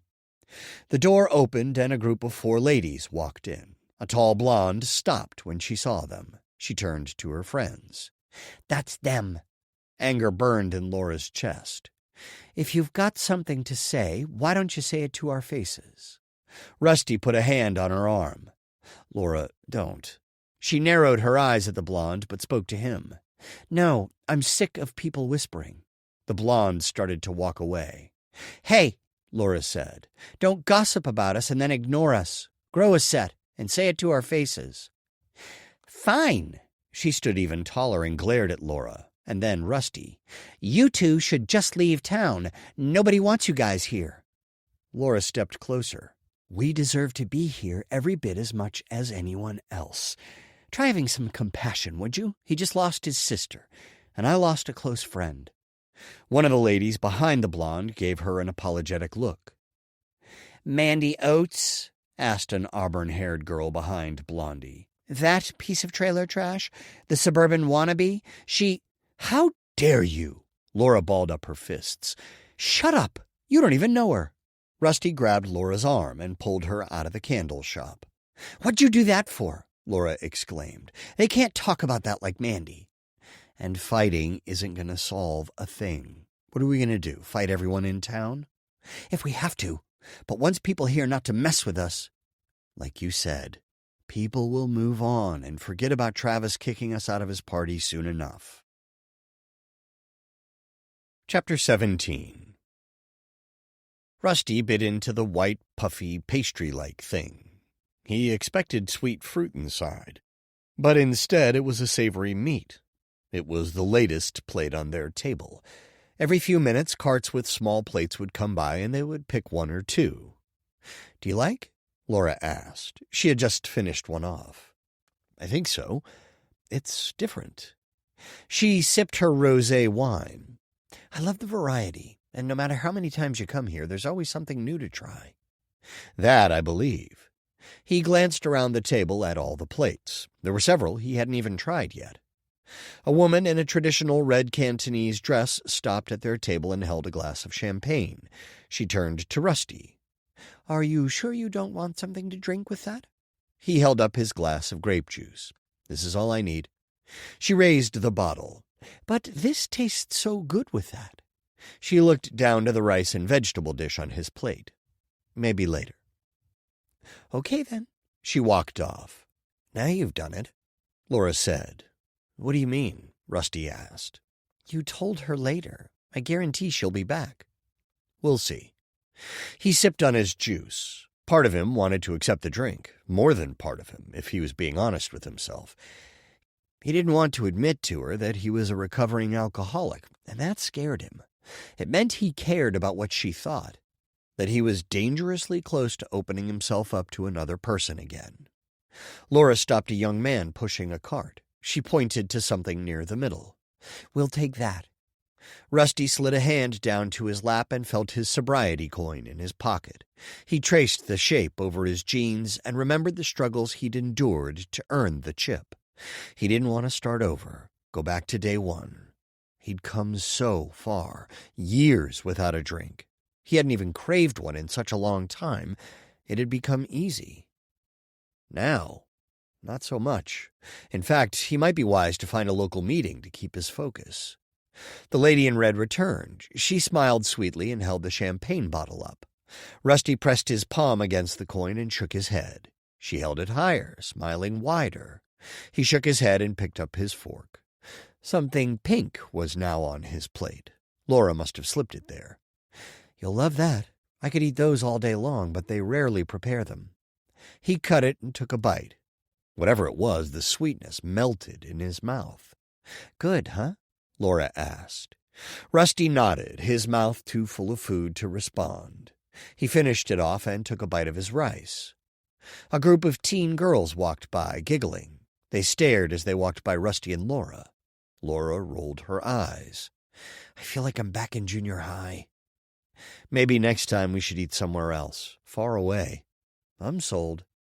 The champagne lady walked by again and smiled at Rusty. His gaze lingered on the bottle. He almost said yes, but shook his head no.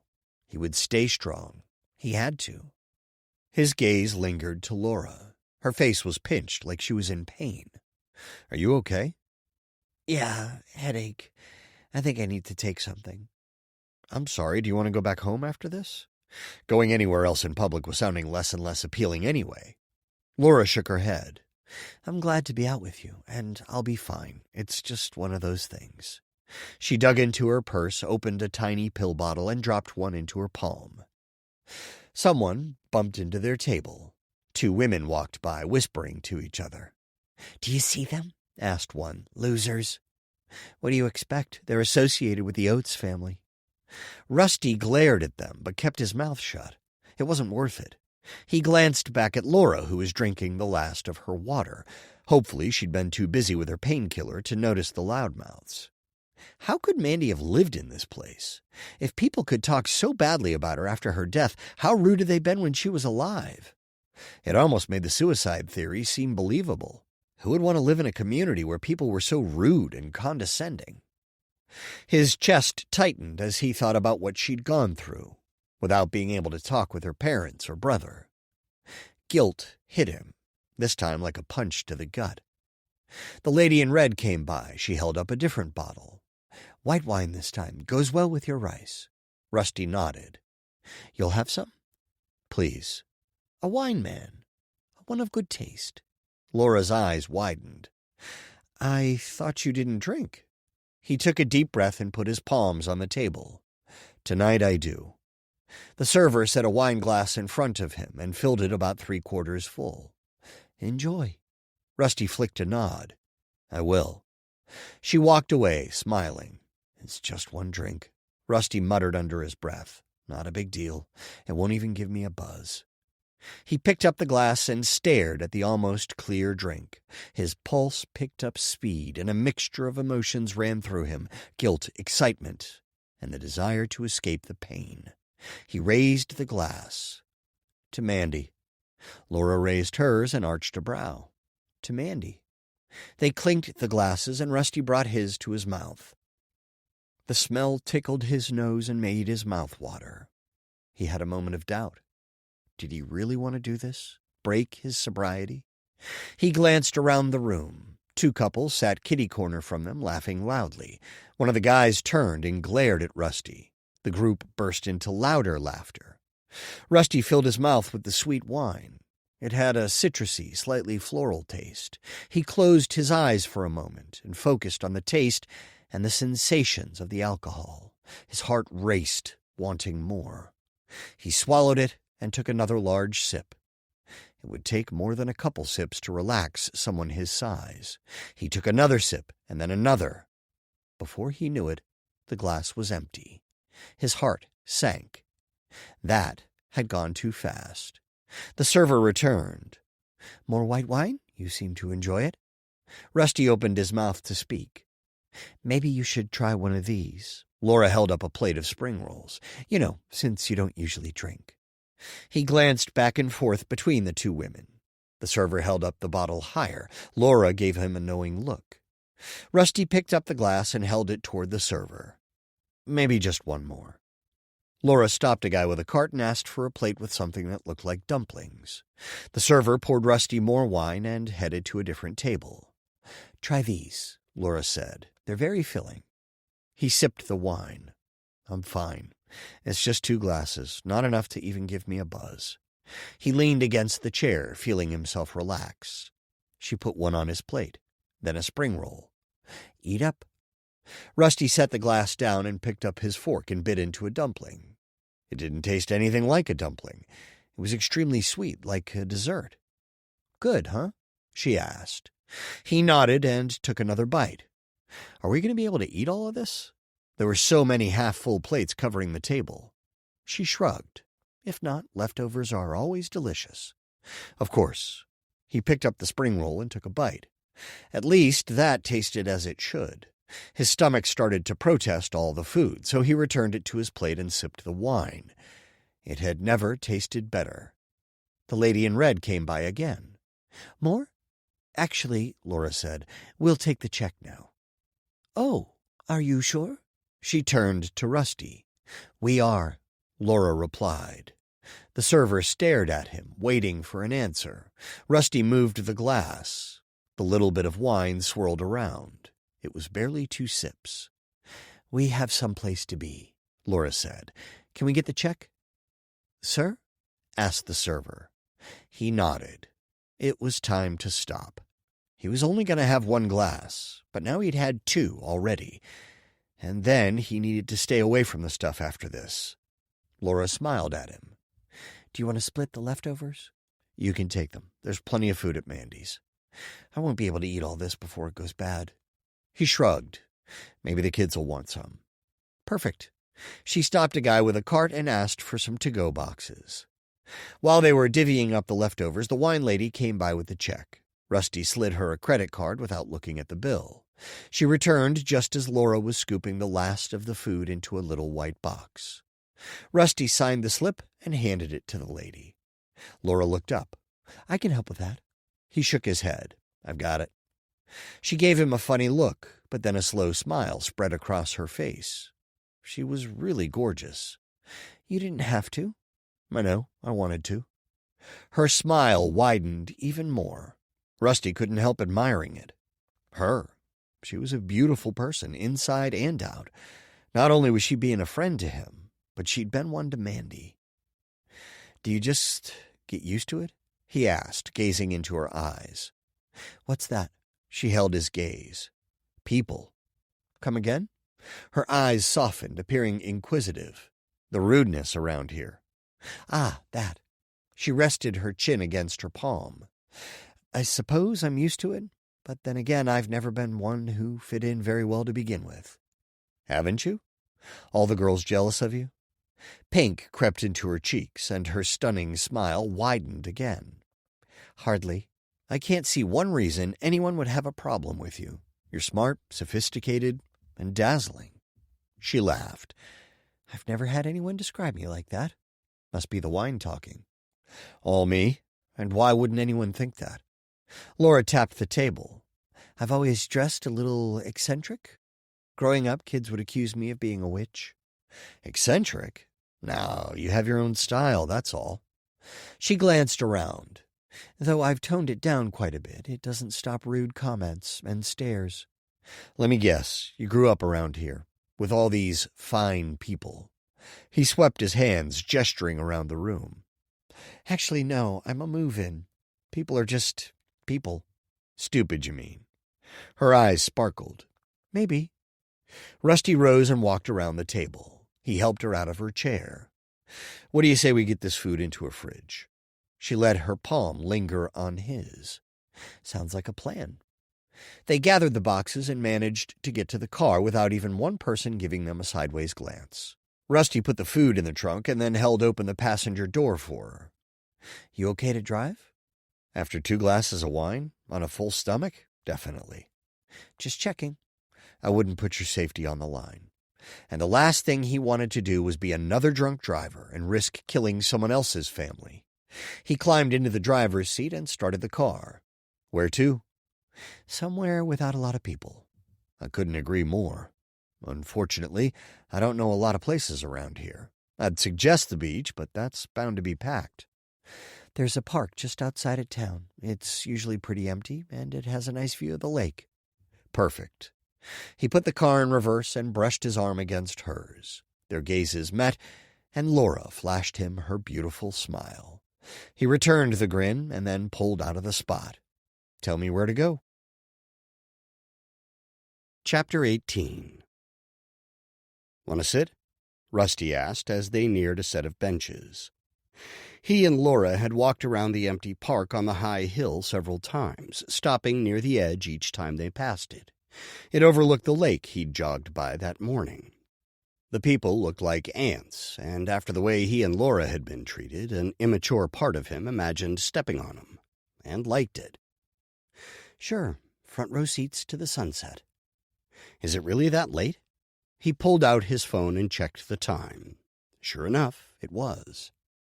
They sat, and he was close enough to put his arm around her.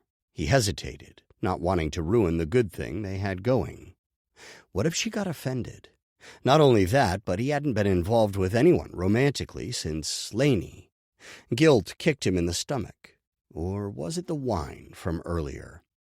Surely Laney would have understood. It had been years since her death. She wouldn't have wanted him living a solitary, lonely life for his remaining decades. Laney would have wanted him to move on. It had been his choice to keep everyone at a distance. "It's beautiful," Laura said. Rusty brought his attention to the sky. Pink and orange hues were beginning to crowd out the blue. "It really is." And he was with a gorgeous woman with whom he'd just spent the last couple of hours exchanging memories of Mandy. They'd laughed, shed a couple tears, and she had given him her stunning smile a few times. He didn't give himself another moment to talk himself out of putting his arm around her. If she didn't want him to, he would simply apologize. He stretched his arm, awkward, like a middle school boy who'd never kissed a girl before. Laura scooted closer to him and leaned her head against his shoulder. Rusty's pulse pounded in his ears, but he managed to relax. It was good to be away from everything and everyone else, and the human contact, it felt good. When was the last time someone had been in his arm? The sky changed colors before their eyes. "This is nice," Laura said. Did she mean the sight or being with Rusty? He cleared his throat. "It really is. I love the colors. I've tried getting a picture of the night sky so many times, but it never comes out as magnificent as the real thing." He played with a bit of hair resting on her shoulder. "I think that's the way nature intended. We weren't meant to quite capture it with photos. It's not just how it looks, but the entire experience." I think you might be right." Before long, darkness took over most of the sky, and stars shone brightly overhead. Laura shivered. He squeezed her bare shoulder. "We should have brought you something to keep you warm." She nestled closer to him. "I did." Rusty's cheeks warmed.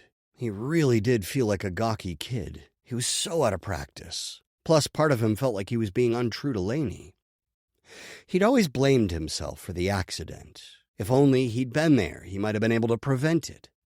And deep down, if he was honest with himself, he knew he wasn't really to blame. It was just easier to torture himself emotionally if he took it on. He thought back to the first time he kissed Lainey. He'd been so confident, surprising her and sweeping her off her feet, literally. He'd scooped her up and kissed her. Rusty had known he would marry her, and the way she looked at him, he had been certain she felt the same way. What would she think of him and Laura? Lainey had been one of those people who always found the good in others, and with him alone now, she would want him happy, right? "Mandy would have liked this," Laura said, bringing him back to the present. She would have. When we would go camping as a family, she'd always drag me out to a clearing to watch the stars come out. We'd make up stories about each star representing something. "Like people's dreams?" Laura asked. "How'd you know?" "That's what she told me." A lump formed in Rusty's throat. He could easily spend years wallowing in regret over Mandy, too. It was a pattern he knew well. He could beat himself up like a pro. They sat in silence for a while, and Rusty focused on the scenery, trying to push the accusatory thoughts from his mind. Even if he had done things differently, there was no guarantee that anything would have turned out any better for his sister or his wife and kids. "I'm glad Mandy had you for a friend," he said. Laura looked at him. "Thanks. I wish I would have pushed harder for our friendship after she backed away, though. Maybe I could have done something, you know?" He nodded. "Trust me, I do." They stared into each other's eyes, the nearly full moon reflected in her pupils. She leaned a little closer to him, holding on to his gaze with more intensity. Rusty's heart thundered, nearly bursting out of his chest. She inched closer. He backed up. "You're shivering." She wasn't. "We should get going." They really should. "I'm happy here." So was he, and that was a big problem. Wine circulated through his system. They were both vulnerable because of Mandy's passing. If ever there was a time for mistakes, this was it. He couldn't risk ruining the friendship they'd begun. He needed to think with his head, not his heart, not his pain, not anything else. Rusty tried to get up, but Laura leaned against him, making it impossible. He took a deep breath. Maybe it wasn't such a bad thing to stay a little longer. The view was pleasant, and the company even more so. It was nice to relax after such a stressful day, and the last thing he wanted to think about was why the whole town thought he was a pervert. Actually, the last thing he wanted to think about was Laura finding out why. Whatever the story was, it was obviously something disturbing. He couldn't get some of the glares from his mind. "Are you okay?" Laura asked. "No, I'm not. We're so focused on Mandy's death. The jerk neighbors. I want to remember the good times, you know?" Laura rested her palm on top of Rusty's hand. "Me too. She was so funny. I'll never forget the time she was convinced it was St. Patrick's Day. She and the kids came out of the house wearing green from head to toe. She wouldn't admit to being wrong, so she said it was a dry run, and proudly went to work that day wearing all green." Rusty chuckled. "That sounds like her. Never liked to admit to being wrong. That's how I ended up with several board games dumped on my lap over the years." Laura laughed. "I can just see her doing that. You know, whenever I was having a bad day, I could always count on her to cheer me up. She had a stockpile of jokes and funny stories." "She sure did." Rusty yawned. "I should get you back home. We both need our sleep. Those lab results might be ready tomorrow. Maybe Lisa changed her mind and decided to help you out after all." Laura didn't appear convinced. "Maybe. I have some work to get done, too." He rose and held out his hand. She slid her hand on his, and he helped her up. Neither released their hold. Rusty wrapped his fingers around her slender, soft hand. As they walked back to the car, she stepped closer to him, their bare arms touching. Rusty wasn't sure what to make of his growing feelings. One thing he knew, he didn't want to take advantage of her. They both had raw emotions, and with the world against them, thanks to Travis Calloway, it only made sense for them to move toward each other. The only fair and right thing to do was to wait until everything had calmed down. Then they would know whether or not they had something they both wanted to pursue. He remotely unlocked the car and opened Laura's door. The smell of dim sum escaped. Both coughed and stepped back. Laura stepped away. "We should have refrigerated that." Rusty opened all 4 doors to air out the car. "I forgot it was in there. We'd better throw it out after sitting in the hot car." She went to the trunk. "There's a garbage can over there." They unloaded the food into the trash. "Now, do you want me to help pay for the meal?" she teased. He shook his head.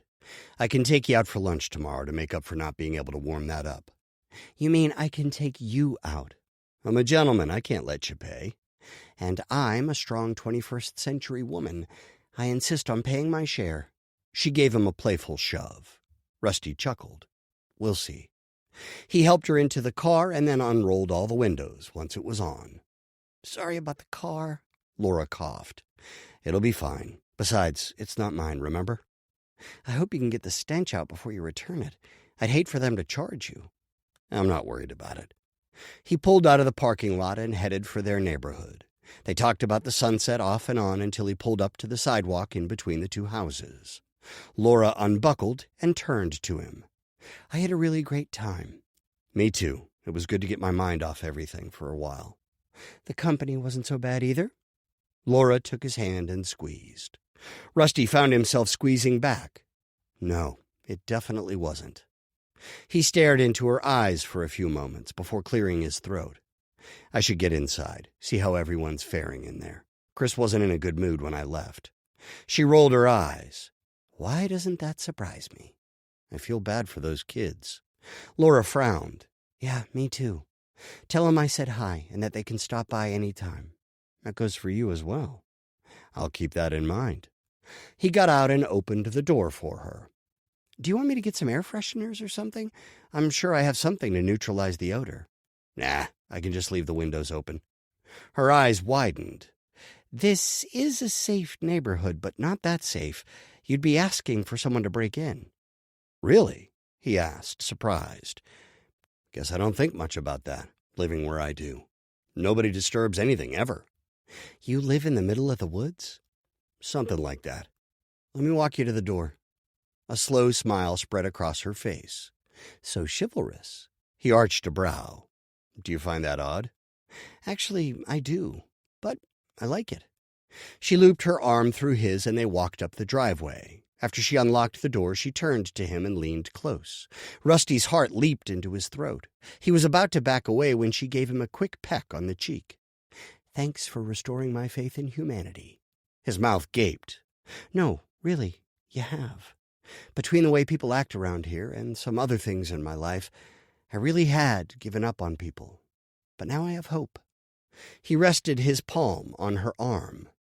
"I'm really sorry anyone has mistreated you. You don't deserve it." She held his gaze. "Tell me you're for real." Rusty's pulse pounded in his ears. "I am." Laura gave him a kiss on the other cheek and went inside. "Good night, Rusty." The door closed. "Good night," he whispered. He stared at the door for a moment, regaining his bearings. She seemed as vulnerable as he felt. He turned around and meandered back to the car. It still reeked of overheated food. He might have to take Laura up on her offer for air fresheners the next day. In the meantime, he needed to get his briefcase out of the trunk before it and all the paperwork ended up smelling like old dim sum. He got it out and locked the car. Inside, Kaylee and Brady were watching a movie. "Hi, Uncle Rusty." Brady threw some popcorn into the air and caught about half of it in his mouth. "Nice." Kaylee threw a handful at him. She turned to Rusty. "Hi, Dad's already asleep. He said we could stay up." "Mind if I join you?" "Sure." She scooted over to give him some room. He set the briefcase next to the couch and sat between the kids. "Popcorn?" Brady held his bowl in front of Rusty. Rusty had seen some kernels fall from his nephew's mouth into the bowl. He hesitated, but didn't want to offend the kid. "Thanks." He grabbed a handful and stuck them in his mouth. "What's this movie?"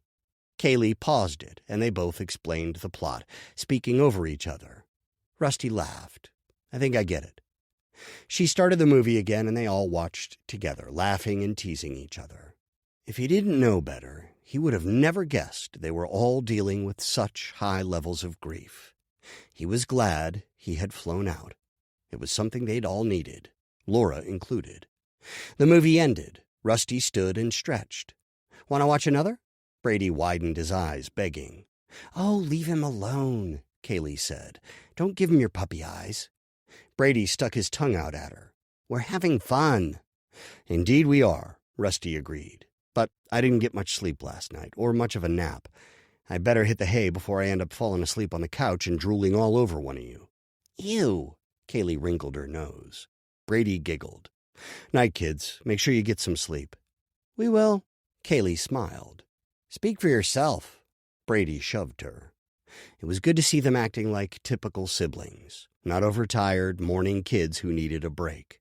He picked up the briefcase and went to the bedroom. Although the briefcase was locked, he still didn't feel good about having it in the house, not after the diary went missing. He set it on the bed and then pulled the dresser in front of the door. No one would be able to sneak in now. Rusty pulled back the covers and fell asleep as his head hit the pillow. Sounds of glass shattering woke him. Chapter 19. Rusty jumped out of bed and ran to the window. A car alarm wailed. His rental car was partially blocked from view by a maple tree, but he could see broken glass shining from the ground next to it. His heart sank and his pulse raced. The alarm continued to shriek, undoubtedly waking everyone within earshot. He spun around and ran for the door. He stubbed his toe on the dresser. Right. He'd moved it to protect the briefcase. Holding in a curse, he shook his foot to work out the sting. Then he pushed the dresser back into place. The briefcase. He double-checked the lock and then slid it under his luggage, hoping no one would find it and try to open it. At least it didn't smell like rank Chinese food anymore. His car alarm continued to scream. Where had he put the keys? Rusty checked the nightstand. Not there. He wouldn't have been so stupid as to leave them out. But where had he put them? He checked his pocket and felt them. Relief rushed through him. He pulled out the keychain. The sobriety chip fell to the ground. A fresh wave of guilt washed through him. He wouldn't need that anymore. Once he got home, he would have to start over, and it would take a long time to get back to where he had been. Footsteps sounded in the hall, followed by Chris grumbling about the idiot who needed to turn off his blasted car alarm. Rusty went over to the window, aimed the keychain toward the car, and clicked the button. The noise stopped. He spun around and hurried outside. The front door was already open. Chris stood on the steps looking out. Rusty passed him, the rocky cement digging into his bare soles, and he ran down to his car, stopping in the grass. From his angle, it looked like all the windows had been smashed. The doors were dented up. He moved closer, and the overhead streetlight flickered on. Broken glass shone all over the sidewalk. Each window except the back one was smashed. Hushed conversation sounded not far away. Neighbors stood together, whispering. He wanted to scream at them. "Oh, my gosh," came Laura's voice from the shadows. "Are you okay?" She appeared at his side. "I am, but the car's not." She stopped next to him and gasped. "Who did this?" He glanced around at the whispering neighbors. Could have been anyone. Think someone's sending a message? Laura's eyes widened. "Have you called the police?" Chris swore behind them, and a door slammed. "Someone's tired of seeing the police," Laura said. Rusty tried to pull himself out of the shock. "I haven't called them. My phone's inside." She handed him hers. "Thanks." He called 911, reported the vandalism, and handed her the phone. "They're on their way." Laura put it in her bathrobe pocket. "Do you need anything?" "Other than for people to leave me alone or a full night's sleep?" "Exactly." She frowned. "I can't think of anything." "The car's insured, isn't it?" "Yes, I paid for extra coverage." "Good." She stepped closer and examined the mess. "I just can't believe anyone would do this." "Maybe I should have left the windows open after all." He tried to smile at his weak attempt at a joke. "Not funny." Sirens sounded in the distance. Rusty felt a headache coming on. He rubbed his temples. "It'll be okay." She put a hand on his arm. "Will it?" He snapped. "Sorry. I know none of this is your fault. And I know how stressed you are." The sirens grew louder, and red and blue lights lit up the street. A police cruiser pulled into the driveway. "This is going to be fun," he muttered. "I'll stay here with you if you want," Laura said. He nodded and then turned to the officers. They introduced themselves, and then one looked around the car while the other took Rusty's statement. "You didn't see anyone?" he asked. "Nothing. The noise woke me, but by the time I got to the window, whoever did this was gone. But maybe someone else saw something?" He gestured around at all the gawkers. The officer waved his partner over. "We'll have to talk to the neighbors. Someone might have seen something, or maybe a home security managed to get something. A perpetrator running away, or maybe even the act." "Thank you," Rusty said. He handed Rusty a card.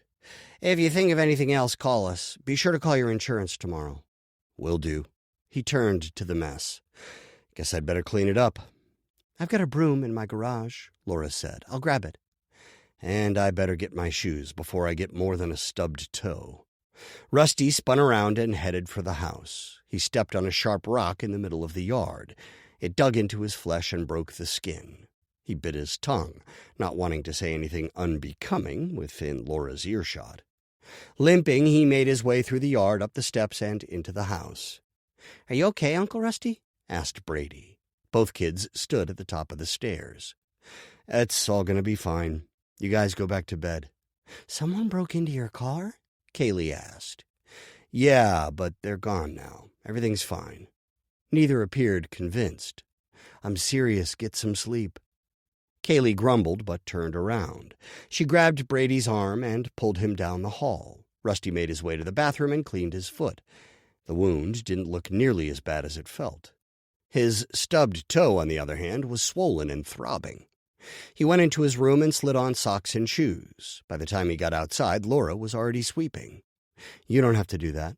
"Sure I do. It's not like anyone is offering to help." She glared at a cluster of neighbors barely 20 feet away. None of them responded. Rusty reached for the broom. "Let me do that." She shook her head. "Take care of the car. I'm sure there are shards inside. Who knows what other damage?" He shrugged, too tired to argue, and then stuck his hand inside and found the switch to unlock the doors. Glass fell around his feet as he opened the door. Wonderful. He reached in and swept his hands across the seat, careful not to cut himself as he guided more shattered glass outside. The bottom of his foot throbbed, reminding him of the rock that had cut him. He didn't want to add his hand to the list of injuries, so he opened the glove compartment and pulled out some papers. He used those to get the rest of the glass from the seats. By the time he and Laura were done with the mess, most of the neighbors had disappeared. "If you want, I can help you vacuum tomorrow." Laura leaned against the broom. "You certainly don't have to." She chuckled. "I know. That's why I'm offering." Rusty yawned. "I'm going to call the rental agency in the morning. They might take care of that." "Yeah, but you don't want to risk sitting on a shard." "We should at least vacuum the front seats before we return it." "We? Someone has to drive you back." She smiled. "Unless I rent another one." "Gotcha. Well, let me know what you need in the morning. I'm going to get some more sleep." "Me too. Thanks for everything." "It's nothing." She spun around and headed into her garage with the broom. She was something else. He was sure glad to have met her. Once her garage door closed, he looked over the car one more time and went inside. Tomorrow would be a long day, and he was already going off too little sleep and too much stress. Inside, he locked the deadbolt and headed upstairs. Chris stepped out of the kitchen. "What was that all about?" "The break-in?" Rusty asked. "No, the lunar eclipse. Yes, the break-in." Rusty bit back a sarcastic comment. "No idea. I don't like it." "Me neither. You'd think with a neighborhood watch like you guys have, that wouldn't have happened." Chris folded his arms. "No, I mean, I don't like what you're bringing to our home." "Excuse me?" "We've never had anything like that in this neighborhood until you showed up." "So you're blaming me for this?" Chris narrowed his eyes. "Yeah, it was your car. You've brought this in." "How exactly?" "I flew from across the country, put my own life on hold, and have been taking care of your family. I've been dealing with the loss of Mandy also through all of this." "You haven't seen her in years. What, like 20? Rusty furrowed his brows. "She's my sister, and nothing can change that. Those kids are my niece and nephew." "Then where were you all those years?" "Look," Rusty said and straightened his back. "We're all tired and under stress. Let's talk about this in the morning when we're feeling better." "I have a better idea.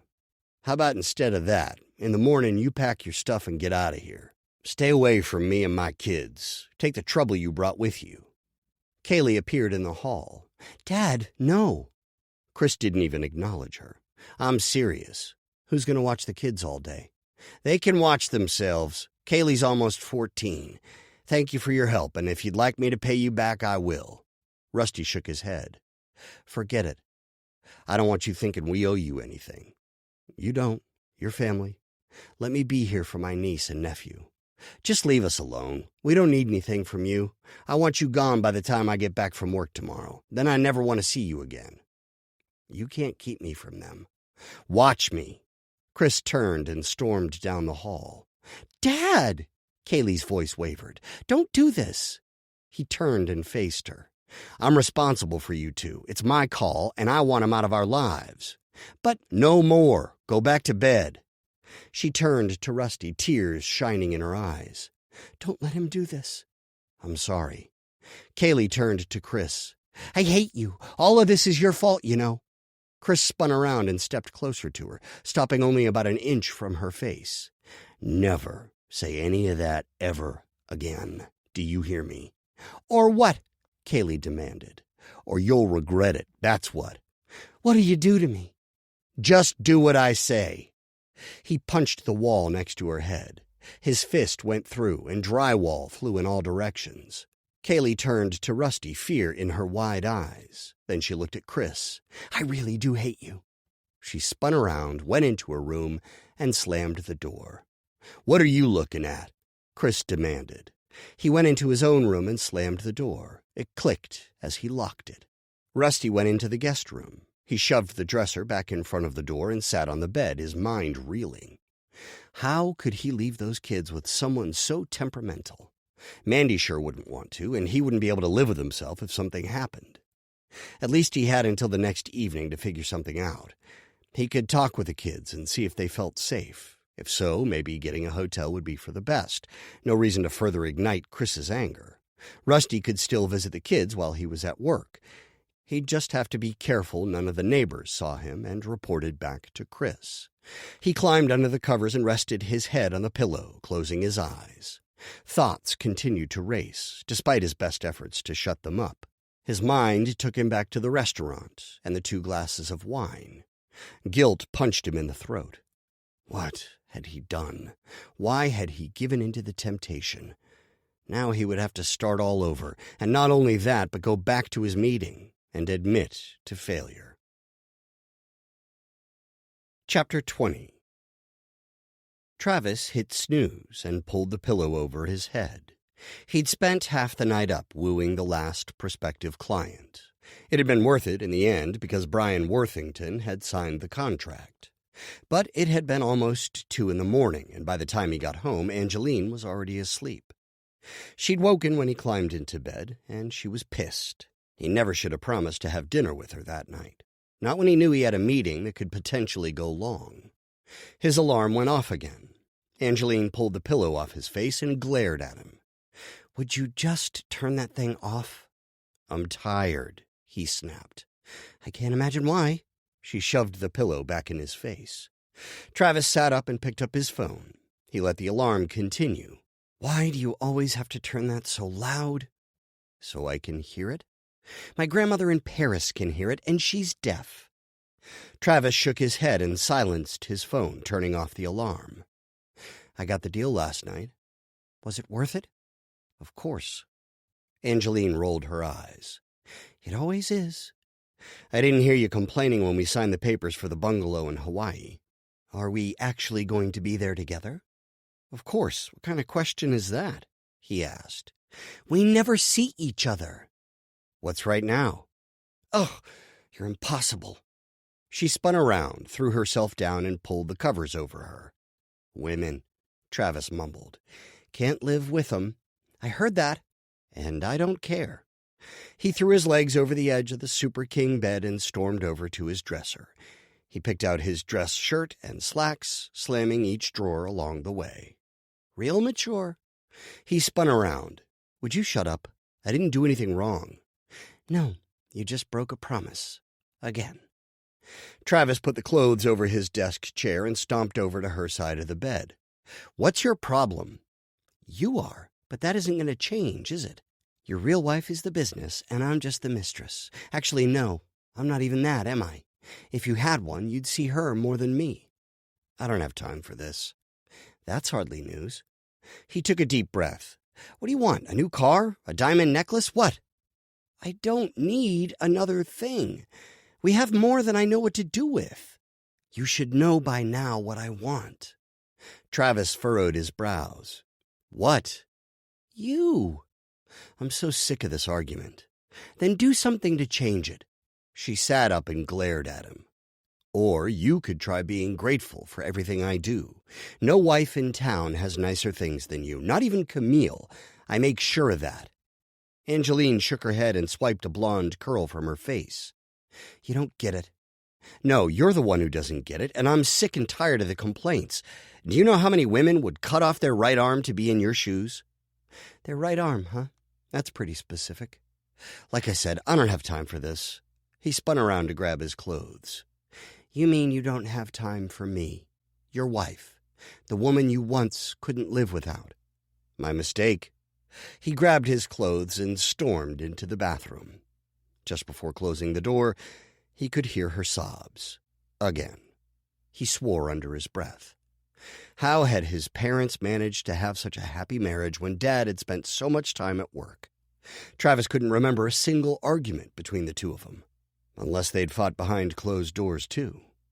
Was that where he'd subconsciously learned to keep their fights? It didn't matter.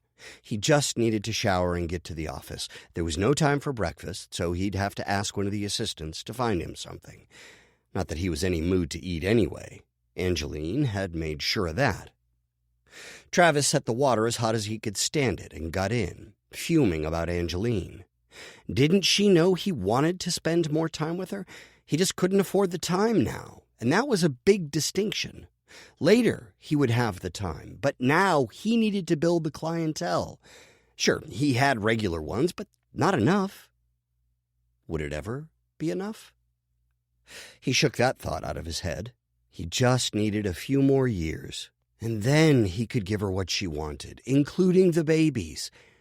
But now she needed to be patient and wait, to just enjoy the fine things he'd provided for her. Travis rinsed off and then grabbed the towel. "Your phone keeps ringing," Angeline said through the door. "It's on silent. How would you know? Unless you've been watching it. The damn thing keeps vibrating." "Sorry to disturb your slumber." He tightened the salmon-colored towel around his waist before going back into the room. Angeline handed him the phone. Sure enough, 5 missed calls. He called Wes. "What's so urgent? I'm on my way." "Well, you need to call Juan Fields. He's about to have a conniption fit." "Fields?" Travis asked. "What does he want? We didn't send him anything." "No, but he says someone else sent in something of yours." Blood drained from his face. Travis swore. He knew exactly what that meant.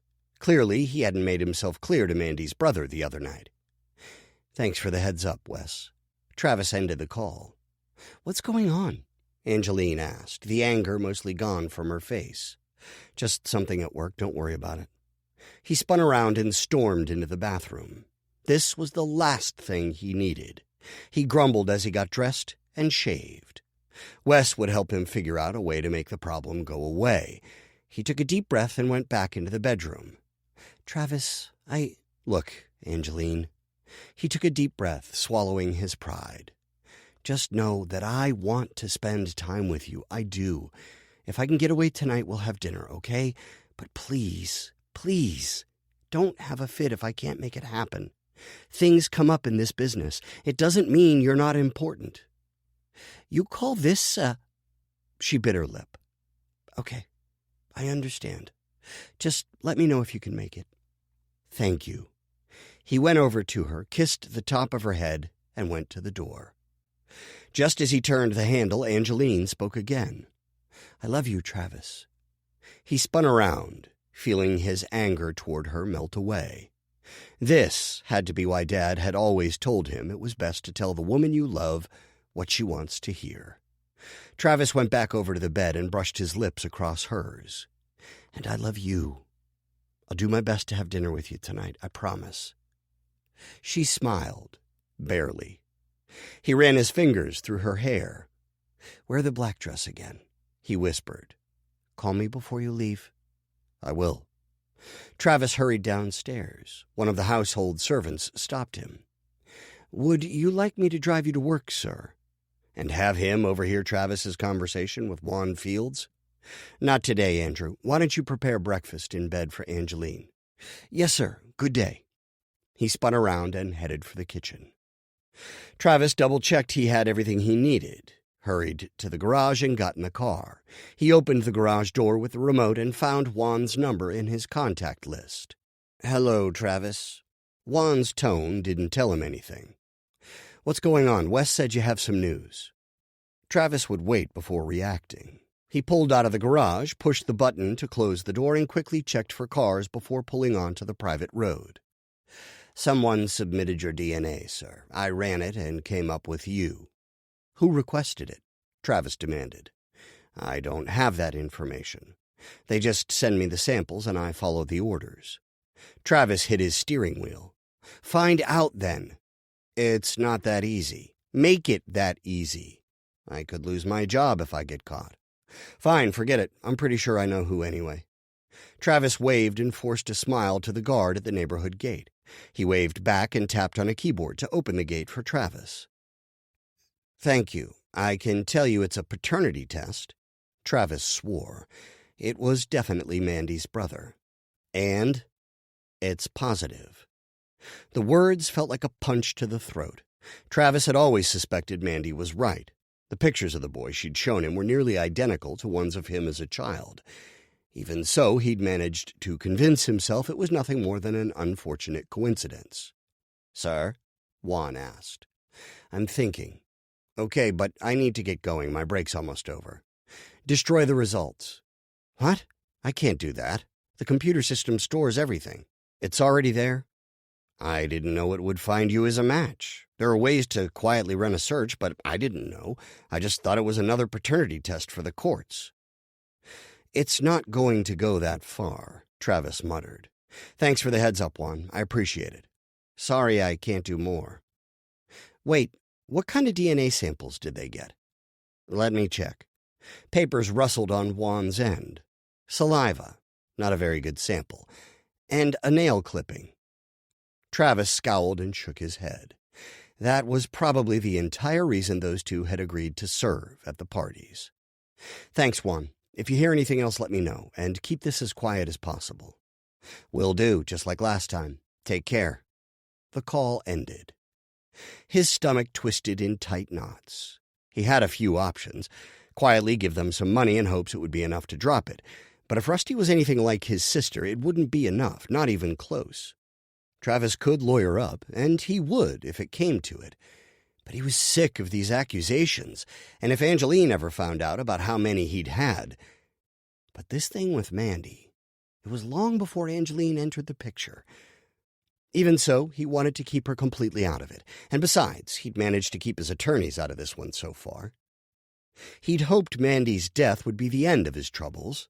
She'd sworn that her husband knew nothing about her accusations, that he suspected nothing. Unless that had been a lie to make Travis more cooperative.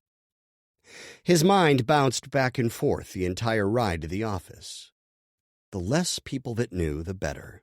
Even though everything was supposed to be confidential at the lab, people loved to gossip about the Calloways, always had. And it would only take one loudmouth to ruin his reputation and marriage. He would certainly take care of the situation, but the damage would be done. There was too much to lose. He had to figure out a way to stop this before word got out. Chapter 21.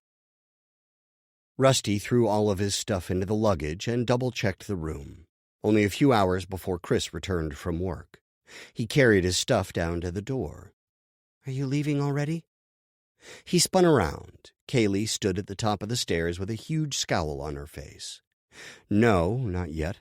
I want to hang out with you guys until your dad gets back." "He's a jerk."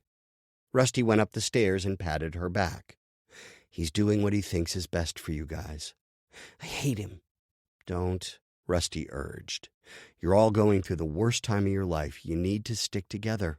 I'm sure he'll come around. Just give him time." Kaylee stepped back. "I'd rather kick him in the nads." Rusty flinched. "Tell you what, let's give him a few days to relax. I'll try to find a hotel with a pool, and while he's at work, I'll bring you kids." Brady came down the hall. "Really? Awesome." "You shouldn't have to leave." Kaylee folded her arms. "It's not fair." Rusty frowned. "Nothing about any of this is fair. Your mom should still be here, and—" "I don't want to talk about it," Kaylee said. "How long are you staying?" "Until he gets back." "Can we watch a movie again?" Brady asked. "That was so much fun last night." "Sure." Rusty ruffled his hair. "You want to set it up while I make some popcorn?" "Yeah." Brady ran over to the remote collection and grabbed one for the TV and plopped onto the couch. Rusty turned to Kaylee. "You want to pour some chips into a bowl?" She shrugged and rolled her eyes. "Whatever." "Try not to be upset. He'll calm down, I'm sure of it." "He's such a jerk. Everything has to be his way. You'd think now, with Mom being gone, he'd figure it out, start being nicer. But nope. Still being a first-class ass. Why don't you get some pop, too?" "Fine." She spun around and went into the pantry, slamming things around. Rusty's heart ached. He hated that she was in so much pain. They got everything ready in silence. Once they were done, Rusty put his arm around her shoulders. "I promised to hang out with you guys while he's at work tomorrow." "Can't you just tell Dad no? That you won't go anywhere? You're family, Uncle Rusty. We want you here, me and Brady. Stay for us." She pleaded with her eyes. He took a deep breath. "I'm going to a hotel for you guys. He's angry and needs some space. Hopefully he'll cool off in the meantime. Do you feel safe with him?" She shrugged. "Do you? It wasn't right what he did last night." "You mean hitting the wall by my head?" Rusty nodded. "He's a jerk, but he's not going to hurt us. I wish you'd stay." "I really think giving him a little space is best for now. Call me any time. You got my number in your cell, right?" She nodded but frowned. If he gets to be too much, let me know. I'll drop everything and head over. Really? She played with a strand of hair. You will? I promise. And remember, Laura's next door. Okay. And you better find a hotel with a good pool, like a slide or something. No gross little one. Cool pool. Got it. Anything else? Kaylee shook her head. Nope. Hope you like Star Wars. Sounds like Brady picked one of them. I love 'em. He grabbed the bowls of popcorn. She picked up the chips and pop. They set everything on the coffee table. Did you guys know your mom and I used to watch the original movies all the time? Brady's face lit up. You did? Rusty handed him a bowl. We used to have marathons all the time. We'd invite our friends over and watch all 3 in a row, and in between movies we'd act out scenes. He looked thoughtful. I could totally see you guys doing that. They all settled onto the couch and Brady started the movie. I hate Jar Jar, Kaylee said. Who doesn't? Brady asked. I heard he's actually a Sith. Shut up. There's a whole theory. You should look it up. As they bickered back and forth, Rusty couldn't help smiling. How many times had he and Mandy argued about pop culture? He tried to relax and just enjoy the time with the kids, but it felt like a big countdown. Every moment was closer to Chris getting back home. Once the movie started and the kids were throwing popcorn at each other, he managed to relax and have fun with them. He caught as many airborne kernels as he could and stuck them in his mouth. After the movie ended, they cleaned up and Rusty put some dinner in the oven. Are you staying after all? Brady asked, his eyes wide. He suddenly looked so much like Mandy it made Rusty's chest constrict. The way his eyes got big and hopeful, just like Mandy's used to. Sorry, kiddo. Just trying to get everything ready so you guys can have the best night possible. If I'm gone and dinner's cooking, hopefully your dad will be in a better mood when he gets here. Brady's face fell. You're leaving now? Rusty checked the time. Unfortunately. But I told your sister I'm going to find a hotel with a nice pool and bring you guys tomorrow while your dad's at work. Sound good? I guess. It will be. I'll see you guys in the morning. Get some rest tonight. He gave them both hugs. Neither wanted to let him go. It broke his heart. Chris was going to be home soon, so Rusty left quickly. As he closed the door, he could hear Kaylee grumbling about her dad. Rusty groaned when he saw the car. He'd forgotten about the break-in. He put the luggage and his briefcase in the trunk. He'd need to return it to the rental place to get a new one. Laura came over from her garden. Are you moving? She teased. I'm going to find a hotel and give Chris some space. Her face fell. A hotel? I have plenty of spare rooms. Save yourself some money and stay here. He glanced up to the house and saw the kids watching him from a window. He'd promised them the pool. I don't want to put you out. You wouldn't, I swear. I'll think about it. I need to get this back before the rental place closes for the night. Want me to go with you? He did, but that was the problem. Thanks, but I need to get this returned and then find a hotel with a big pool that the kids will love. Laura's eyes lit up. I know a great one not too far away. Let me lock the house and I'll show you. Rusty couldn't help feeling excited at the prospect of her going with. All right. Hold on. She hurried into her house and returned with her purse a minute later. He waved to the kids before climbing into the car and driving off. Hopefully his absence would make life easier for the kids when their dad got home. When they got to the main road, traffic was bad. I should have taken care of this before rush hour, Rusty complained. You needed your rest, Laura said. That much was true. I just feel bad about leaving the kids. They really didn't want me to. Sucks that their dad is such a jerk. We may be able to save one of them from him, though. Rusty turned to her. Did you get the lab results back? Not yet. I'm going to call in the morning if I don't hear back by then. What are you going to do if Travis is Brady's dad? I have no idea. The last thing I want to do is separate them. They need each other. Laura frowned. Lights green. He turned his attention back to the road and drove through the intersection. Turn here. It's a shortcut when traffic's this bad.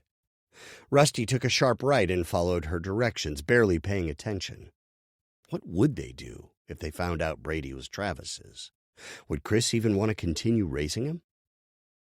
Soon he pulled into the parking lot and had to put it all out of his mind. By the time he had a new car, he also had a headache. "Want me to drive?" Laura asked. He rubbed his temples. "If you don't mind. I haven't seen that much paperwork since I purchased my house." "No kidding," Laura said. "Let's hope this car stays in one piece." "Does the hotel you were talking about have a private parking lot?" "A parking garage. You have to have a hotel card key to get in." Rusty sighed in relief. "Sounds like a secure place." "It's one of the best around here." "You've stayed there?" he asked. "Yeah, when my house was being renovated. Oh, turn left up ahead." He followed her directions for a few miles until he pulled in front of a tall, gorgeous building. It was going to cost a fortune, but with any luck, he would only be there a few days. After checking in, he realized Laura still needed to get home. "I should get you home. You're probably starving. It's past dinner time." "We can order in. They also have a couple wonderful restaurants. My treat this time." "If you insist." He smiled, glad to have her company a little longer. He looked around the beautiful lobby. "Where are the restaurants?" "There's a buffet down to the left. We'll overeat for sure. The food is divine. Down the other way is a French restaurant."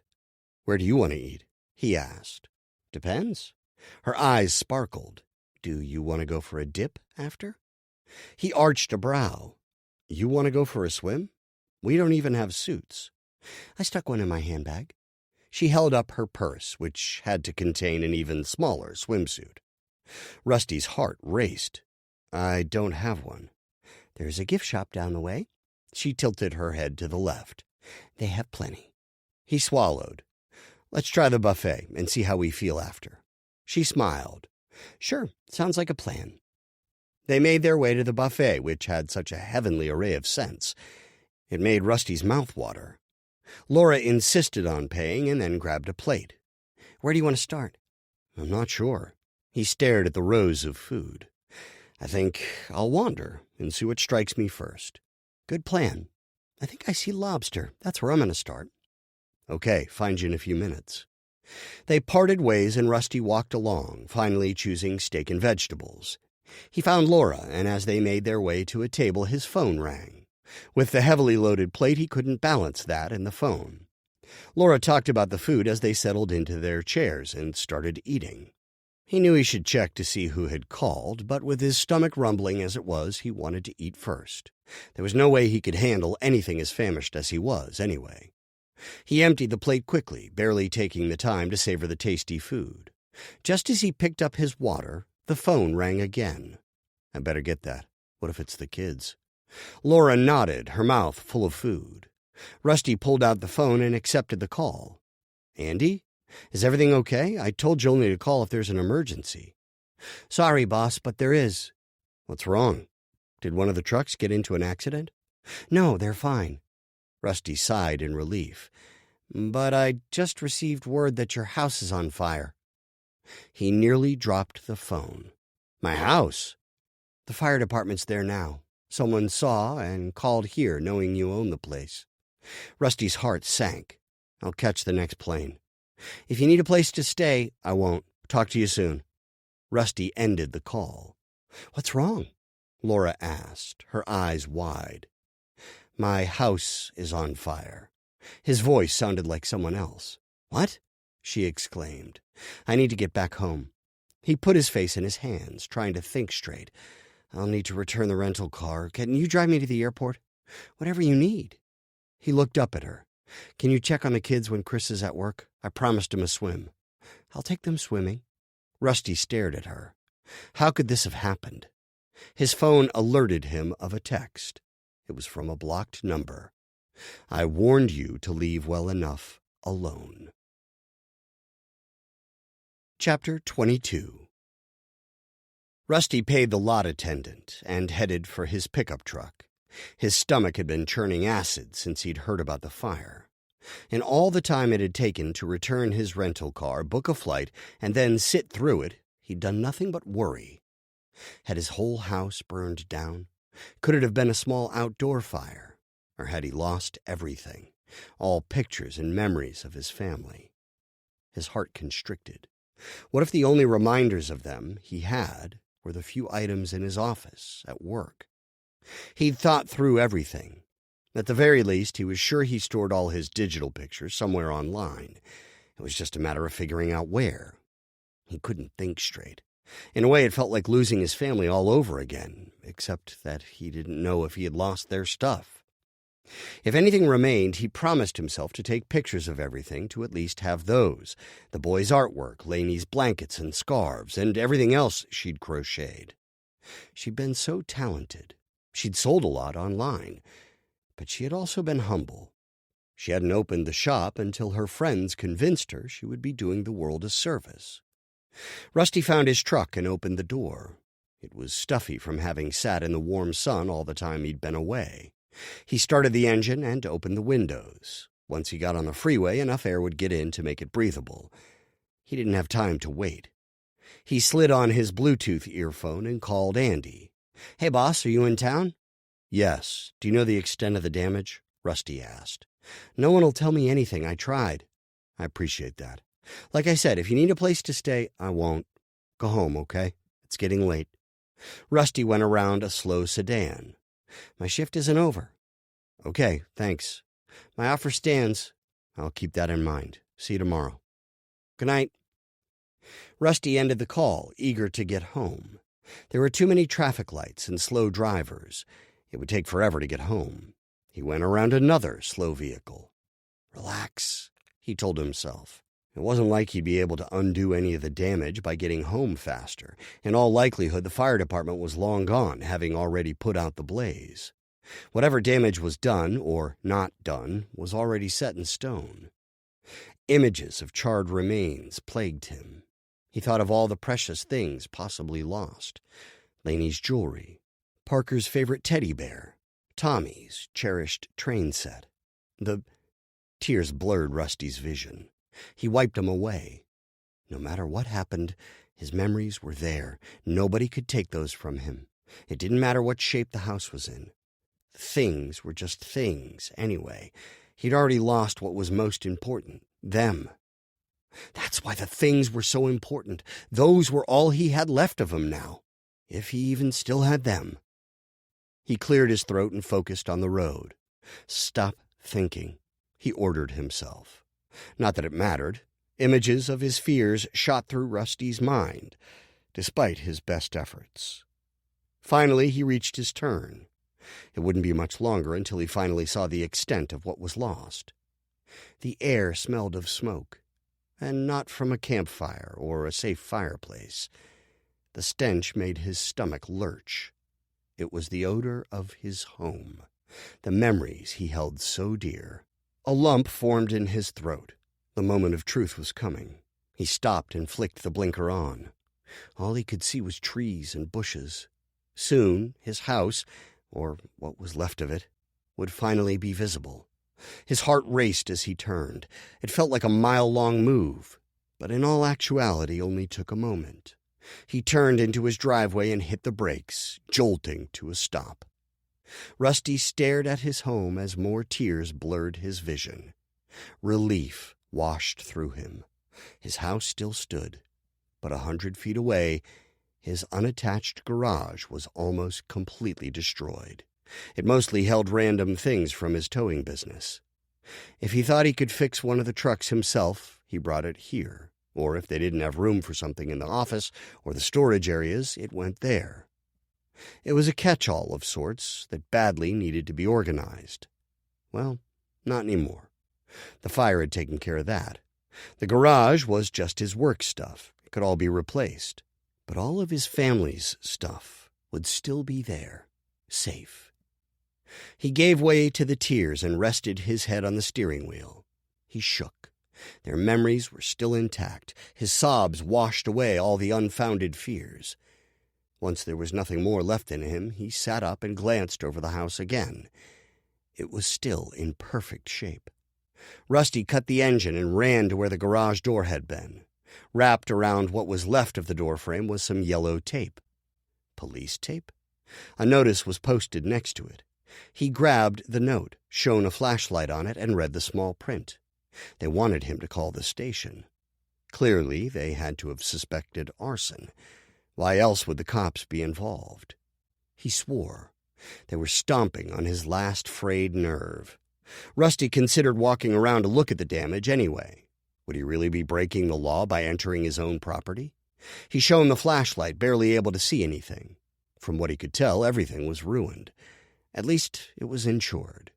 And better than that, it was completely set apart from the house. No connecting wires or anything like that. Any melted wire would result in the power being shut off in the house if they were connected. He glanced over at the house, noticing his porch light still on. He was tempted to just go inside and take a load off, but he couldn't put off the cops. Rusty grumbled and called the number on the paper. He explained who he was, and the lady on the other end told him he needed to go to the station. He told her he'd be right down. The sooner he got this over with, the sooner he could get inside and wrap his arms around his family's things. Rusty walked back to his truck, the feeling of defeat squeezing him. He picked up a rock the size of his fist and squeezed. He narrowed his eyes, staring at the charred remains of his garage. How dare someone do this to him? Stupid arsonist. He squeezed the rock tighter, a couple sharp edges digging into his flesh. He aimed the rock at the rubble, imagining Travis Calloway's face. That man had the means to make this happen from clear across the country. Rusty pulled his shoulder back, aiming at the charred mess. His arm released and moved forward. At the last moment, he turned his body and threw the rock into the woods. He heard the sound of it hitting a tree, then bouncing into another, until all went silent. He picked up another rock and chucked it, then another, and another. Finally, he climbed back into his pickup and headed for the station. Halfway there, his phone rang. It was Andy, probably wanting to know how badly burned the house was. Rusty ignored the call. He was in no mood to talk to anyone.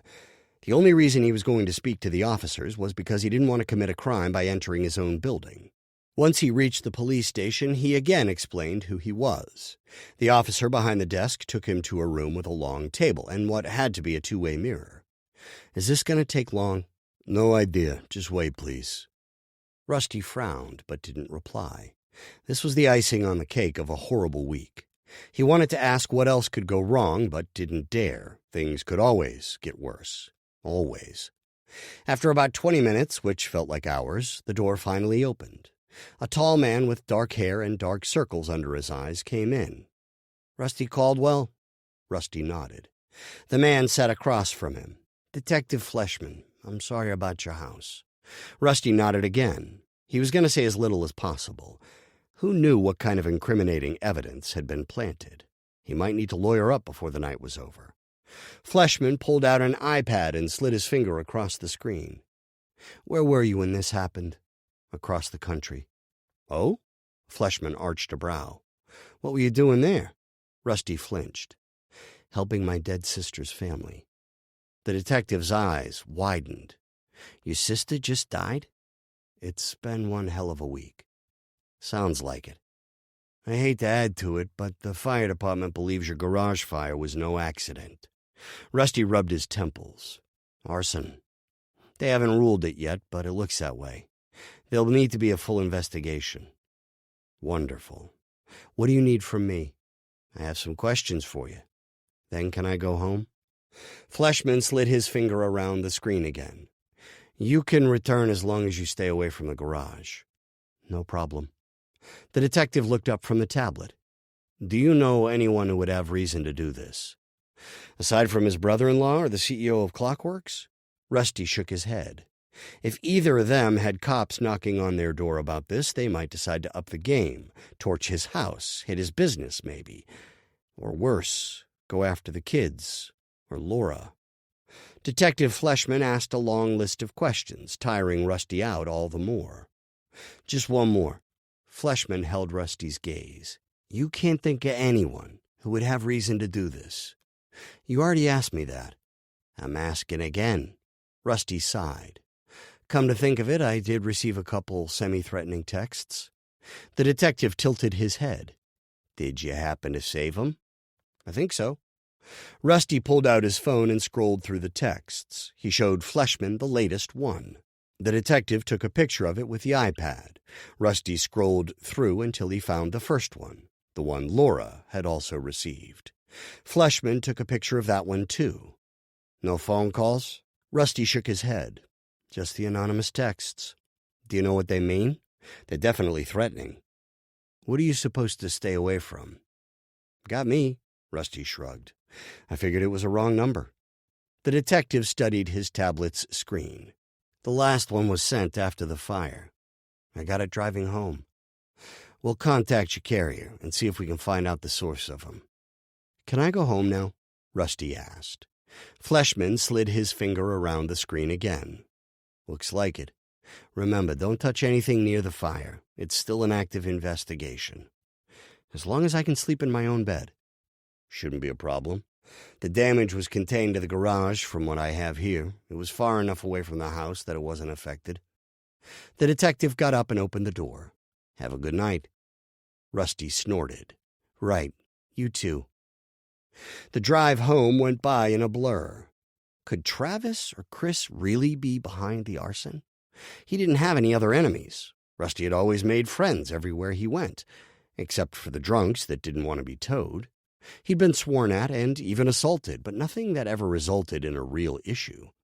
Many times he'd even received a thanks or an apology the following day. By the time he pulled into his driveway again, his body ached. He couldn't wait to climb into his own bed and fall asleep. But first he needed to get home. He grabbed his luggage and the new locking briefcase, set the truck alarm, and headed for his front door. The air inside had a slight smell of smoke. There were some air filters somewhere. He would need to find them and plug them all in. He'd been lucky, and he knew it. Rusty turned around and headed for his room. Everything seemed to be in its place, each item right where he'd left it. Pictures hung on the walls as if nothing was wrong. Images of a happy family. If he didn't know better, he'd think that happy family was sleeping within these very walls. At least no one had bothered his home. Chills ran through him. That probably meant this was only a warning. Chapter 23. Bang! Crack! Rusty sat up, pushing the covers away. He reached for his nightstand, opened the top drawer, and pulled out the revolver. Scratch! Bang! Someone was just outside his room, hitting the wall. He scrambled out of bed and readied the gun. It could very well be the same person who had destroyed his garage. He would take him out. Self-defense. No one would question it for a moment. He crept to the window and lifted a blind just slightly. Nothing. Crack! Whoever it was, he was right underneath the window. Rusty stood on his toes and peered down as far as he could. All he could see was brown. It looked like hair. He braced himself and prepared his voice to be as deep and loud as possible. "Get out of here!" The person below him scrambled to his feet and roared. The fur-covered body turned and faced Rusty, making eye contact. It took him a moment to realize it was a bear, not a person. Rusty's heart pounded like a jackhammer, nearly bursting through his chest. The bear hurried away. Rusty leaned against the wall and slid to the floor, trying to catch his breath. He released his hold on the revolver and set it on the carpet next to him. Stupid bear. He muttered and gasped for air. He should have known better. Wildlife came up to the house all the time. That was one reason they had built such a tall, strong fence around the kids' play area out back. Once his heart and breathing had returned to normal, Rusty got up and returned the weapon to its place. He sat down on the bed and allowed his body to go limp. It was still early, but there was no way he would fall back to sleep after that. He leaned back, his head landing on the soft comforter, the one Laney had picked out just before. Rusty ran his fingers through his hair. The familiar curls were already beginning to return from the too-short cut. He reached for the items he'd brought to bed with him the night before. Parker's favorite brown teddy bear, kind of ironic. Tommy's train plushie that he'd gone to bed with every night. The last blanket Laney had made. He held them close and took in the scents. They still smelled like his loved ones. Barely. It was a miracle the smells had held on so long. Or maybe it was just his imagination at this point. It had been so many years. The boys had never even known they'd had cousins on Rusty's side. His chest tightened. He pushed the items aside and sat up.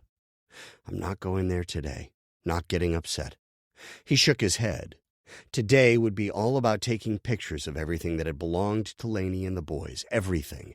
If it took him all day, he'd make sure that no matter what happened to all the stuff, he would at least have pictures uploaded somewhere safe. Rusty's stomach growled. He'd start after a quick breakfast. Then he'd be set for the task. He opened the fridge. Moldy strawberries sat in a bowl on top. What else had gone bad? He didn't want to know. Probably more in the drawers. He grabbed the bowl and dumped the fruit into the garbage. Then he went into the freezer and found some breakfast burritos he'd frozen a while back. He put them on a plate and into the microwave. Then he started a pot of coffee and wandered down the hall to use the bathroom. He stopped in front of a picture of him and Laney, her gorgeous, perfect smile. Her head was turned just slightly, looking at Rusty. An adoring expression covered her face. Guilt punched him in the gut. What had he been thinking, allowing himself to have feelings for Laura? He'd promised to love Laney for the rest of his life. Well, technically, until death do them part. He frowned. Never had he been able to imagine himself growing old with anyone else. He hadn't wanted to. It was Laney or nothing. Laura's face popped to mind. Or Laura? How could he even think that? No. Rusty gazed into Laney's eyes in the picture.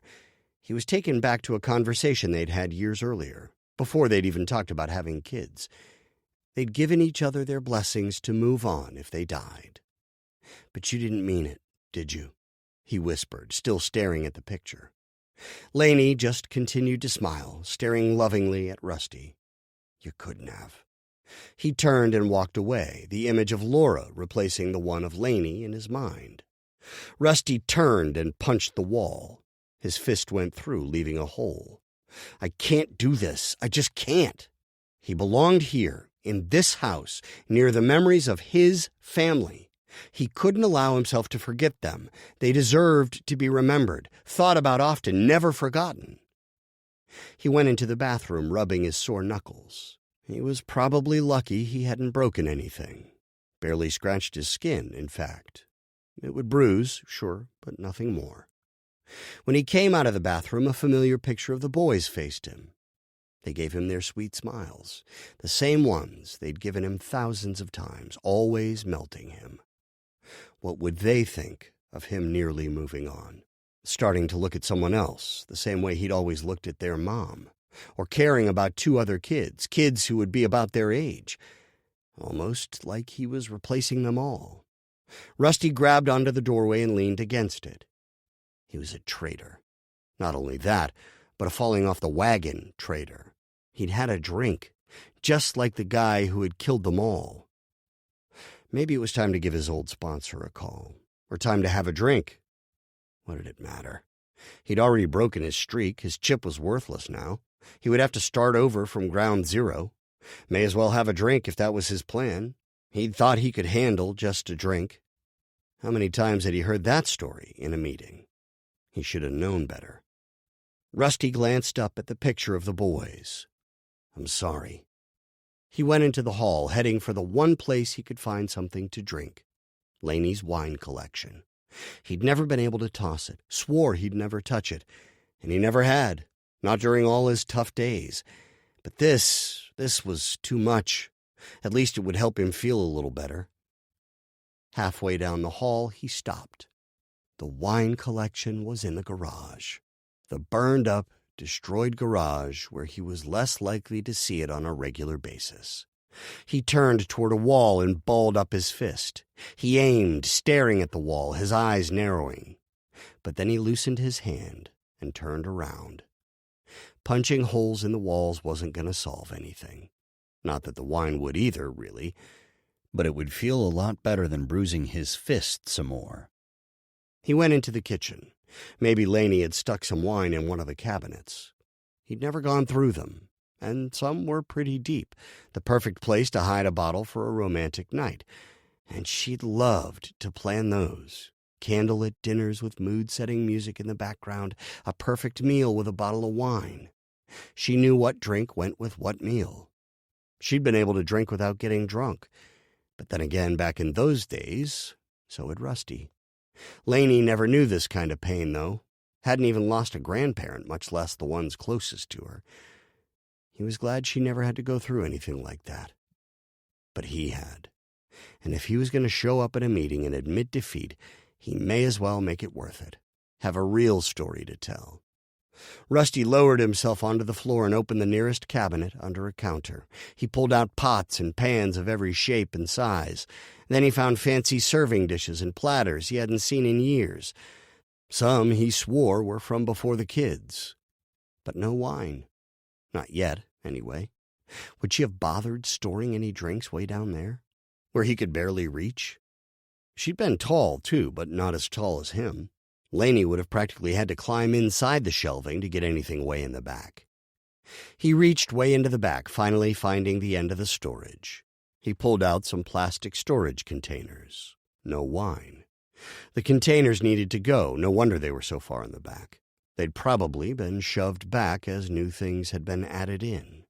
He returned the rest and went to another cabinet, again finding no wine. Maybe he should go to the store and pick some stuff up. Then he could grab a beer instead, maybe something harder. And leave his house alone for someone to torch as soon as he was out of sight? Rusty shook his head. He was desperate, not stupid. He needed to get pictures of everything. That had been the original plan, and he needed to stick with it. Get pictures and store them safely online. It was too early to get drunk anyway, especially for someone who planned on sobering up again. Or did he want to? Did it even matter? His family was gone, and he couldn't help Kaylee and Brady, not really. Their dad wouldn't let him near him. Did he even have any right to try? He'd never been there for them their entire lives. Not once had he tried reaching out to their mom, his sister, his flesh and blood, even after he went through the same struggles. Part of him hadn't wanted to talk to Mandy. That would have meant admitting where he'd gone wrong, following their parents and abandoning her when she needed them most. How could he have ever looked at her after betraying her? Everyone was better off without him. Anyone who got close to him died. The evidence was plentiful. Laney, Parker, Tommy, Mandy. Laura and the kids were better off with him staying away. He would do them all a favor, staying home. Rusty stood and stretched his legs. Where was his phone? It took better photos than his camera, and the sooner he got everything cataloged, the sooner he could have a private party for one. He went back into the bedroom and found the phone sitting on the nightstand. The battery was almost dead. He'd been so stressed the night before he hadn't thought to check. Rusty found a cord and plugged it in. He sat on the bed and rubbed his temples. How much was one man supposed to take? He was going to snap soon. That was why he needed something to drink. It would relax him. Then he could think clearly. Not like now. His body ached. Fatigue had him by the throat. Maybe he just needed a nap, a nice long one. Then when he woke, the phone would be ready to take pictures. Rusty leaned back and rubbed his temples. His tense body started to relax, and before he knew it, he fell asleep. Some time later, a loud knock sounded from the front door, waking him. Chapter 24. Rusty shook off the sleep fog and climbed out of bed. The pounding on the door continued. Or was it from his head? He was pretty sure he had a headache. The banging continued. "I'm coming!" He ran his hands through his hair and stumbled. It was probably a good thing he hadn't had anything to drink. He was already a mess. He made it to the front door and stood tall. Who could it be? The cops? Had they found the arsonist already? Rusty opened the door and stepped back. He did a double take. Alyssa? He vaguely recalled her saying she'd watched the place after she followed him home the night he found out about Mandy's death. Alyssa Mercer stood on his front porch, next to a young man a little taller than her with dark hair past his ears. He resembled her. It was probably her son. He was definitely too young to be her husband, and he appeared to be checking Rusty out, too. Some first impression. "What's going on?" Alyssa asked. "Your shed is destroyed." "Garage." Rusty rubbed his eyes. Arson, apparently. Alyssa's eyes widened. Are you okay? No offense, but you look terrible. My sister just died and someone lit my garage on fire. I think I'm entitled. Hey, I'm the last one to judge. Do you need anything? A drink? A really hard one? Rusty shook his head. Can we come in? He stepped closer to the door. I'm here now. Thanks for checking in. I don't want to keep you too. Alyssa glanced at the young man. Sorry, I forgot to introduce you. This is my son, Alex. Alex, this is Rusty. Nice to meet you, Alex said. He held out his hand. Rusty took his hand and shook it. Likewise. I hope this visit didn't take you away from anything important. Alex shook his head. Just picking up my classes. I'm starting at the U in the fall. That should be fun. Well, I don't want to keep you guys. Alyssa caught his gaze and frowned. I feel like we should do something for you. You just don't seem yourself. I mean, obviously you're having a hard time. What do you need? We can run to the store. Really, I'm fine. It's just a headache. Do you have any painkillers? He opened his mouth to say yes, but realized he wasn't sure. That's it, Alyssa said. We'll drop by the grocery store just down the road. Need anything else while we're there? Just alcohol. He shook his head. I've got everything else. Alyssa handed Alex a set of keys. Can you pick up some aspirin? I'm going to make him something to eat. Rusty put up his hand. Really, I insist. After all you did for me when I was at the end of my rope, it's the least I can do for you. She came inside. Alex glanced at Rusty, shrugged, and turned around. A few moments later, a car door opened and the engine started. Alyssa closed the door behind them. Okay, now that Alex isn't here, will you tell me what's really going on? Rusty sighed. I told you. My sister died and someone set my place on fire. She gave him a knowing look. There's more to the story than that. I can tell something else is wrong. He really didn't want to admit to falling off the rails. The man who towed drunks had turned to liquor himself. What is it? How can I help? You've done plenty, thanks. Don't want to talk? Okay, I'll just make you something to eat then. He shook his head but didn't say anything. Maybe she'd feel better after he ate, and then leave. In the kitchen, Alyssa gestured toward the table. Sit. It's my turn to take care of you. Yawning, Rusty sat. She opened the fridge. Oh, these have to go. Had he forgotten to toss the strawberries? He put his face in his palms. I haven't had time to... Don't worry about it. She turned around, holding an armful of rotten food. You look like you could use some more rest. Why don't you go to bed? I'll let you know when the food's ready. But I don't want you to be... Nonsense, go. Was I this pushy? The corners of her mouth twitched. Worse. But in retrospect, that's what I needed. You'll thank me later. Trust me. Okay. He got up and headed out of the room. He stopped and turned around. Thanks, Alyssa. I appreciate it. Even if he was annoyed, it was true. She smiled. It's my pleasure. Get some rest.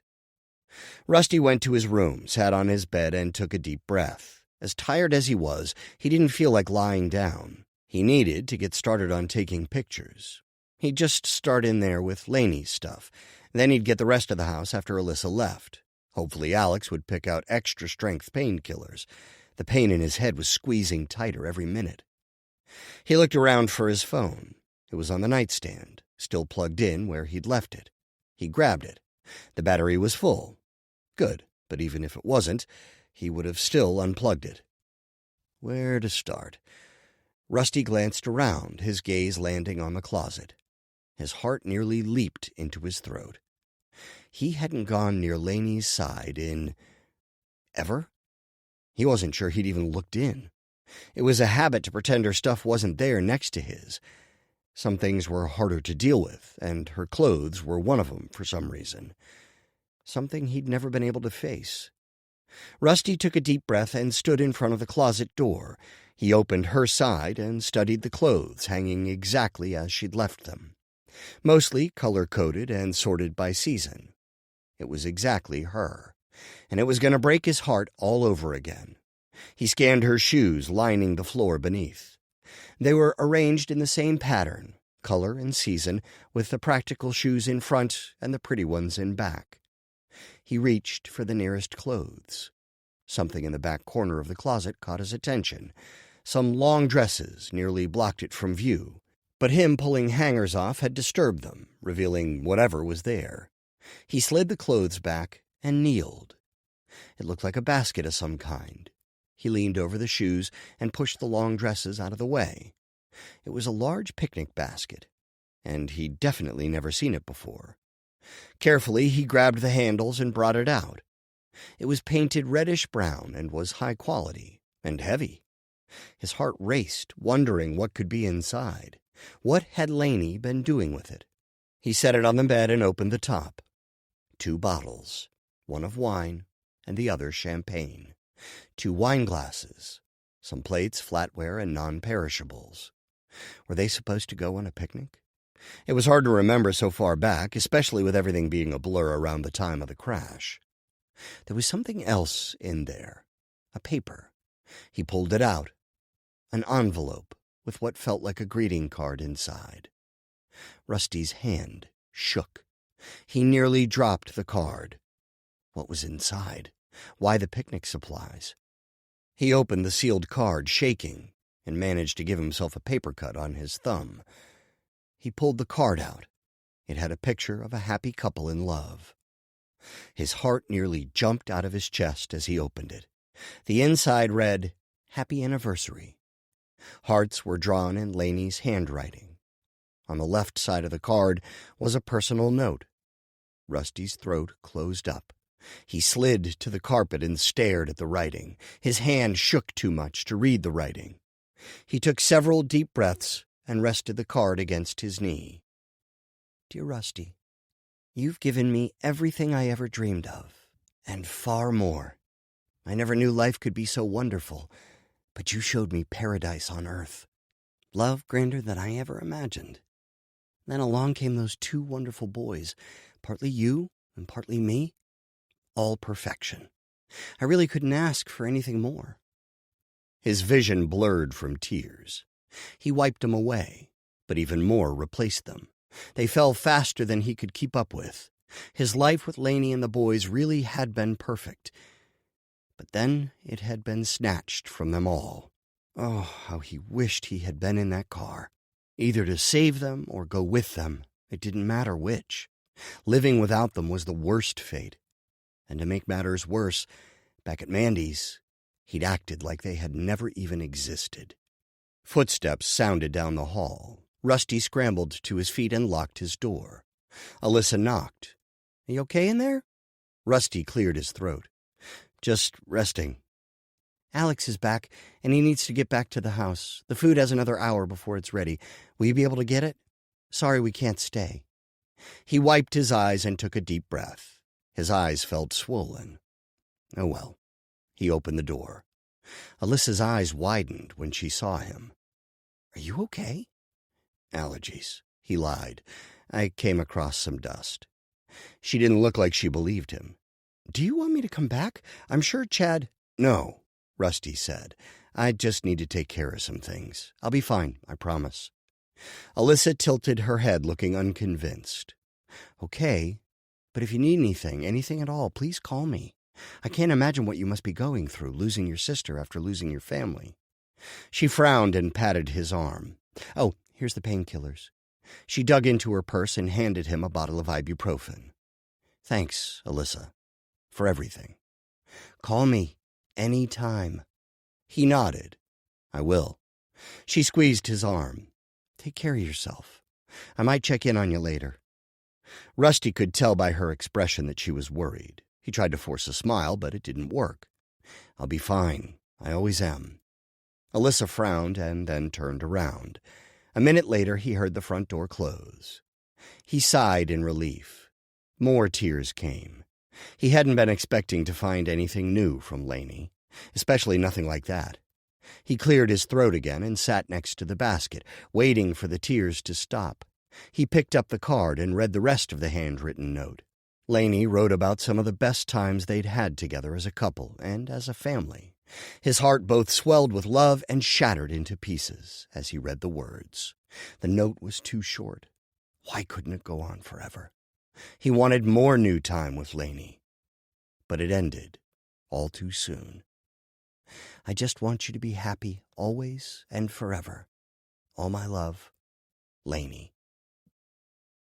Rusty rested his head on his knees and sobbed like a baby. It was too much. How could he be happy ever again? Misery was his destiny, loneliness, fatigue, anything but happiness. He'd managed to survive, to get by, to make himself feel like he was righting the wrong of their deaths by towing drunks, saving others. But to what end? His family was still gone, and nothing could bring them back. Rusty set the card next to the basket, grabbed a framed picture of Lainey, and put it next to the card. Let's have that wine, sweetie. He dug into the basket, finding a corkscrew, and opened the bottle of wine. He poured it into the 2 glasses and set one next to Lainey's picture. Rusty took a sip, but then paused. Wait. He raised his glass. To happiness. He waited for her glass to raise. No? Not anymore, huh, babe? He downed the whole glass and then looked into Lainey's eyes. If I could go back in time, I would. I'd do anything to keep you 3 out of the car that night. Anything at all. He frowned and poured more wine for himself. You should have some. It's good. But you already knew that. You picked it out. Before long, the bottle was empty, leaving only Lainey's untouched glass. He leaned back against the bed and closed his eyes. The alcohol felt good running through his system. He finally felt relaxed. How about that champagne? Rusty didn't wait for a response. He drank her glass and then opened the champagne bottle and poured some into each glass. Hopefully, you guys are happy wherever you are, if there's anything in the great ever after. He tapped her glass, careful not to spill it. His reflexes weren't up to their normal speed. Rusty drank half the bottle before looking back into Lainey's eyes. What do you guys think of me spending time over at Mandy's? With our kids and neighbor. I went out with Laura, you know. It was fun. She was nice and pretty. Really pretty, actually, but in a different way than you. You're classy, down to your core. She's a free spirit. You'd like her, though. He sighed. Some husband, huh? He poured himself another glass, spilling some onto the carpet. That was a waste. He muttered. An alarm went off somewhere. His eyes widened. It wasn't another fire, was it? He scrambled to his feet, tripping over them. He stumbled down the hall, and it was only when he was almost to the kitchen and smelled something mouth-watering that he remembered Alyssa had made him something to eat. Rusty tripped over the floor as he entered, catching himself on the wall. He stood, trying to gain his bearings. The room was moving around him. At least the tears had stopped. He felt better. Mission accomplished. Now to turn off the timer. He walked slowly, carefully, and then reached for the off button. Finally, blessed silence. Now to get the food out without burning himself or dropping it. Maybe he should have waited on the alcohol until after he'd eaten. That would have been the smart thing to do. But he didn't care. He felt better. And for the time being, that was all that mattered. Chapter 25. Laura's finger hovered over the call button, but once again she canceled the call. Rusty would call when he was ready. She couldn't stop worrying about him, though. Had he lost everything in the house fire, or had the fire department been able to put it out before there was any real damage? Did he have someone to talk to? Laura would be freaking out if her home had been destroyed, and there was no way it was a coincidence, not with everything else going on around here. She scrolled over to the latest text that had come in earlier. Watch out, or you'll be next. What if someone did try to set her house on fire? She went to a window that overlooked the house next door. Was Chris behind all this? If he was, he'd be stupid to light up her house. Flames spread quickly, jumping from one home to the next, especially in the summer heat in Florida. Their entire block could be gone before the fire department arrived. Okay, maybe that was a bit of an exaggeration, but with Chris's home so close, he'd be stupid to recreate Rusty's fire. What else did whoever was behind all this have planned? More texts? Rumors? Laura had already had enough dirty looks and rude comments. In fact, she didn't even know what rumors had been spread. She and Rusty had been so busy with other things, neither had checked. It was obvious that it went beyond gossip about Travis freaking out on Rusty. Yes, that would raise a few eyebrows, but people acted like they were criminals. And it was so strange how Lisa had acted when Laura and Rusty had taken the samples in. Usually Lisa would do anything for Laura. Chills ran down her back just thinking about the glares and comments around town. People were truly disgusted by them. Sure, she was used to being an outcast, but this had been taken to a whole new level. Laura needed to sit. She went into her office and turned on the laptop. Maybe she could find something online. One of those annoying local gossip blogs had to have something. She'd been avoiding them, preferring not to know what people were thinking. But it was becoming increasingly clear she needed to know as much as she could.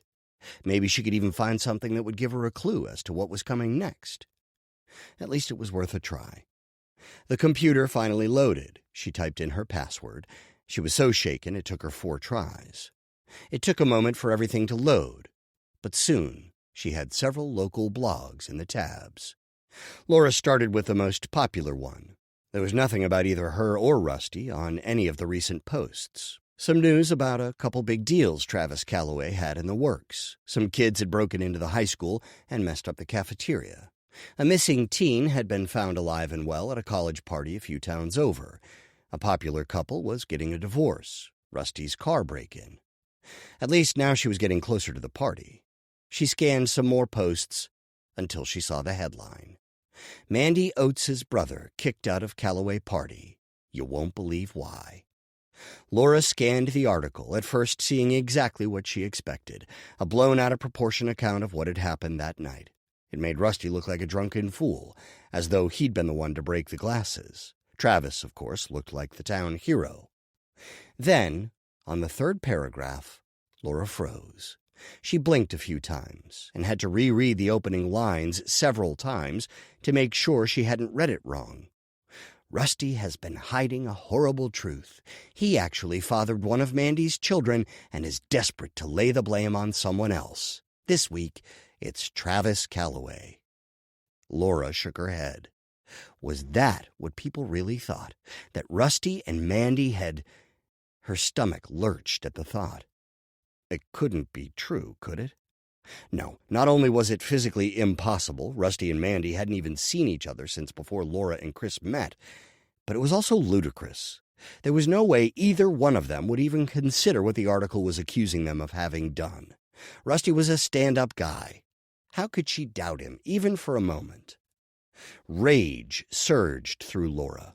She wanted to defend both of them, her best friend and Rusty. How dare they publish such horrible lies? It certainly explained why Lisa wouldn't help them, and why she had glared at Rusty when they came in with the paternity test. She closed her laptop. If there was more, she didn't want to know. They were better off without the knowledge of whatever other rumors had been floating around. That one was bad enough. What could be next?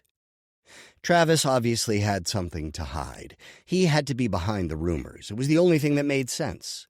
Mandy had been after him for money. Rusty was trying to clear her name, and Travis had the influence to get anything posted that he wanted. Laura leaned back and closed her eyes. They really needed those results back. Not that they could entirely undo the damage already done, but at least they would have proof. Mandy had been sure it was Travis, so that had to... A clinking sound came from the lower level. Laura's heart nearly leaped into her throat. Pulse racing, she scrambled from the chair. It sounded like someone was trying to open the downstairs door. Mind spinning, she went into her coat closet and grabbed a baseball bat. She had it there for an occasion such as this, though she'd hoped never to use it. The sounds continued. If the person managed to open the door, the alarm would sound and alert the security company. By the time they called the police and they arrived, she could already be dead. She reached into her pocket. Where was her phone? Had someone left it somewhere? She almost called Rusty.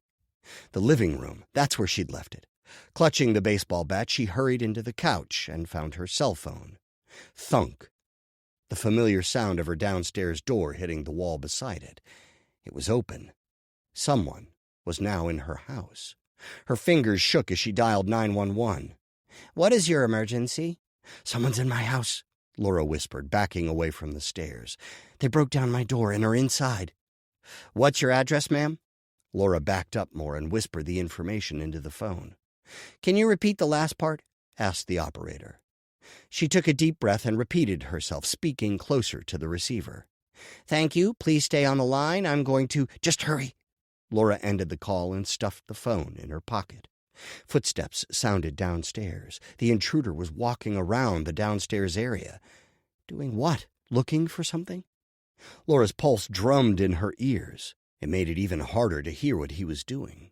She squeezed the bat as hard as she could and took several deep breaths. The rushing blood quieted. There was no way she could make it to the front door unseen. He kept pacing near the stairs, probably going through her things. By the time she reached the door, he would have enough time to grab her and drag her wherever he wanted. One thing she wasn't going to do: hide and cower. She looked around for anything else that could be used as a weapon. There were no guns or pepper spray in the house. Knives. She had a whole set in the kitchen. Laura crept over, needing to pass the stairs. She turned to look. A man dressed in black stood there. Laura screamed. The sound echoed around her. "You weren't supposed to be home." And Rusty's house wasn't supposed to catch fire. Things change. She clutched the bat, ready to swing. He pulled up a sleeve and revealed a large pocket knife. He flung it open and held it out. "I'm not afraid to use this." Laura readied the bat. He lunged for her, aiming the blade at her throat.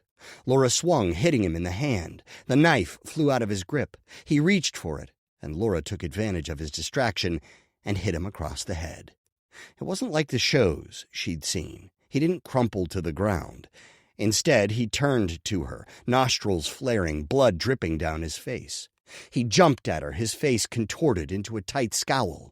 Laura moved to the side and swung the bat again. This time, he grabbed it and aimed for her. She looked around and grabbed a half-full wine bottle from her rack. "I'm not here for a date," he sneered. Laura hit him across the face. It didn't shatter, as she'd hoped. The intruder stumbled back, swearing and grasping his nose, which gushed blood. She turned and smashed the bottle against the table. This time, it shattered and sent the sticky liquid in all directions. She held up the sharp container. "Don't come near me. I'll do more than break your nose." Sirens sounded outside. Laura breathed a sigh of relief. The intruder swore. Without warning, he lunged for Laura and wrapped his arm around her neck. His blood dripped onto her hair and dress. She gagged, unable to breathe, and tried to pull his arm off. He dragged her out to the living room and stopped near the front window. The intruder swore again. "They're stopping here." Laura jammed the broken bottle into his thigh. His arms released her. Gasping, she ran toward the stairs. He ran toward her, knocking her over just before she fell down the flight. Laura kicked him off and ran down, stumbling over a couple steps. Grumbling, he grasped at her just as she turned the doorknob.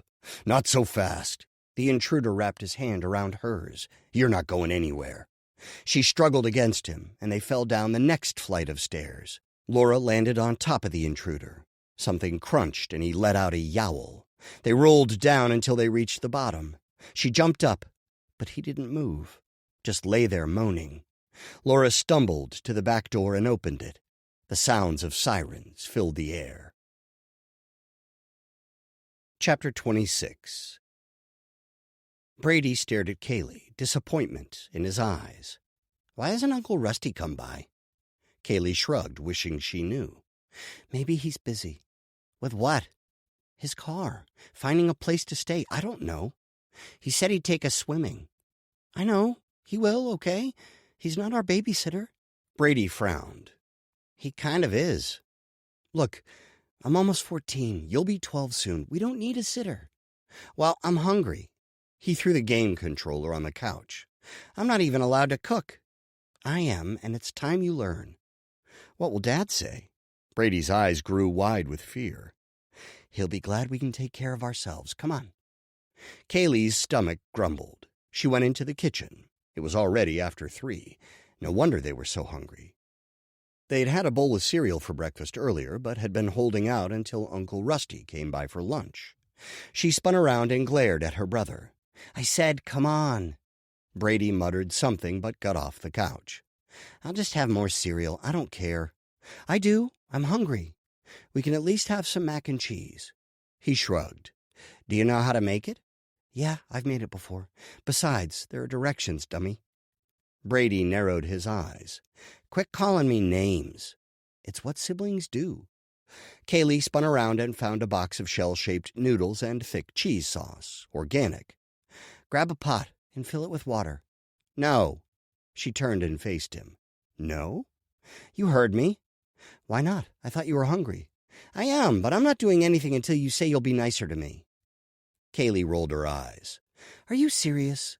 "That's exactly what I'm talking about." "We're supposed to bicker and pick on each other." Brady folded his arms. "Says who?" "Says everyone in the history of brothers and sisters." "That doesn't mean—" The front door burst open. Brady spun around and Kaylee moved to see around him. Dad slammed the door and ran his hands through his already messy hair. His eyes darted back and forth, not seeming to notice either of them. "What's going on?" Brady asked. Kaylee stepped up beside him. "Yeah, Dad." He glanced up at them, an expression of fear on his face. "What's wrong?" Kaylee exclaimed. "They're coming for me." "What?" Brady's voice cracked. "Who?" Kaylee asked. Dad shook his head. "I don't have time to explain. Where's Rusty?" "You kicked him out, remember?" Kaylee narrowed her eyes. He swore. "Right. Well, you're going to have to call him. He's back on duty." "What's going on?" Brady demanded. "It's a long story. I don't have time to explain it. Just don't answer the door unless it's Rusty." Dad hurried past them and down the hall, slamming his bedroom door. Brady turned to Kaylee. A tear sat on the edge of his eyelid, about to fall onto his face. "What's going on?" She put her arms around him and held him tight. "I have no idea, but we'll call Uncle Rusty like Dad said to." "But why does he look so scared?" "I have no idea." Kaylee rested her head on his for a moment before stepping back. "I tried calling Uncle Rusty earlier, but he didn't answer." "What are we going to do if he can't watch us and Dad can't?" "Mom always said we could go next door to Laura. But Dad doesn't want—" "I don't think he has much of a choice. If we can't find Uncle Rusty, we'll go there." "What if she's not there?" Kaylee took a deep breath. "You worry too much." "I can't help it. I wish Mom was here." A lump formed in Kaylee's throat. "Me too. She'd know what to do." Though Kaylee had a feeling that if Mom were there, none of them would be in the situation to begin with. Everything seemed to go back to her death. "Why can't we have a funeral for her? She deserves one, a nice one." Kaylee nodded. "We'll ask Uncle Rusty, Kay? I'm going to call him now." She ran down the hall to her room, where her phone was charging. Dad was yelling behind his door. He kept pausing, but it was hard to tell if he was on the phone or just venting to himself. She hurried into her room, unplugged her phone, and found Uncle Rusty's number. "Come on, pick up," she begged. Brady came in. "Did he answer?" Kaylee shook her head, listening to the voice message. "Uncle Rusty, we need you. Call me back, or just come over, but hurry." She ended the call. She and Brady went into the hall. Something broke against the wall in Dad's room. Brady turned to her wide-eyed. Sirens sounded outside. Dad let out a stream of profanities from behind his door. Brady ran into the living room. "Oh, my gosh!" "What?" Kaylee ran over to him. "Look!" He pointed out the window. Police cars pulled in front of their driveway. A fire truck and ambulance parked in front of Laura's house. Brady and Kaylee exchanged wide-eyed glances before turning back to the front yard. More police cruisers pulled up, some into Laura's driveway and another into theirs. "Don't open the door," Dad ordered. Kaylee whipped around. He stood by the stairs, a backpack slung over his shoulders and 2 more bags in his hands. "Dad?" Brady asked. "Stay in here." He started down the stairs. "What's going on?" Kaylee asked. "No time to explain. Just stay where you're at." But... Brady shook and tears ran down his face. Kaylee put her arm around him. "It's going to be okay."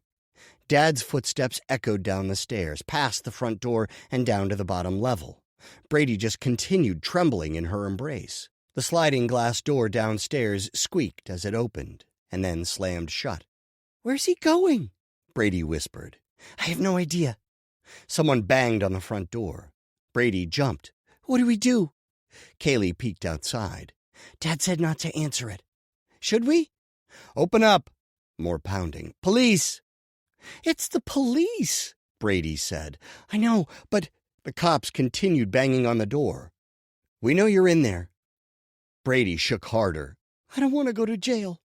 "They're not going to put you in prison. We didn't do anything wrong." "What if Dad did? Can they make us pay?" "This isn't the Middle Ages. Come on, we better answer it." "Open up!" Brady took a deep breath and then nodded. He wiped his eyes. "We'll be okay, I swear." "I don't believe you this time." He slid his hand in hers, like when they were younger. Kaylee squeezed his hand, and then they walked slowly to the front door. She felt like they were headed for their execution. She swallowed and then opened the door. 3 officers stood in front of them.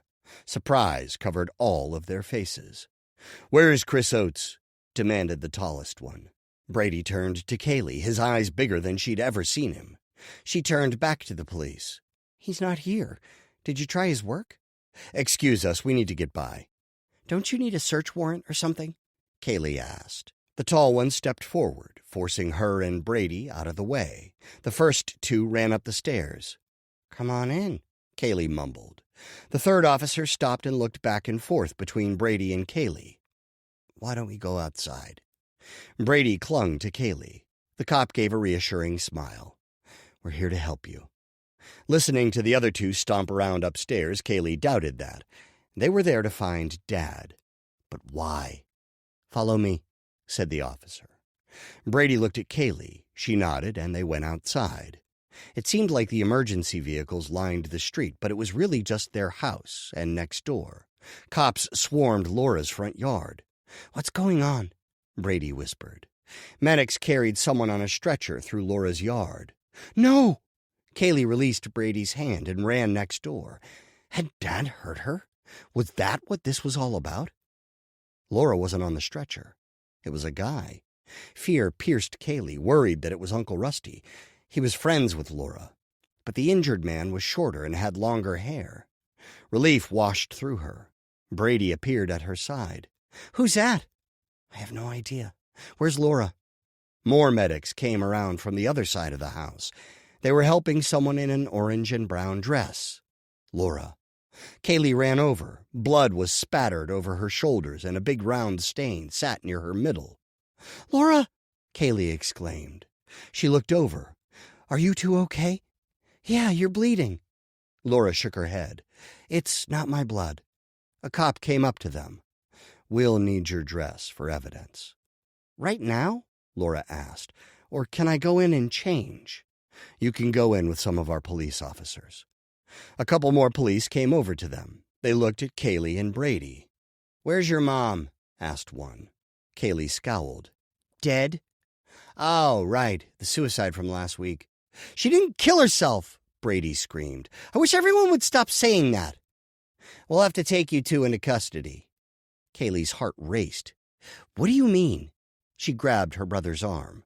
"Your dad's going to be booked downtown." The officer flicked his head toward their yard. Dad was in cuffs, surrounded by cops. Kaylee's heart sank. "We're going to jail too?" Brady asked. The officer shook his head. "No, but you're going to have to enter foster care. I'm sorry to say, but you'll probably be separated. Not many people are willing to take on 2 teens. Brady clung to Kaylee. "He's 11. She glared at the cop. "I'm just saying the chances of you two staying together aren't good." "They can stay with me," Laura said. "You licensed for foster care?" She shook her head. "They have to go with a blood relative, otherwise the foster system. Are you a relative?" Laura shook her head again, and her face fell. "Uncle Rusty!" Kaylee exclaimed. The officer glanced around. "Your uncle's here?" "Not here, Kaylee said.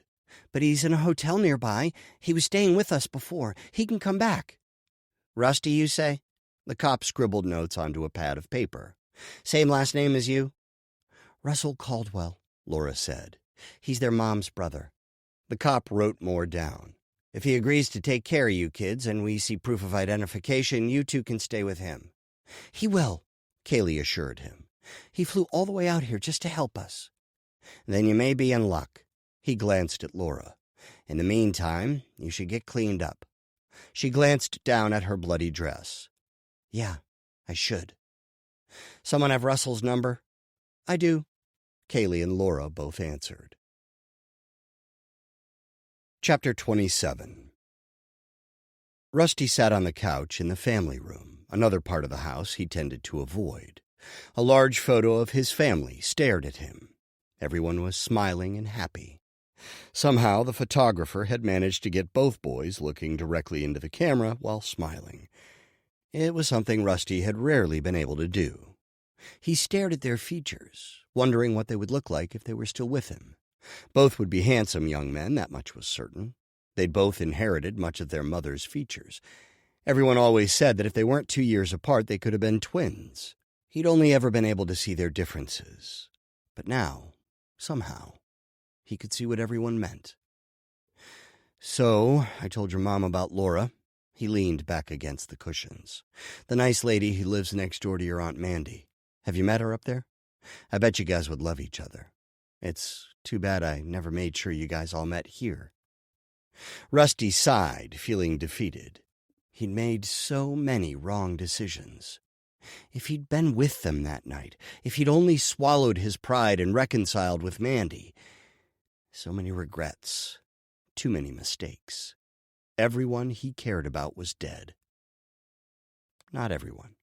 Laura's beautiful smiling face came to mind, followed by Brady's mischievous grin and Kaylee's spunky laugh. He really did love those kids. And Laura, he definitely had feelings for her. Part of him wanted to go back and make sure they were all okay. Between the texts and the vandalisms, he had real reason to worry about Laura and those kids with Chris, especially if he'd hurt Mandy. Rusty leaned his head back against the top of the couch. No, they'd all be better off if he stayed away. They would just end up hurt, maybe even killed. It was obvious that was what happened to those he cared about. And besides all that, if he stayed away, maybe the murderer would leave everyone alone. Everyone would be better off if he stayed away. He sat up and looked back at the picture of his family. If only he could see them one more time, or even be with them forever, like it was supposed to be, before that drunk loser took everything from him, from all of them. But was he any better than the drunk? He was right back there, except for one major difference. He wasn't stupid or cruel enough to climb behind a wheel. He wouldn't take another person's life. He studied each one, Laney, Parker, Tommy. Maybe joining them was the answer. It wasn't like he was doing any good here. He'd just brought more trouble to Laura and those kids. Laura wouldn't have gotten involved with Travis's parties, the DNA testing, and maybe Chris would have been more relaxed without Rusty around. Going there had been a bad idea all around, for everyone. Rusty stared into the eyes of each family member in the picture. "I'll see you guys real soon." He turned around and headed for his room. The gun was still there. It would bring him to his family. He stumbled into the bedroom and stared at the picnic. 2 empty bottles, 2 empty glasses, a picture of a beautiful woman, and a card declaring her love for him. Yes, it was time to complete the family, bring them all together where they needed to be. Rusty sat on the bed and opened the drawer in his nightstand.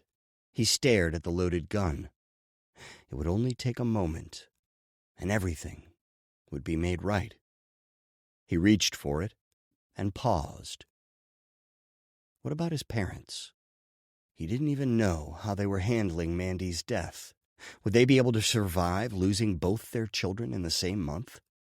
Sure, his dad was a bit of a jerk, but he wasn't heartless, for the most part. And his mom, she was kind-hearted. Her only fault, really, was going along with Dad, because she thought that was what a good wife should do. Rusty was certain she had longed to reconcile with Mandy years ago. At least she would have Dad. They could get through it together. They'd held each other up after losing the only grandkids they knew. Maybe he should leave him a note. Then he would know to reach out to the kids. They could focus on them rather than Rusty and Mandy. He found a pad of paper and a pen. For a moment he thought about how to word the note. Then he scribbled it down and set it on his pillow. If Travis really was Brady's father, then Rusty's parents might have to raise the boy. Chris would have no rights, and it was obvious Travis wanted nothing to do with him. Rusty picked up the revolver and cradled it, studying it. His pulse raced, sounding like a drum in his ears. Would this really take him to his family, or was he just kidding himself? If nothing else, it should protect Laura from more threats, or worse. He slid his fingers around to the trigger and took a deep breath. He thumbed the cylinder and released the latch. He cupped his left hand around it and checked for the bullets. 3. 2 more than he would need. He slid the cylinder closed and wiggled it. It was all set. He just needed to take a deep breath. "I can do this," he muttered. His cell phone rang, startling him. He dropped the gun and scrambled to catch it. His fingers wrapped around the handle just before it hit the ground. Rusty put it on the bed next to him and looked at the phone. It was Laura. She was better off without him. He ignored the call and set the phone back down and reached for the revolver. The phone rang again. "Give it up." He glanced at the phone again. This time it was Kaylee. What if something was wrong? Had Brady gotten hurt? He picked up the phone. "Kaylee?" "Uncle Rusty." "What's going on?" Kaylee gasped for air on the other end. "My dad, they just took him to jail. The cops want to send me and Brady to different foster homes. Wait, what? Say that again." Kaylee repeated herself. He hadn't heard wrong. His heart dropped to the floor. "Why do they want to separate you?" "Because there's no relative to take care of us. You gotta come over right away." He took a deep breath.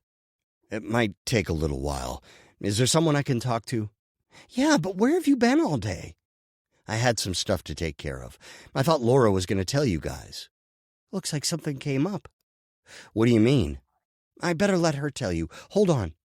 Shuffling noises sounded through the phone. "Rusty?" Laura's voice was strained. "What's going on over there?" "It's a long story." She sounded out of breath. "I need you to talk to the officer and tell him you'll be right over to take care of the kids." "Right over?" "I've got to get this blood off me. They want my dress for evidence." Terror choked him. "What do you mean? What happened?"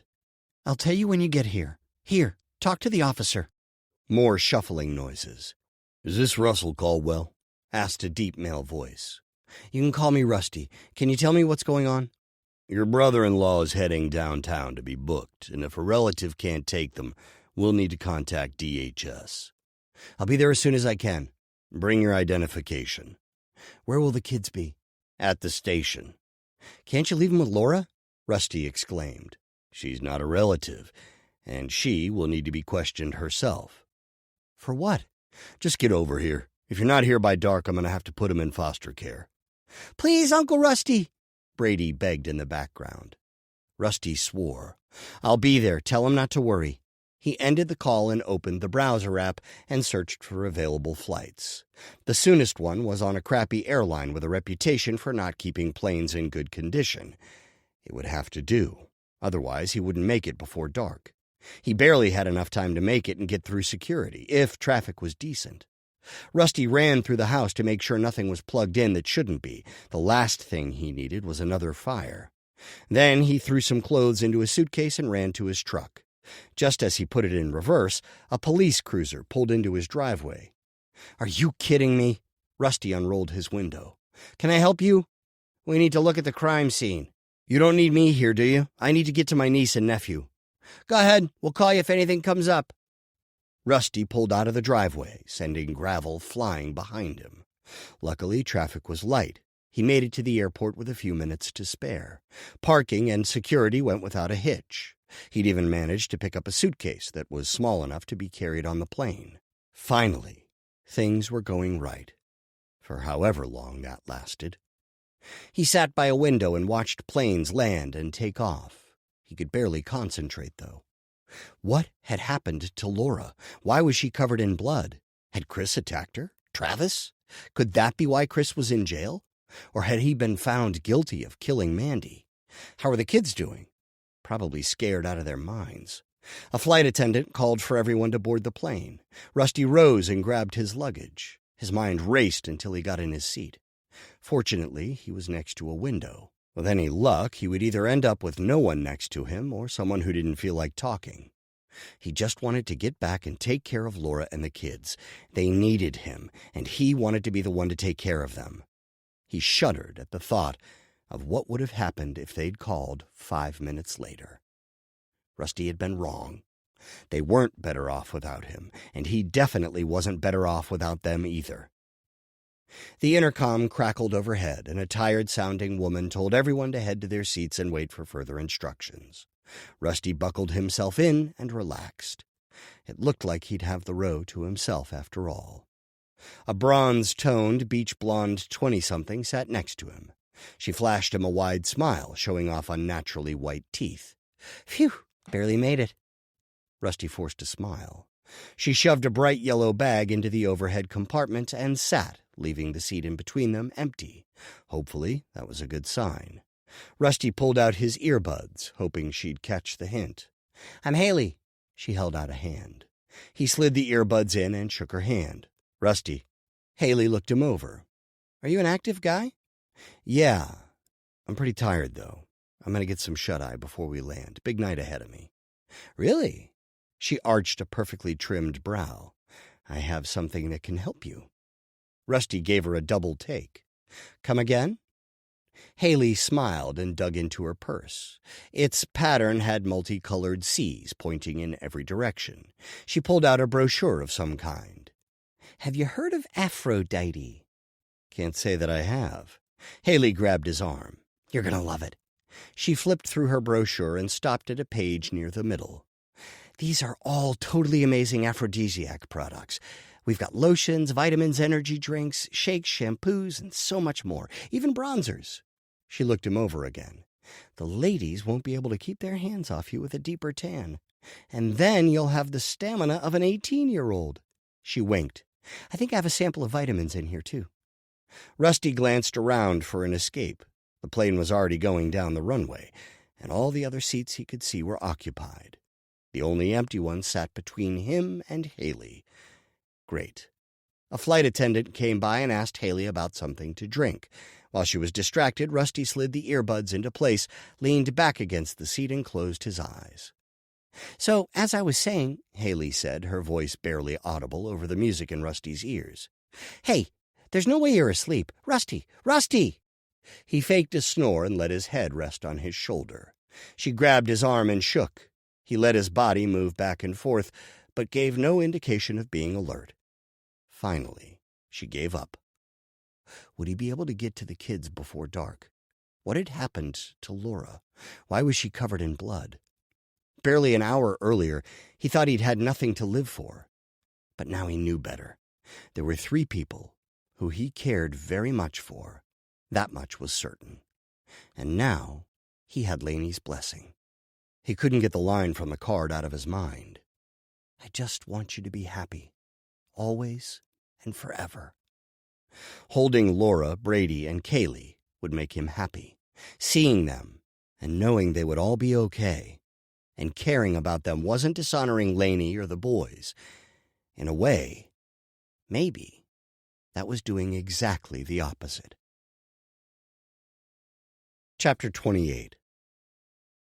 Laura stopped pacing and went to the window again. Rusty was due to arrive with the kids soon. She didn't know what his newest rental car looked like, so that didn't help matters. Her nerves were shot, and that was after drinking both a relaxing tea and some wine while trying not to pace. The edge of the sky was growing dark. What if he didn't get to the station in time? It was anyone's guess when or if Chris would be out of jail. If they suspected him of Mandy's murder, he wouldn't be getting out any time soon, especially if he was guilty. But even if he wasn't, the police probably had no idea Travis most likely was. Her stomach twisted in knots. Mandy would have been sick at the thought of her kids in foster care. Where was Rusty? Had his flight been delayed? Why hadn't he called? A car drove down the road. She jumped and watched it, but it didn't slow. Laura went back to pacing. The television played an old rerun of Friends, but she couldn't focus. The familiar sounds of a car pulling into the driveway sounded next door. She ran over to the window and saw a red sedan. It looked like Rusty and Kaylee in the front. Laura sighed in relief before finding the remote. She turned off the TV and ran outside. Rusty and the kids were just getting out of the car. "You got them in time," she exclaimed. "We had to wait forever," Kaylee complained. "They wouldn't let us see Dad either." Brady frowned. "At least you get to sleep in your own beds tonight," Rusty said. He turned to Laura and wrapped his arms around her, holding her tight. The embrace surprised her, but she melted into it. "How's everything back home?" He rested his head against hers. "I was lucky. The fire was only in the garage. It could have been a lot worse." "I'm glad to hear that. Are you guys hungry? I've got some dinner in the oven. It's ready. Just warming." "I'm starving," Kaylee said. "Me too," Brady said. "Please, Uncle Rusty." "Of course." He let go of Laura and stepped back. "How are you doing?" "Just been worried about you guys." "Any news?" Laura shook her head. "Lisa said the results would be ready in the morning." "What results?" Kaylee asked. Rusty patted her shoulder. "Don't worry about it. Let's just get something to eat." They all hurried inside. Laura got the food from the oven while everyone washed up. They devoured the meal, leaving only empty pans and plates. The kids went to the living room and watched TV while she and Rusty cleaned things up. "Did you learn anything about why Chris is being held?" Laura asked. "They wouldn't tell me anything. I was lucky just to get the kids. Do you know how hard it is to prove you're an uncle?" "Pretty hard?" she guessed. He put a plate in the dishwasher. "I had to have my parents fax over both my and Mandy's birth certificates, showing we have the same parents. Then they had to look up her Social Security number to verify her name change." He lowered his voice. "I thought for sure they were going to put the kids into foster care. But it all worked out." "So what's the plan?" Rusty shook his head. "I wish I knew. I'll just try to keep things as normal as possible for 'em. Once you hear back from the lab, we can decide our next move." Laura nodded, thinking, "What if Travis is the father?" "I think we should take it to the cops. Hopefully they'll believe us." "What could be clearer than DNA?" Rusty asked.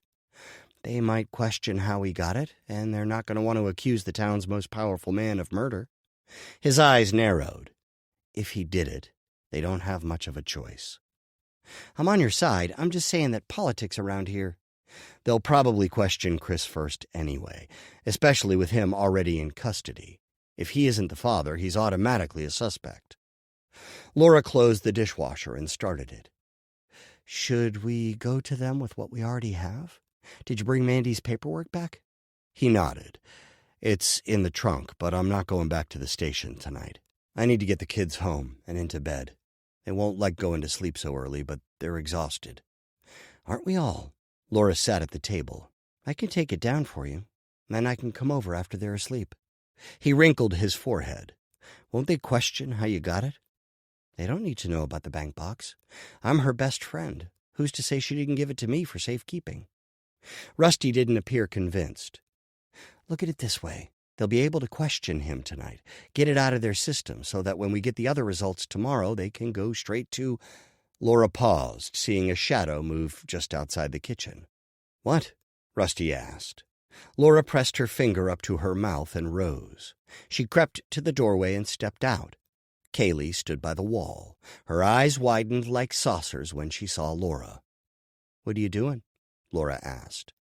I had to go to the bathroom, but then I heard what you were saying." Laura pulled her into the kitchen. "What do you think you heard?" Kaylee's eyes grew wider, and she stared back and forth between Laura and Rusty. "Kaylee?" Rusty asked. "Do you think Dad isn't our dad?" Laura turned to Rusty, sure her eyes were as wide as Kaylee's. Rusty took a deep breath. "This is something I was going to discuss with you kids later, once things were sorted out." "Who's our dad?"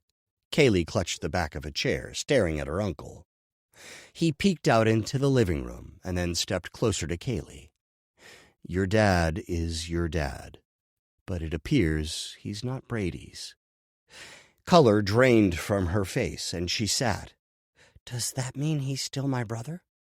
Rusty sat and put his hand on top of hers. Of course, you both have the same mom. But who? He looked at Laura, his expression begging her for help. She scooted closer to Kaylee and put her hand on Kaylee's arm. That's what we're trying to figure out. Your mom started the whole process but didn't get a chance to finish it. Kaylee's face paled even further. Does Dad know? Laura and Rusty exchanged a glance. We're not sure, Laura said. So he might have... Mom might not have killed herself? Neither Rusty nor Laura replied. Is that why he's in jail? We don't know, Rusty said. But that's why they kept asking him questions, right? Honey, Laura said, they always suspect the spouse. Your dad could be completely innocent. Kaylee rested her head against the table. Laura arched a brow, trying to ask Rusty silently what to do. He shook his head, obviously not knowing the answer. Kaylee sat up. Are you going to tell Brady? As soon as we know more, Rusty said. But you already know Dad's not... Rusty shook his head. That's all we know so far. There's so much going on, I don't think right now is the time. When? Maybe later, after we watch a movie and have some ice cream. We all need to relax, and besides, he's only 11. It's going to be a lot for him. Kaylee let out a long, slow breath. But if he's not Dad's, can he still raise him? Will Brady have to move away? Kaylee's eyes shone with tears. There are too many unanswered questions now, Laura said. But your dad is the legal parent of both you guys, and if the other guy hasn't stood up to take responsibility after all this time, chances are good he won't now. I can't imagine you two will be separated. A look of relief covered Kaylee's face. Laura glanced at Rusty. Why don't you get these two home like we talked about? Then I can take that paperwork. He nodded and then turned to Kaylee. You won't tell him without me, will you? Kaylee shook her head, her eyes wide. No way. Good. I think we need to tell him together. Rusty got up and went into the living room. Come on, Brady. It's time to go home. Laura followed them outside. The kids headed for their front door. Rusty and Laura headed for his rental car. He opened the trunk and reached in, appearing to unlock the briefcase. Are you sure you want to go down there by yourself? He turned to her, holding the manila envelope they found in the lockbox. He opened it and rifled through the papers. I don't mind. You need to focus on the kids. I feel horrible that Kaylee overheard us. He frowned. You and me both. But I suppose it's for the best. She can process it and help her brother when he hears the news. That's one way to look at it. She is pretty protective of him. Rusty nodded and handed her half a dozen papers. These are the ones you'll need. If Chris is guilty, maybe they can get to the bottom of this before we get the results. What do I tell them if they want to know who the father is? I wouldn't drop his name, not until we know for sure. We've already seen what he's capable of. Her stomach twisted in knots, remembering her blood-soaked dress that now belonged to the police as evidence. You mean kicking you out of his party? My garage fire, the threatening texts, those stopped once I got back on the plane home. You haven't gotten any more, right? Laura nodded. But the guy from earlier... Rusty slapped his forehead. Ah, crap. I completely forgot to ask you about that.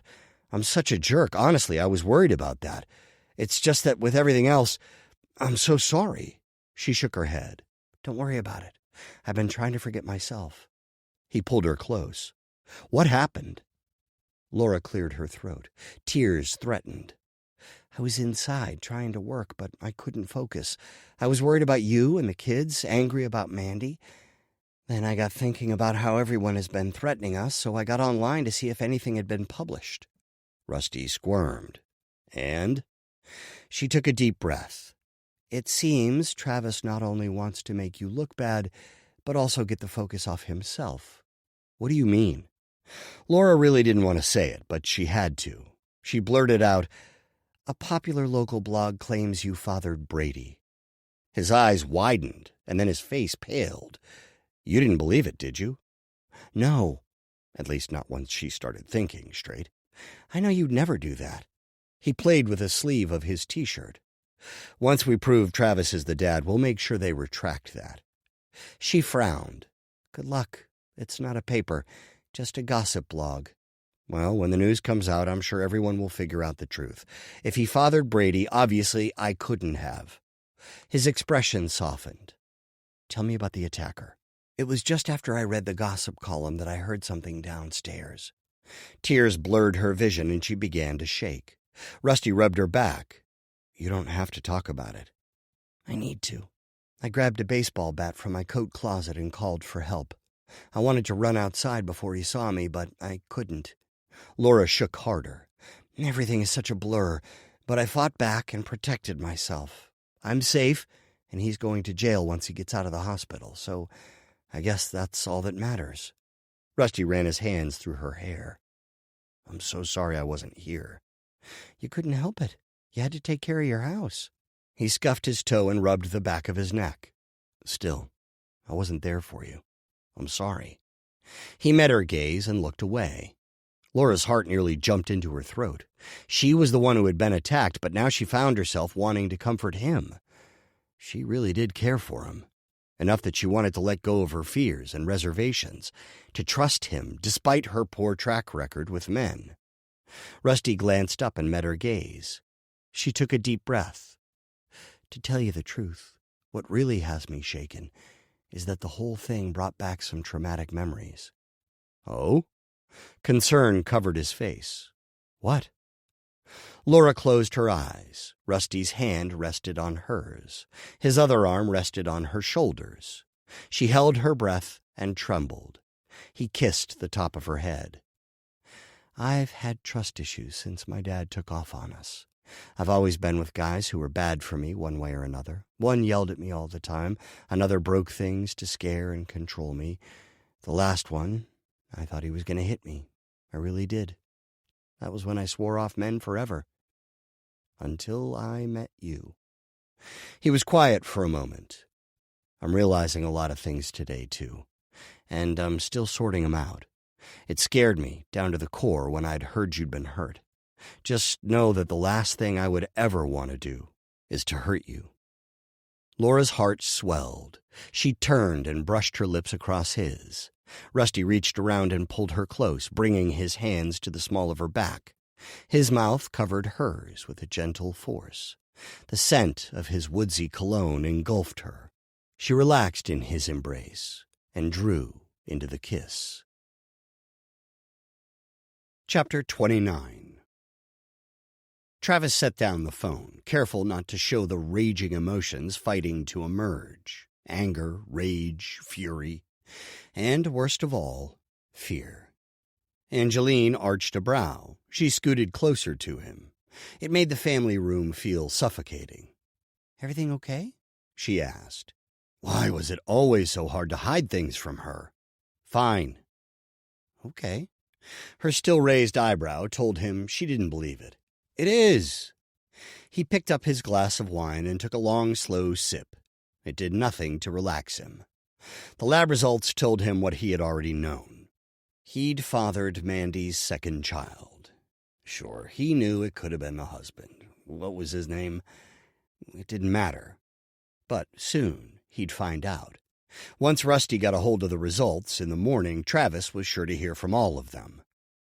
Would they want him to pay up, take the kid? Or worse, did they suspect him of harming Mandy? The husband was already in jail. "Did you hear me?" Angeline asked. Travis blinked a few times and stared at her. "What?" "What's gotten into you lately? It's like you're in your own little world." "I have a lot on my mind. You know I have several big deals I'm juggling.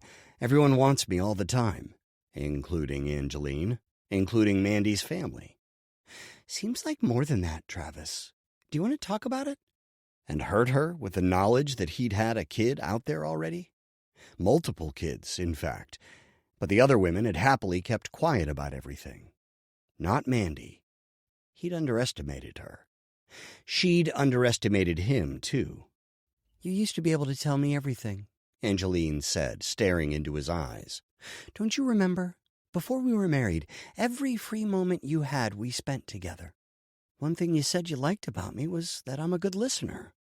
I still am, you know." He nodded. "Of course you are." But her patience would only go so far, and he'd given her so much in the prenuptials. He'd really been in love and ignored the advice of his attorneys. Travis couldn't afford to divorce her, and if he was completely honest with himself, he didn't want her to leave either. Not that his actions showed it, with how little time he'd spent with her since they'd married. He knew how badly she wanted his time. "Do you want to take a vacation?" he asked, his heart racing. "Of course." Her eyes lit up. "What should I plan for?" "I mean right now. Leave as soon as we can. Take the private jet and head anywhere you want. Where do you feel like going? The summer home in Italy? Our new place in Hawaii? Somewhere else altogether?" Angeline's mouth gaped. "All of them? Spend a few days at each one?" What's brought all this on?" His stomach nodded. "Why are you questioning a good thing?" "You can't blame me for being surprised. I had to fight for this dinner with you. Now you want to fly out on a long vacation right now? I thought you'd be happy." "Of course, I'm just not prepared." "Each place has everything we need. We can send for luggage." "I thought you enjoyed being spontaneous. And you want to spend more time together, right?" She tilted her head and studied him. "What's going on?" "Nothing. I'm just trying to spend some more time with my wife. If you don't want to, I do. But I've got the gala tomorrow. I put so much into it, Travis. I can't miss it." He frowned.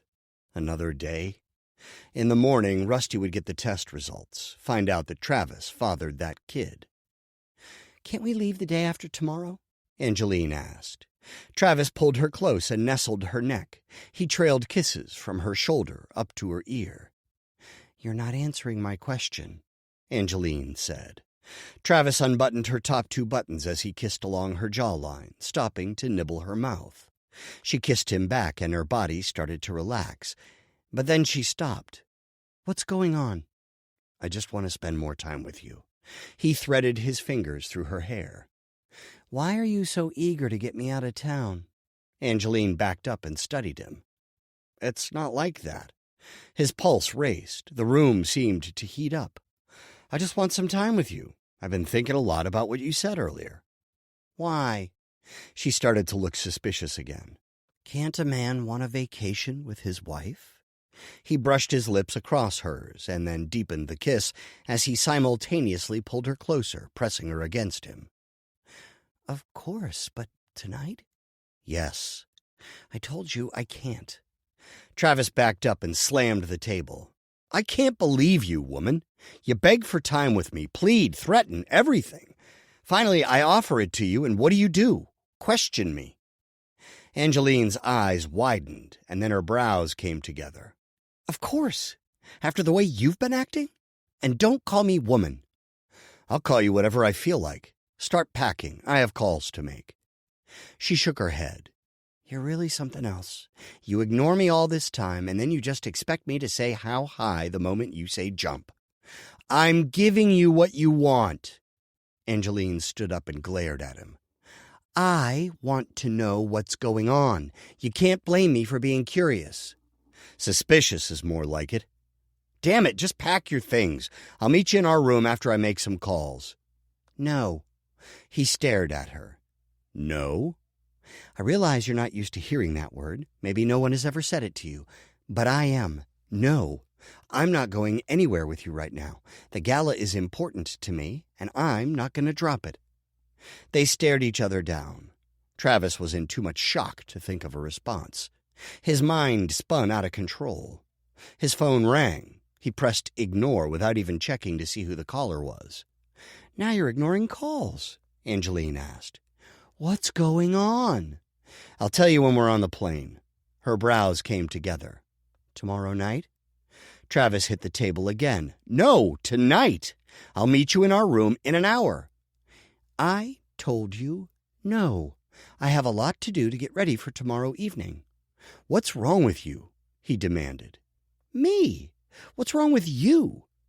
Travis spun around and stormed to the doorway. He turned back and glared at her. "Be in our room in an hour." Angeline's mouth formed a straight line, but she didn't say anything. 1 hour. He left the room and checked the missed call. Wes. Another one from Juan at the lab. What more could he possibly want? He went into his home office, locked the door, and returned Juan's call. "More bad news, I assume?" "The phone rang while I was packing up for the night, and I didn't answer it because I need to get home." "Can you get to the point? I'm in a rush." "Sorry, I checked the message, and it was the cops. They want the results." Travis swore. "You haven't told them, have you?" "Of course not. But my boss already sent the results upstairs for the morning. It's locked, and I don't have a key." "But they know about the paternity test." "Yes." Travis took a deep breath. "Okay, I appreciate you letting me know. Sorry I can't do more. My hands are tied." "I understand. I'll deal with it. If you need anything, I don't. Everything's covered. Talk to you later." Travis ended the call and slunk into the soft leather sofa across from his desk. What would he do if Angeline refused to go with him? Would he go without her? He had his own business to take care of, stuff far more important than a stupid gala. The phone rang again. Wes. "What?" Travis demanded. "Did you talk to Juan?" "Yes." Travis toyed with his tie, loosening it. "Are you heading out of town?" Wes asked. "Angeline won't go, not yet." "The gala. Camille won't stop talking about it. Go without her. She'll meet you after it's over." "That pretty much blows my cover, don't you think?" Travis exploded. "A romantic getaway without my wife?" "No, it doesn't. You're going ahead of time to set things up personally. Makes you a hero." Travis rolled his eyes. "Makes me a loser." "What did you find out about Caldwell?" "Rusty's back in town. He's either staying at his sister's place or with the skank next door. He's been to both houses since arriving. He's got the kids. And the police are on to me." "All they'll find is you fathered the kid. He's what, 12? That doesn't prove anything other than you slept with Mandy 13 years ago. They can't pin her death on you. We made sure of that." Travis slid his tie off, balled it up, and threw it across the room. "No chance they can figure out we hired him?" "I took every precaution, even more than I needed to. They can't link us to her killer. Except that now they know about the paternity. Which doesn't mean you killed her. The husband's in jail for it. Seems everything fell into place nicely there. They have some solid evidence against him. So I hear." Wes laughed. "Don't worry, Travis. It's not coming back to you. We hired the best of the best. They took care of it and even got someone else to take the fall. What more could you ask for?" "How about a cooperative wife?" "You wouldn't want a timid little mouse, and you know it." "Fine. So what should I do?" "I can't think." Travis rubbed his temples. "That's why you pay me the big bucks." Wes laughed again. "Would you stop that?" Travis exclaimed. "There's nothing funny about any of this. You'll be the one laughing when all of this is over. Just go on with everything like business as usual. If you really want a vacation with Angeline, start planning. If you have any meetings set up over the next couple weeks, have your secretary change them to virtual meetings. The police are going to question me. You've done nothing wrong. They can't prove ties between you and the killer. Repeat that to yourself. It's true, and you need to believe it. Worst case scenario, you'll have to fess up to Angeline about this and pay some support." "To whom? The mother's dead." Travis got up and kicked his desk. "They're going to send the kid here. His dad's in jail." "Maybe the uncle will take him on. He lost his family, remember? Look, they can't force you to take the kid. It's a free country, and you pretty much run this town. The cops practically work for you. Until I break the law." Wes laughed. "You do that nearly every day. They've never held you accountable for a thing. You won't be connected to Mandy's death. My man left no evidence of a break-in, and the drugs aren't supposed to be detected." "Then how do the cops know she had drugs in her system?" Travis shouted. "How the hell do we know? She was a former druggie, right? Probably fell off the wagon." Travis released a string of profanities. "Is that the backup plan? She was a druggie, 15 years ago?" "Hey, they won't connect it to you. And even if they do, you have connections. People cower in fear from you. Travis paced. I should have listened to my gut. It was a bad idea to have her killed. How did I let you talk me into it? Excuse me? Wes asked, no longer laughing. You heard me. Don't turn on me, Wes exclaimed. Why didn't you just pay that chick off? She wouldn't take a lump sum. Travis kicked his desk again as he paced the large office. Not like the others. No, she wanted monthly payments. And that's neither here nor there, so get off my back. Look, we both need a break. Let's just sleep on this. Everything's going to be fine. After all these years, I'm sure you can easily give up your parental rights. Maybe you can pay off the uncle or the husband. I'll look into it. Then double-check that nothing leads back to me. Fine. Great. Talk to you then. Travis ended the call. Things were going from bad to worse, faster than he could keep up. Angeline, Wes, the test results, the cops. The cops. That was it. Wilson had been promoted to lieutenant recently. Travis pulled out his phone and found Wilson's number. Calloway, Wilson said. He sounded less than thrilled to hear from Travis. Look, you remember Candy? Silence. Hold on a moment. I need to close my office door. Why are you bringing up the hooker again, Travis? I need you to remember what I know, what it can do to you. Why? Wilson demanded. Because something might cross your desk that you need to forget about. Accidentally destroy, perhaps. Wilson swore. I just got this promotion, and now you want me to put it on the line? Or I could tell the captain about Candy. Didn't you see her friend? Fine. You have my word. Consider it taken care of. Thank you. Have a wonderful day. Travis ended the call. Unfortunately, murder was something Wilson might still choose not to ignore. Travis needed to do everything he could to make sure the information never even reached the police station. He couldn't afford to sit around and wait for Wes. Look where that had gotten him.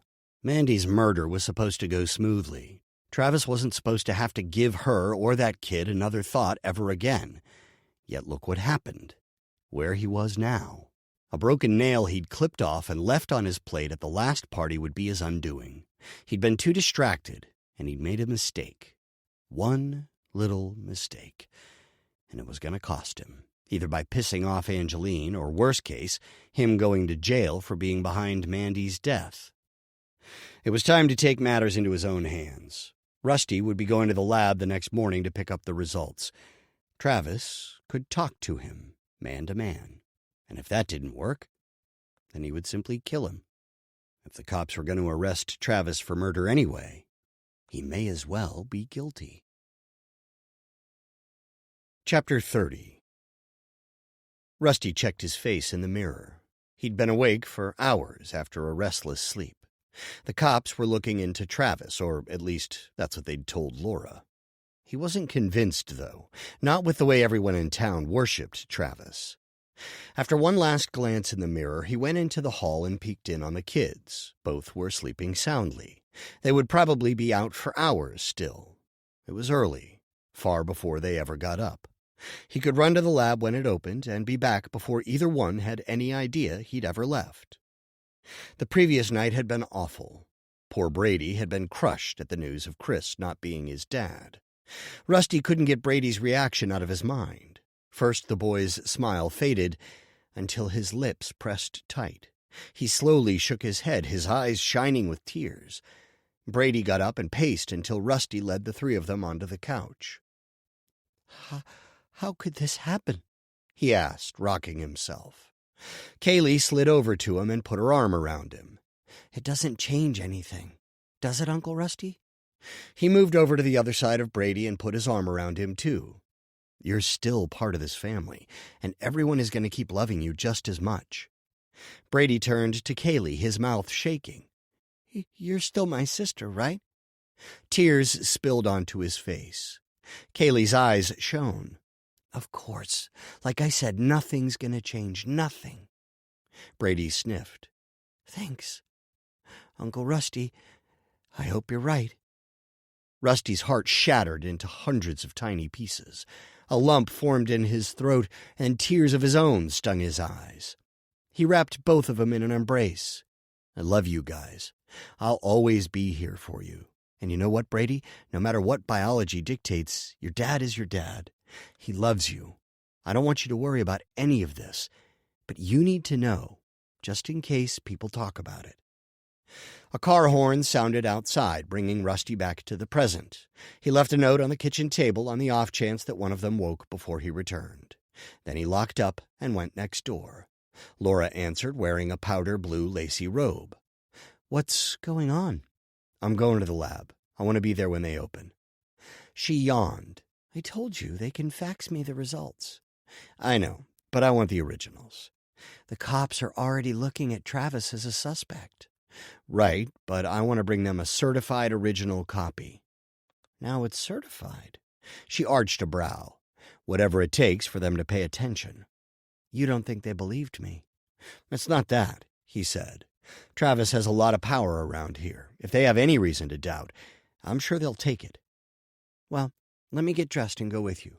Rusty shook his head. "I want you here in case the kids wake. Brady was really shaken last night." Let each note be a step inward toward calm. Enjoy this musical break before we continue. Thank you for your time and presence.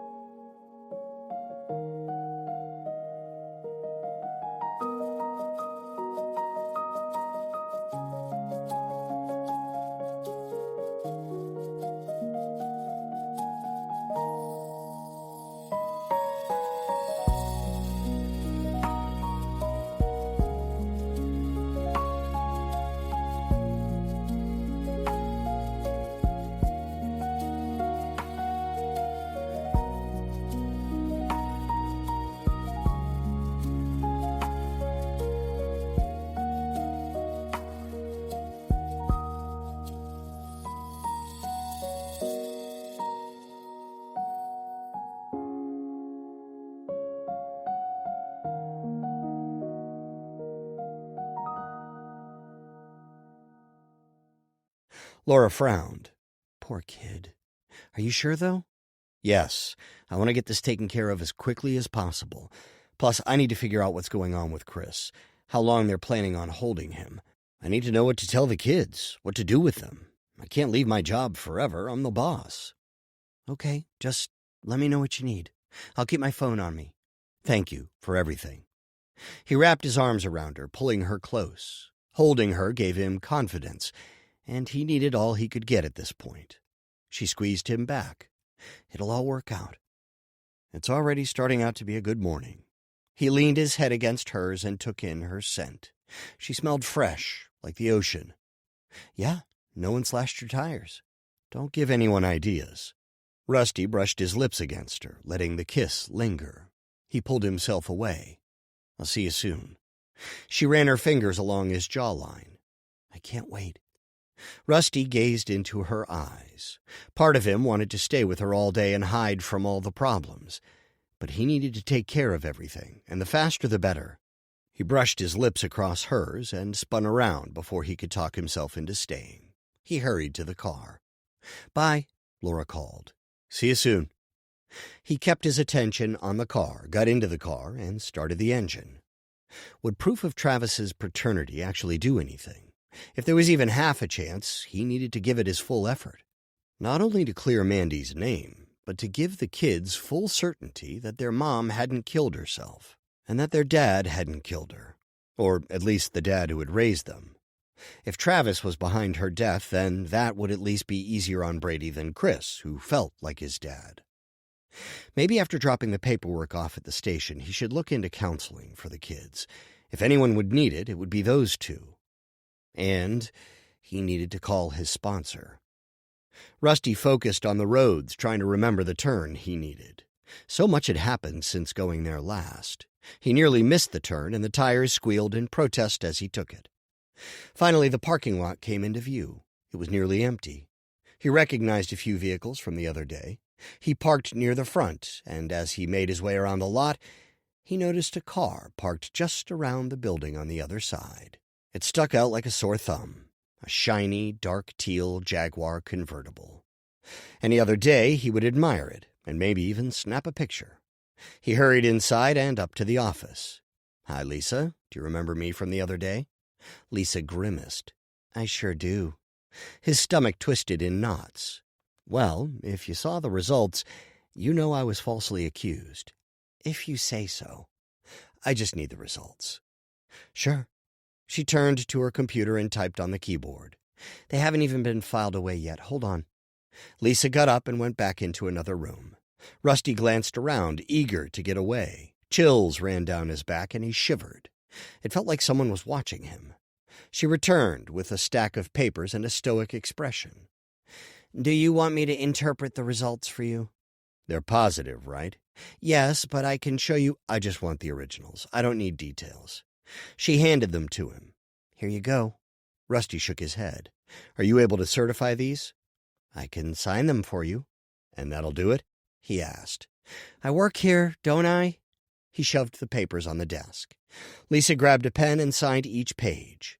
In case you have any other questions, she scribbled a phone number on a sticky pad, removed the sheet, and attached it to the pile of papers.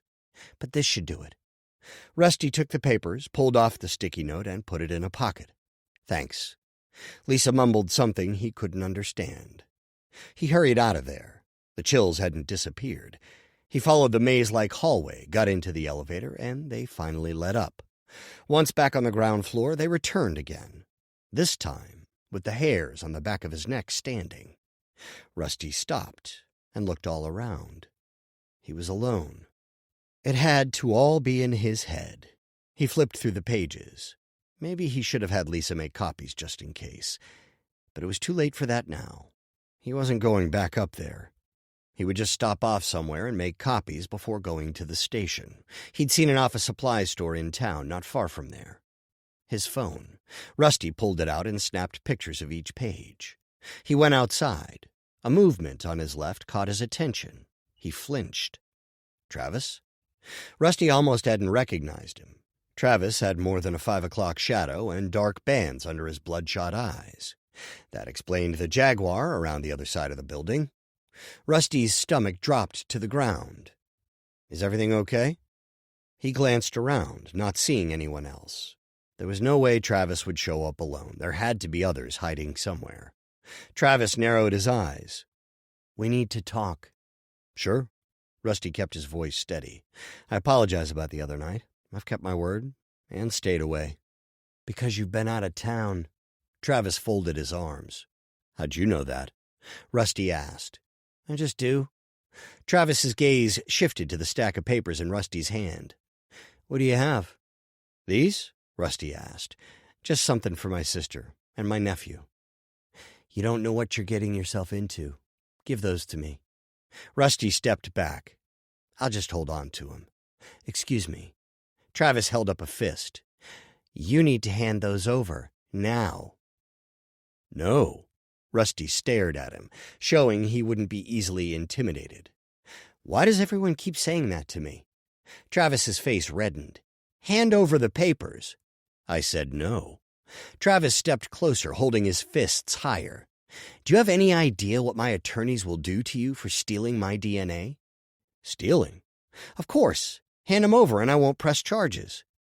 "What are you so afraid of?" Rusty demanded. "Afraid?"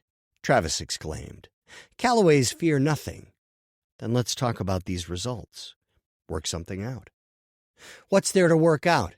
Travis demanded. "I already spoke with Mandy, but that wasn't enough for her." Rusty flinched. "What do you mean?"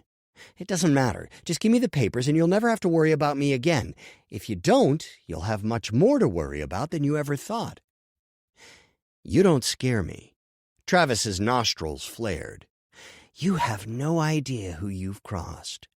Rusty narrowed his eyes. "The almighty Travis Calloway, the man who thinks he can get away with murder." "I didn't touch Mandy." "No, but you're behind the murder." Travis's eyes went wild. He lunged for Rusty. Rusty moved out of the way. "Thought we were going to discuss this." Travis grabbed Rusty's shirt. "You just accused me of murder." "These papers," Rusty held them up and wiggled them in Travis's face, "indicate you have motive." Travis threw himself against Rusty, knocking them both to the ground. Rusty's head hit a small, sharp rock. It dug into his scalp, cutting the skin. He shoved Travis off. "Don't add assault to conspiracy to murder." "Are you an attorney now?" Travis jumped to his feet. "Just a humble tow truck driver."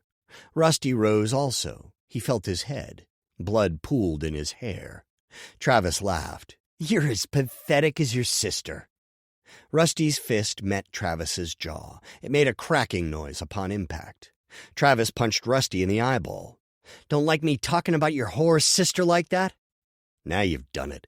Rusty dropped the papers and grabbed Travis's collar, squeezing tightly. Travis gagged and then spit in Rusty's eyes. Rusty was forced to let go of Travis to wipe the saliva.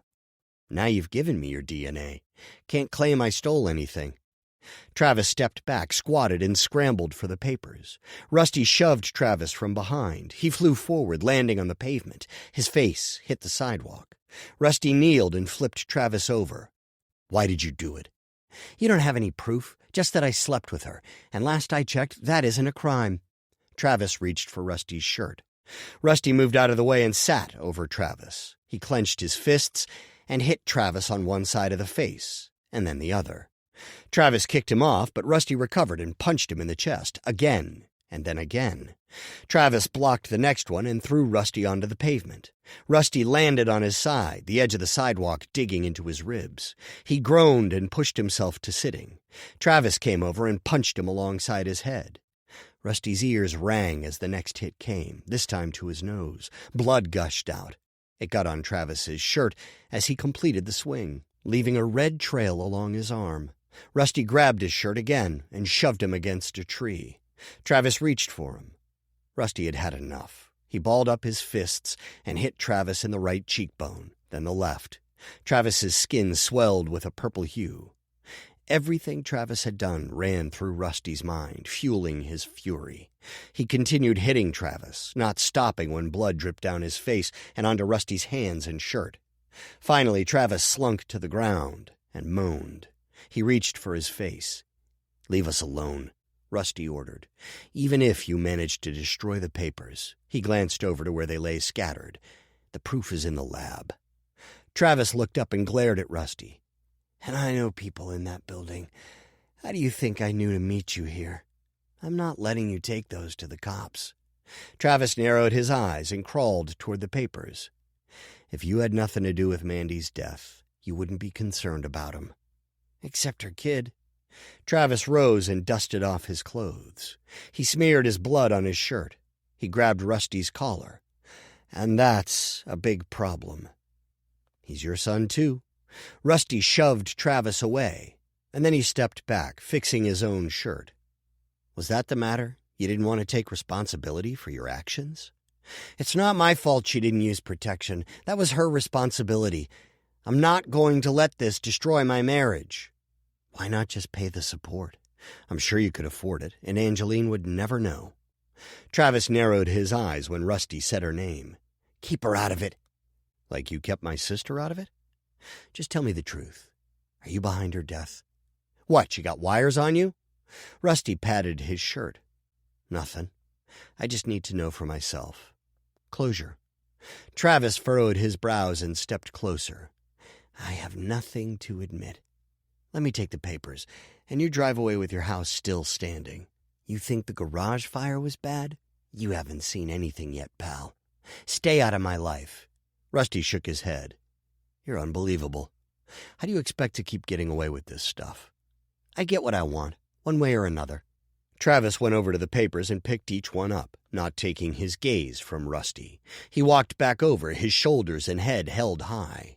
He fixed his shirt and then stared into Rusty's eyes.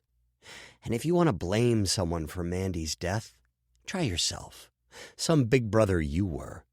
Where were you when she needed you? Rusty gasped. He clenched his fist and hit Travis across the face as hard as he could. Travis stumbled back, grabbing his cheek. He glared at Rusty, but didn't move toward him. Travis fixed his collar. One thing I remember Mandy talking about. It wasn't that her husband was overbearing. He shook his head. In her most vulnerable moment, she told me how much she missed her older brother, that she'd adored him as a child, but he'd let her down. Rusty stumbled back, feeling his words worse than any physical hit. He backed into a tree and used it to steady himself. His breathing became labored. Travis turned around and went to the car, squealing the tires as he left the lot. Once Travis was out of sight, Rusty pulled out his phone and found the sticky note. Fingers shaking, he called Lisa. This is Rusty. I'm going to need you to fax all those results to the police station. Now. Chapter 31. Rusty stepped out of the car, still in a daze over what Mandy had told Travis. Laura ran out of her house and stopped before reaching him. Oh my gosh, what happened to you? She exclaimed. Rusty reached up and felt his sore face. Everything hurt, especially his nose. Travis showed up at the lab, was all he could say. Her eyes widened. You got into a fight with him? I did. Laura stepped closer and rubbed the side of his jaw. Let me get you some ice. Rusty wrapped his arms around her. How could he live with himself after what he'd done to Mandy? Laura held him tight. I'm so glad you're okay. I've heard of guys walking away from a fight with him in a lot worse shape. Rusty doubted that. Travis had hit him where it really hurt. It's not just him. He always has people around him. Not this time. He didn't? She stared at him. Rusty shook his head. Did you take the papers to the station yet? He has them. Travis? She exclaimed. I called Lisa and had her fax the results over to the cops. Laura glanced over at Mandy's house. What about Brady? If Travis is the father... One thing at a time. Let's get you cleaned up then. Laura took his hand, led him to her house, and had him sit at the kitchen table. She handed him ice and cleaned up the blood while he moved the ice around to the various sore places on his face. Rusty closed his eyes. He'd forgotten how nice that was, to have someone take care of him. Done, Laura said. You'll need to change your shirt, though. He glanced down and saw the big red splotches. I have something that probably fits you. My brother left some stuff last time he visited. If you're sure. He headed to the bathroom to look at his face. He was pretty messed up, but once the swelling went down, he would be fine. Maybe just a couple small bruises. Here you go. He turned around. Laura held out a black denim shirt with large red flowers and bright green leaves spread across the shoulders and chest. Thanks, I think. Rusty took it, closed the bathroom door, and changed shirts. He found Laura in the kitchen and handed her his bloody shirt. Mandy would ask if I had a cowboy hat to go with this one. The corners of his mouth twitched, though tears blurred his vision. Or would his sister have been too hurt by his absence to make any jokes? "You okay?" Laura asked. He shook his head no. "I miss her so much, and I really blew it by not reaching out to her." A pained expression covered her face. "Oh, Rusty, she adored you. Never said a bad thing about you, I swear." Rusty shook his head. Laura laced her fingers through his and led him to the kitchen, and she handed him more ice. "Use that while I get some food ready." A few minutes later, she put 2 bowls of what looked like oatmeal, but with a different texture, covered in berries and cinnamon. "Thank you." But he couldn't bring himself to take a bite. "The kids are going to be up soon. I need to figure out what to tell them about all this." "Maybe we should find out what Chris plans first," Laura said. "What if he doesn't want Brady?" Rusty frowned, his heart racing. Then he has no parent. Laura patted his hand. "But a kind-hearted uncle. I don't want to split the kids up. Might not have a choice. Would you take Brady back to your home?" The question seemed to hold so much more than it asked. Her eyes were intense as she studied him. He swallowed. "Like I said, I wouldn't want to separate him." "But you have your entire life across the country." Rusty nodded, and all the memories of his family. "I think I need more ice." She pulled some out of the freezer, and they sat in an awkward silence. What would he do? Everything was back home, but now all the people he cared about were here. He couldn't abandon Brady, he wouldn't separate the siblings, and he didn't want to leave Laura. But here he had no source of income, nowhere to live. A knock sounded on the front door. Laura rose. "I'll get it." "After someone attacked you?" "Travis is still on the loose, no way." Rusty put the ice down and went to the door and opened it. Brady and Kaylee stood there. Kaylee stared at his shirt. "Yee-haw." Rusty had forgotten about the borrowed shirt. "You don't like it?" he teased. "It's great if you're going to the rodeo." "Maybe we are." The kids exchanged a worried glance. Rusty moved aside and let them in. "Are you guys hungry?" Laura asked.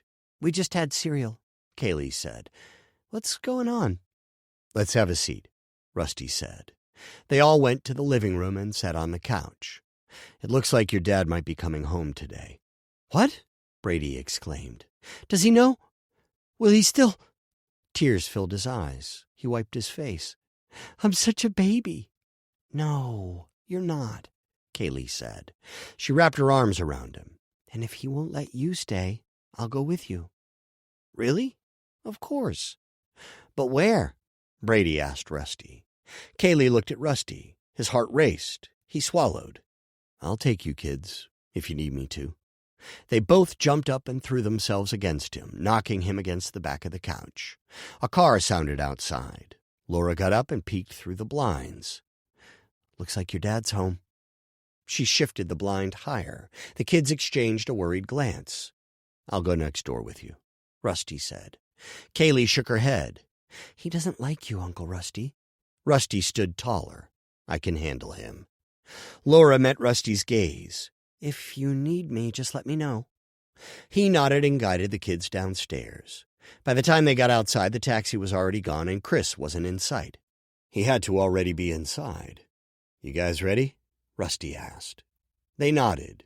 Brady's eyes shone again. Rusty put an arm around him. "Everything will be okay, I promise." "How do you know?" Brady sniffed. "Because no matter what, Kaylee and I are here for you. If I have to sell my house and business and move my life here, I will. You guys are more important than any of that." Brady leaned his head against Rusty's chest. "Are we ready?" Rusty asked. "He'd better be ready," Kaylee grumbled. "Let's hear him out, okay?" Rusty said. "We know he didn't hurt your mom." Given the lengths Travis had gone to with everything else, it only made sense. "Doesn't change the fact he's been a jerk for so long." Kaylee stepped back and glared at her house. "I want to hear what he has to say first." Rusty headed for the front door, and the kids caught up with him. He turned the knob. It was unlocked. They went inside, their footsteps echoing on the tile. Upstairs, Chris sat at the kitchen table. His head rested on his arms, his face buried. He shook. "Dad?" Kaylee asked.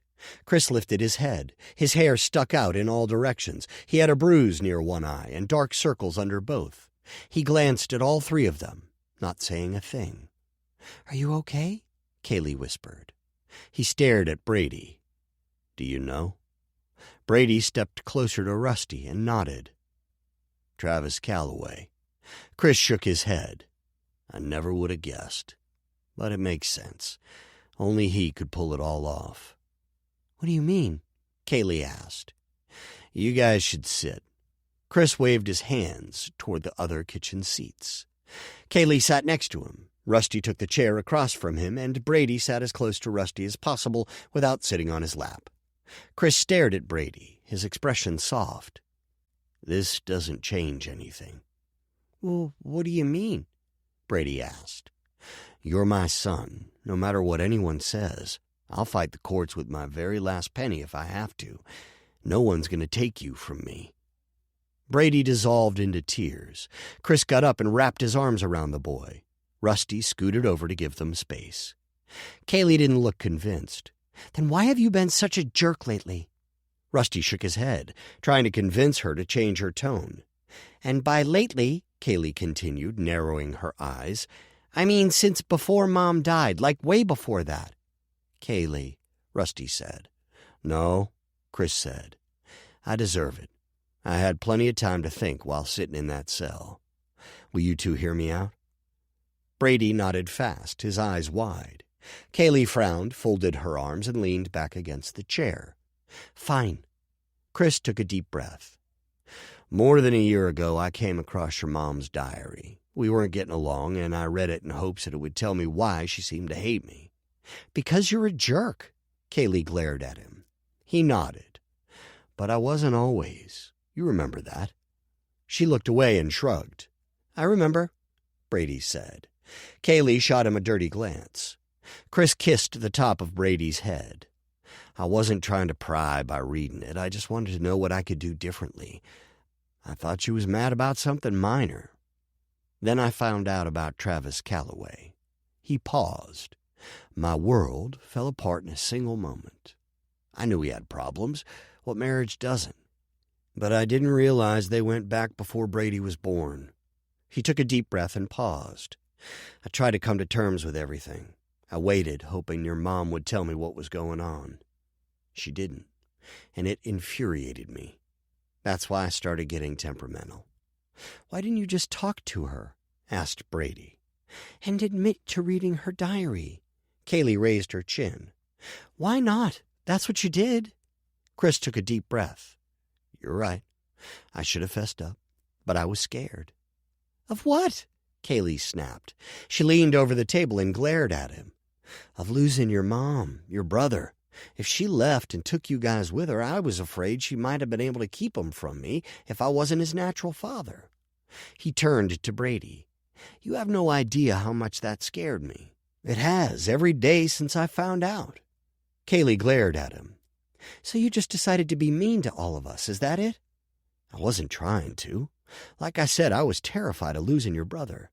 She could have decided to walk out of my life at any moment." He paused. "That and the threats." "What do you mean? That doesn't make any sense." Kaylee leaned back and folded her arms. "I was receiving anonymous threats. Now it all makes sense. Travis was behind it all." Chris ran his hands through his hair. "I even told the cops about the threats, but they wouldn't listen. Those detectives kept interrogating me about the calls and messages I received. Never once did they bother actually looking into everything." "What do you mean?" Brady asked. "Why wouldn't they believe you?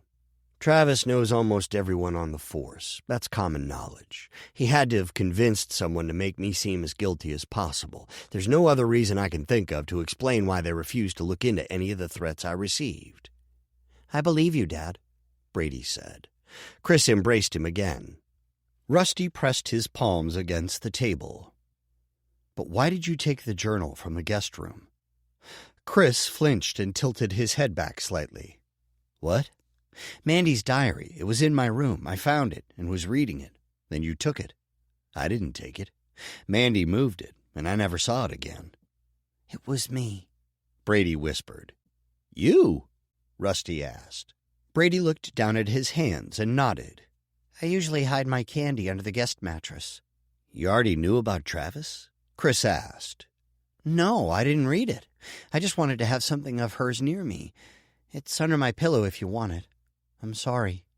Don't be, Rusty said. It's fine. You know what? I think you guys need to talk alone. I'm going to head next door for a while. Wait, Chris said. Rusty turned to him. I owe you a big apology. A knot formed in Rusty's belly. He slid a thumb through a belt loop. Chris took a deep breath. I was worse than rude to you, and you didn't deserve it. You dropped everything to fly out here across the country and help us out. I was feeling every emotion under the sun, and I took it out on you. I know it was for the kids and not me, but I can't thank you enough for everything. I hope you can accept my apology. Of course. Rusty held out his hand, and they shook. Chapter 32. Rusty adjusted his tie and glanced around the wake. Flowers. There were so many of them. It was as if each guest had brought multiple bouquets. And there were plenty of guests. Mandy probably would have been surprised if she could have seen it. Kaylee ran up to Rusty, her ankles wobbling in the black heels. She adjusted the length of her black dress. Uncle Rusty, I want you to meet my best friend. She's over there. Come with me. Someone bumped into Kaylee, messing up her hair. The lady paused and hugged Kaylee. I'm so sorry for your loss, sweetie. Your mom was a wonderful person. The service was beautiful. Thanks. Kaylee glanced at Rusty and rolled her eyes. The woman walked away. Rusty arched a brow and fixed the flower clip in her hair.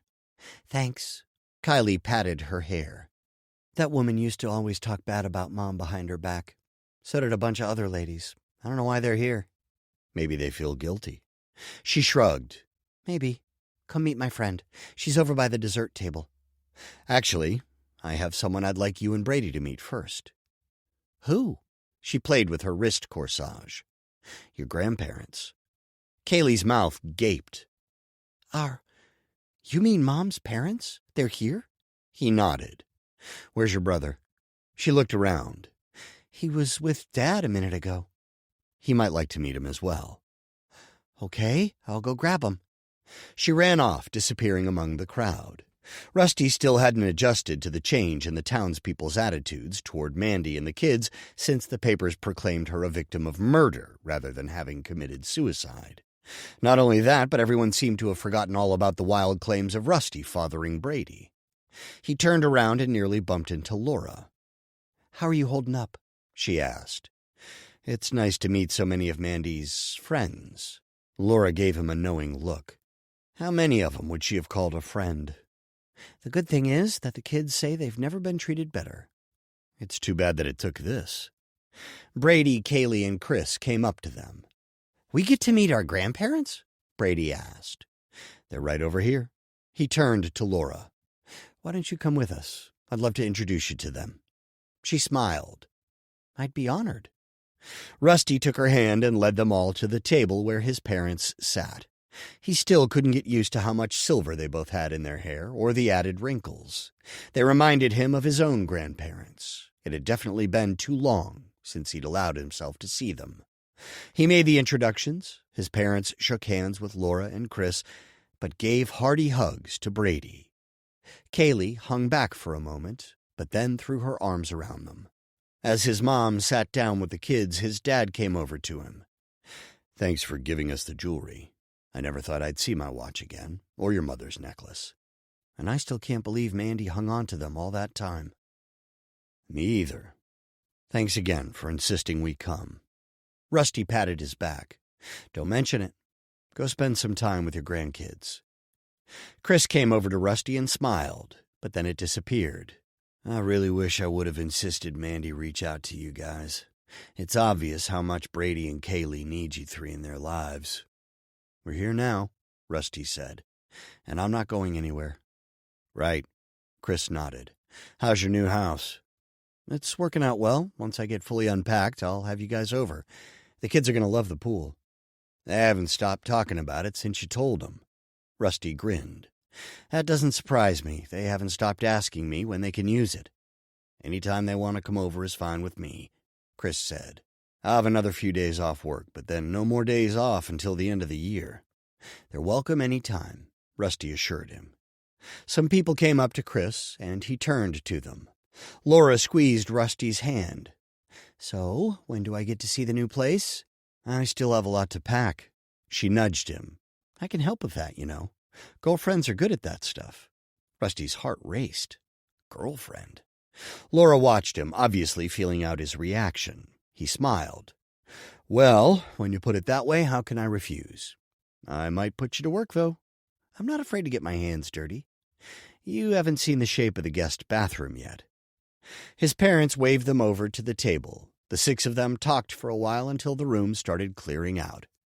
We should get going, said his dad. We tire easily these days. How long are you staying? Brady asked. A few days. We were hoping to spend some time with you guys. Rusty rose and helped his mom out of her seat. If I can swing it, I'll have my housewarming before you leave. Laura nudged him. I'm going to help you clean. We'll be ready tomorrow. His eyes widened. I don't know about that. Okay, 2 days. Laura put her hand to her chin. 5 o'clock. Everyone comes to his new pad. Can you be there? We'll be there, Rusty's dad said. Us too, Kaylee smiled. They all said their goodbyes, and then Laura followed him to his new place. It was only about 5 minutes from Laura and the kids. His heart raced as he unlocked the front door. It's a mess. You should have seen my college dorm. Rusty laughed. Or even my house before I hired Cindy. Just promise not to judge me. You have my full respect after wearing my brother's shirt. He shook his head and a grin tugged at his mouth. I was hoping you'd forgotten about that. She brought a hand to her mouth. Uh-oh. Rusty's stomach dropped. What? You didn't want me posting that picture on Facebook? His mouth gaped. You didn't. She slapped his arm and laughed. I'm just kidding. Let's get inside. I want to see the bachelor pad. Okay. His heart nearly leaped into his throat. It wasn't so much about the mess as it was about the room. He had put all of the important items that had belonged to his family into one of the spare bedrooms. The pale green walls were covered with the boys' artwork. 2 shelves and a desk held many framed photos of their happiest moments. The twin bed was covered in blankets Lainey had made. The top one, a beautiful pine-colored blanket, she said reminded her of their woods. The bed had Parker's and Tommy's favorite stuffed animals resting on the pillow. Another shelf held a mixture of their favorite books, mostly picture books and early readers, since the boys had been so young. Maybe one day, Rusty would be able to sit and read through them again. It was a bit much to even see the spines with the titles. Of course, other rooms had their things, pictures in the living room and hallway, photo albums in the living room, all of their collected furniture and other household items. But the one extra bedroom, the one he'd spent the most time on, that was why the rest of the house was such a wreck. Rusty gave Laura the grand tour, purposefully staying away from the bedrooms until last. He stayed quiet as she checked out the photos along the way. Finally, she picked up one frame. It held a picture of the family at a picnic not long before the accident. Laura smiled sadly.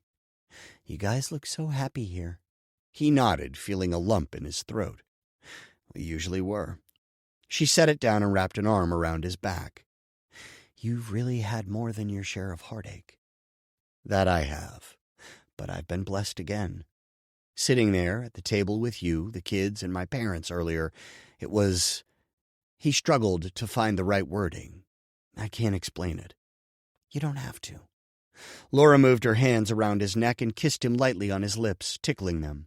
Rusty's pulled her closer and took hungry possession of her mouth, allowing the raw emotions of the day to sweep him away in her embrace. She responded, kissing him back with equal passion.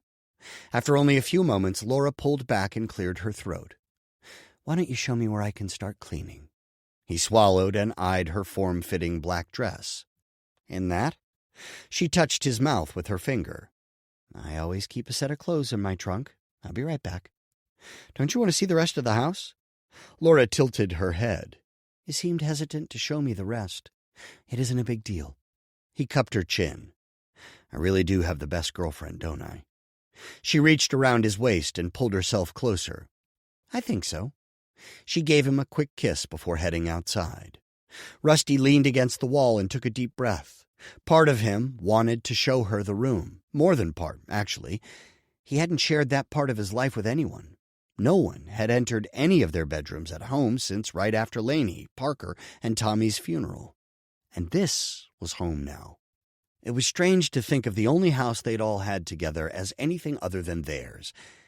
But the house back in Washington was home to the new renters, and luckily, they didn't mind the construction until the garage was rebuilt. Not that Rusty really needed a new garage, even if he were to return to Washington, which he wasn't. He sold the towing business and now worked with Laura, expanding her consulting practice into a firm. They had rented some office space and hired a few consultants. A twinge of guilt ran through him, thinking about the house he'd left behind. It had been the right decision. He needed to be near Laura and the kids. Not that it had made leaving the house much easier. He almost hadn't been able to let go of the key when handing it over to the renters. But when he watched their two kids scamper off toward the backyard, his heart warmed, knowing the long-abandoned playset would finally get some use. The home would have a family again, like it was meant to. The front door opened and brought Rusty back to the present. Laura came in wearing a brown camisole and cut-off shorts. It was strange to see her in anything other than a dress, but he liked it. She would look beautiful in anything. Rusty stepped away from the hall.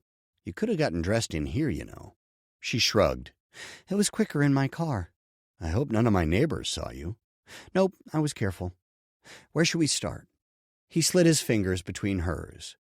First, I want to show you something. His pulse raced in his ears, drowning out whatever she said. He squeezed her hand and led her down the hall into the room.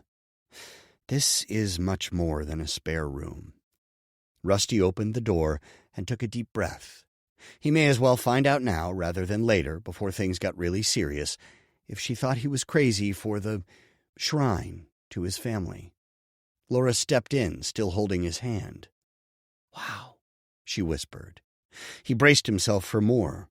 He probably was a little over the top for this room. Would she be able to handle this side of him? She let go of his hand and walked around the room, gazing at everything but touching nothing. Finally, she turned to him. You really did have such a beautiful family. I can't imagine how much you miss them. It must have felt like your whole world ended. The lump in his throat grew exponentially. Tears threatened. Maybe this had been a bad idea. He nodded, careful not to blink. And I can't even imagine what you've been through. Laura shook her head and wandered some more until she came to the bed. She stared at the stuffed animals. Those were Tommy and Parker's favorites. His voice cracked. Tears blurred his vision. He wiped them away before she could turn and see.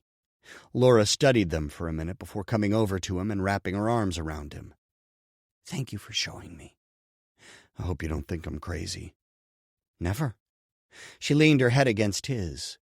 I don't know what I would have done if I'd gone through all that. He ran his fingers through her hair.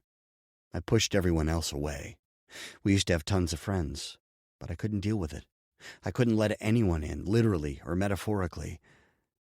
Not until I met you and the kids. She looked at him and ran her fingers along his jawline. I'm honored. Thank you for trusting me. I didn't think I could love again. Her fingers paused near his ears. Maybe he shouldn't have said love. He cleared his throat. But I want to risk it. You're definitely worth it. Oh, Rusty. Laura pressed her palms against his cheeks and gave him the sweetest yet most passionate kiss. She pulled away and stared into his eyes. I love you too, and I won't break your heart. I promise to handle it with care. She slid her fingers through his and led him out of the room. The breeze from them walking past knocked something over in the room. Hold on a moment. Rusty went back inside. Resting on the floor, he found the anniversary card Laney had left for him in the picnic basket. He slid it open, reread the handwritten note, and held it close to his heart for a moment. Then he slid it in between two of Laney's favorite books and went into the hall, closing the door behind him. Chapter 33. 1 year later. Travis stared at Angeline through the window and grabbed the phone next to him. She picked up the one on her side and balanced the baby in her other arm. "You grow lovelier every day, and look how big Travis Jr. has grown since last week." Travis smiled, meaning every word. Sure, he'd been upset about the news at first, more upset when Angeline had admitted to quitting the pill. But now, his family was all he could think about. "He's growing really fast." She snuggled the baby, her face lighting up. Travis tugged on the ugly orange suit. "I can't wait to get out of this thing. You got confirmation from your friend about the jury's decision, right?" "Shh." She narrowed her eyes. "Don't let them think you're involved with anything illegal. That might be all they need to keep you in there." "Did you?" he insisted. She shook her head and popped a pacifier in the squirming baby's mouth. "No, just that they came to a decision. Wes promised me he's taking care of everything, and tomorrow you'll be a free man. We'll finally be a family. I'll finally get to hold our son. The first thing I'm going to do is take you on that vacation. It is long overdue." Angeline smiled sweetly. "I've already packed. The flight is booked. We just have to wait for the judge to read the victory." "Exactly." "Calloway," said the prison guard behind him. "Time's up." Travis kissed his first 2 fingers and pressed them against the window. Angeline did the same. "See you tomorrow." She blew him a kiss. It's a date, a victory celebration for 3. He hung up and turned around, eager to get back to his cell. The clock indicated they had another 20 minutes before that would happen. The guard led him outside to the yard. Travis found an empty spot along the building and leaned against it, trying to blend in. It didn't work. 3 inmates sauntered over to him. "How's the lady killer?" Bulldog asked, folding his arms. He stood taller than the rest and could cause a total eclipse of the sun on his own. "Innocent until proven guilty," Travis said. The 3 laughed. "Yeah, I ain't done nothing either." Deuce's lip curled, exposing several gold teeth. "Tomorrow's your big day, isn't it?" asked Maverick. "Yeah." Travis glanced to the side and took a few steps away, hoping they'd take the clue. "I don't think Lady Killer likes us," Bulldog said. Travis stepped forward and stared. "Stop calling me that. I never touched anyone." Bulldog pulled up his shirt, exposing a razor tucked into his pants. "Where'd you get that?" Travis exclaimed. And more importantly, what was he going to do with it? "Don't matter none. Keep your space, Lady Killer." Travis stepped back to his place against the wall. He glanced away again. "You think you're going free?" Deuce asked, rolling up his sleeve. "Lady Killer?" He turned and stared at him. "Look, I don't care what you or anyone says. I never touched her. When she died, I was out of the state." "Never touched her?" Maverick asked. "Why you in here, then?" "Yeah, why?" Bulldog stepped closer. Deuce narrowed his eyes. "You know what we do to guys who hurt women and children." Travis swallowed. "Guess I'll never know." Maverick snorted. "You got that wrong, don't he, boys?" "I have to get ready for court." Travis edged away from them. "That's what you think." Deuce grabbed his collar. "Don't walk away when we're talking to you." Travis narrowed his eyes and clenched his fists. "Let go of me." "Why? You got someone on your side?" Deuce looked around. "I ain't seeing no one coming to help you." "Just let me go. They're going to call us in soon." "That just means I got to make this fast." Bulldog and Maverick laughed. "I can pay you off," Travis said. "Any amount you wish." "You can't buy your way out of trouble in here, pretty boy." "What about your families? Couldn't your girlfriends use some new jewelry while waiting for you out there? Or your moms?" "Wait," Maverick said. "My kid needs braces. Can you—" "Shut up," Bulldog warned. "You got enough for braces?" Maverick asked. Travis breathed a sigh of relief. "Yeah, all the orthodontic care you need." Deuce hit Travis across the face. A ringing sounded in his ears. "You losers aren't getting a dime now." all three piled on top of Travis, hitting him on all sides. Something sliced deeply into his flesh, just above his elbow. Warm blood ran down his arm. "Stupid lady killer," someone muttered just before another fist slammed into the side of his head. Travis blacked out. Chapter 34. Rusty threw a towel around his neck and rose from the reclining pool chair. He took Laura's hand and helped her up. "It's almost time." She squeezed his hand. "It's gonna be okay." He readjusted her new engagement ring and gazed into her eyes. He tried to smile. It didn't work. Laura wiped something from his face and turned to the pool. "Come on, kids. It's time to go inside." Kaylee and Brady stopped splashing and climbed out of the pool. Laura threw them each a towel and they all went inside. She turned on the TV. "Hurry up and get dressed," Rusty told the kids. He grabbed his blue V-neck from the dining room chair and slid it on. Laura rubbed his shoulders. "You didn't have to." She kissed his ear. He kissed her cheek. "Once this is over, I'll be able to relax. Let me mix you some lemonade. I just want you near me." She took his hand and led him to the couch. "I'll be right back." The kids came back, dressed. "Did it start?" Kaylee asked, suddenly serious. Rusty shook his head. "Where's Dad?" Brady asked. "He said he'd be here." A car sounded in the driveway. "And he's here," Rusty said. "I'll get the door," Laura called, coming out from the hall. Now wearing a brown and green flowing dress, she smiled at Rusty. She went to the front door. Rusty followed a few steps behind. "Good to see you again, Chris." Laura wrapped her arms around him. "You too." He put his arms around her and then stepped back. "Mandy would have liked this," Rusty said. Chris frowned. "Unfortunately, it took her death for it to happen. The important thing is that it did. Let's hurry. The coverage is about to start." Chris grabbed his stomach. "I don't know if I'm ready for it." "Me either," Rusty said. "But we need to watch." Soon, all five of them were gathered on Rusty's sectional, fixated on the television. After a few too many commercials, a local journalist appeared in front of the courthouse. Behind her was a crowd gathered outside, but not allowed inside. Laura grabbed Rusty's hand and held it between both of hers. The kids both scooted closer to Chris. Rusty and Chris exchanged a nervous glance. He knew they were both thinking the same thing. Had Travis's expensive attorneys managed to help him get away with murder?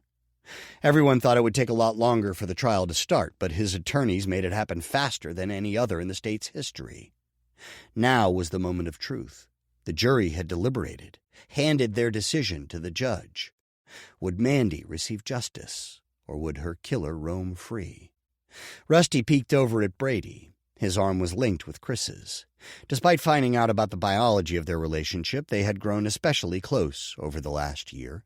Kaylee said she'd never seen them get along better. Brady looked over and met Rusty's gaze. He held up his hand and crossed his first two fingers. They needed a lot more than luck, but Rusty raised his hand and crossed his fingers also. He turned his attention back to the screen. The journalist was going over the major details of the trial, all stuff Rusty knew by heart. He and Laura had followed the case closely, almost obsessively. It had been enough of a distraction that between focusing on that and going to the local AA meetings, he hadn't touched alcohol since that day in his room with the picnic basket. He'd come clean to Laura about his problem, and she'd been more than supportive, giving up drinking herself. Also, his new sponsor had been a real help getting Rusty to come to terms with his conflicting emotions, feeling as though he was betraying his family by loving Laura and the kids. The woman on television wouldn't stop talking. She needed to get inside so they could hear the judgment. Rusty squirmed in his seat. Laura patted his hand. "Relax, sweetie." Relax? Not until Travis Calloway was handed a life sentence without the possibility of parole. Images from the trial flashed across the screen, including ones of Rusty on the stand, then Chris, finally Laura and the kids. Rusty's stomach churned acid. It still angered him that Kaylee and Brady had been brought into it. They knew nothing about Mandy's relationship with Travis. At only 12 and 14, they shouldn't have had to be witnesses on a murder trial. But they had been there the morning Mandy was discovered, and they knew their mom and her life well. minus anything to do with Travis. If he was convicted, they would be able to feel like they played a part in their mother's justice. "Come on," Chris muttered. "They sure like to drag things out," Rusty said. His stomach continued churning. Finally, the screen showed the inside of the full courtroom. They'd been invited, but neither Rusty nor Chris wanted to put the kids through that. They both agreed a fun swim in the sun beforehand would be the best thing for them. The worst scenario would be having to face Travis in person if he was set free. Though Chris was in anger management, he didn't trust himself if that was the outcome.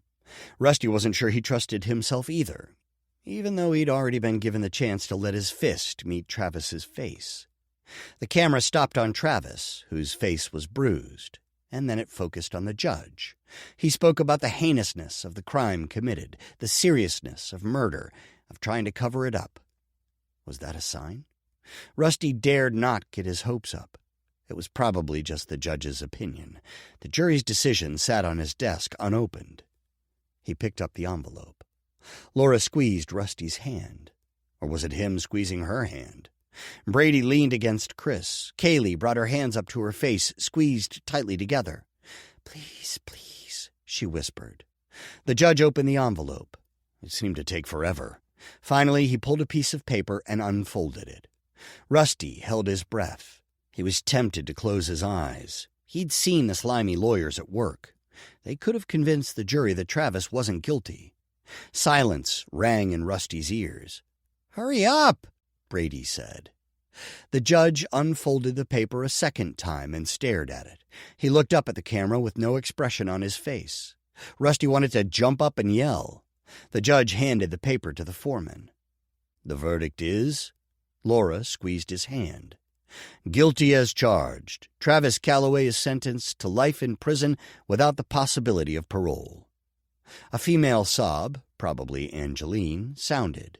Then cheers broke out in the courtroom. Rusty's body went limp with relief. He leaned back against the couch and stared at the ceiling for a moment. "Yes!" Kaylee exclaimed. She and Chris high-fived each other. "Brady?" Brady's eyes were wide. "Mom has justice now," Kaylee exclaimed. She held up her palm for Brady to hit. Rusty's heart went out to his nephew. He'd just watched his biological father sentenced to life in prison for murdering his mother. He was probably conflicted and confused, at best. "Let's get some air, buddy." Rusty leaned over and patted Brady's shoulder. Brady nodded. The two of them went out back and sat at the edge of the pool, letting their feet dangle in the water. Rusty didn't say anything. What was there to say? Nothing could change anything for the boy. He'd never get the chance to meet his birth father if he wanted to. It had to be a hard hit, just as it would have been if Travis had been declared innocent.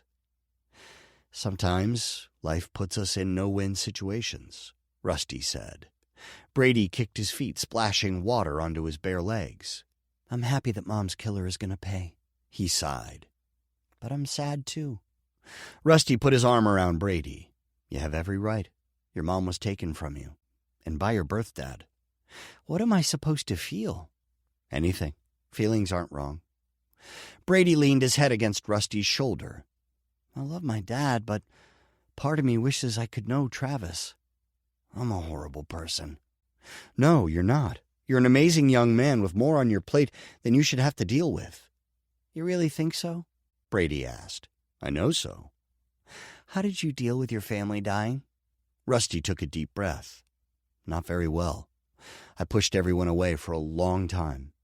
It wasn't until I met you guys and Laura that I let anyone in.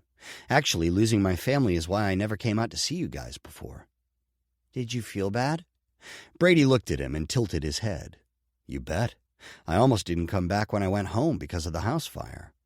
Brady's eyes widened. "Really?" "But then when I heard you guys were in trouble, that you needed me to keep you out of foster care, I realized how much we needed each other. And you know what else I figured out?" "What?" Brady stared at him with a deep-seated eagerness in his eyes. "That it's okay to love many different people, even if it feels like you're betraying someone." Relief covered his face. "You mean it's okay that I want to meet Travis?" Rusty nodded. Even though he killed Mom? And my dad would hate me for it? He would never hate you. Rusty's heart broke, realizing just how much Brady was holding in. Never. Tears ran down Brady's face. Thanks, Uncle Rusty. Rusty wrapped his arms around Brady and pulled him close. Anytime, kid, and I mean that. Don't keep these worries to yourself again. Got it? Brady nodded. They sat out there for a while until Brady sat up. I guess we should go in there and celebrate? Do you think Mom knows? Rusty ruffled his hair. I'm sure of it. In fact, I'll bet she's up there with your Aunt Laney and your cousins, having a huge celebration. A wide smile spread across his face. I like that. Mom has them, and we have you. He kissed the top of Brady's head. And one day, we'll all have each other. Brady wrapped his arms around Rusty and squeezed. Rusty sniffed the air. Something sweet made his mouth water. We'd better head inside. I think they're waiting for us. I can't wait to see what Aunt Laura made. It smells delicious. They went inside to the kitchen, where Laura was setting a large plate of desserts on the table. She gave Rusty a wide smile. Why don't we take this outside? Everyone carried the sweets and drinks out front, where Rusty's porch swing had its new home. Laura arranged the food on the table next to it. Chris's phone rang. It's my new boss. I'd better take it. He hurried inside. Rusty sat in the middle of the bench and spread his arms across the back. Laura sat next to him. Brady popped a piece of chocolate in his mouth and sat on the other side of Rusty. Kaylee squeezed in next to her brother. Rusty's heart swelled. Family filled his bench again. This concludes No Return by Stacy Claflin. Narrated by Jamie Rennell. Copyright 2016 by Stacy Claflin.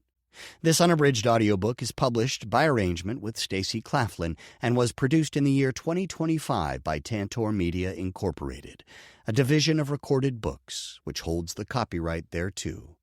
Please visit Tantor.com for more information on our growing library of unabridged audiobooks.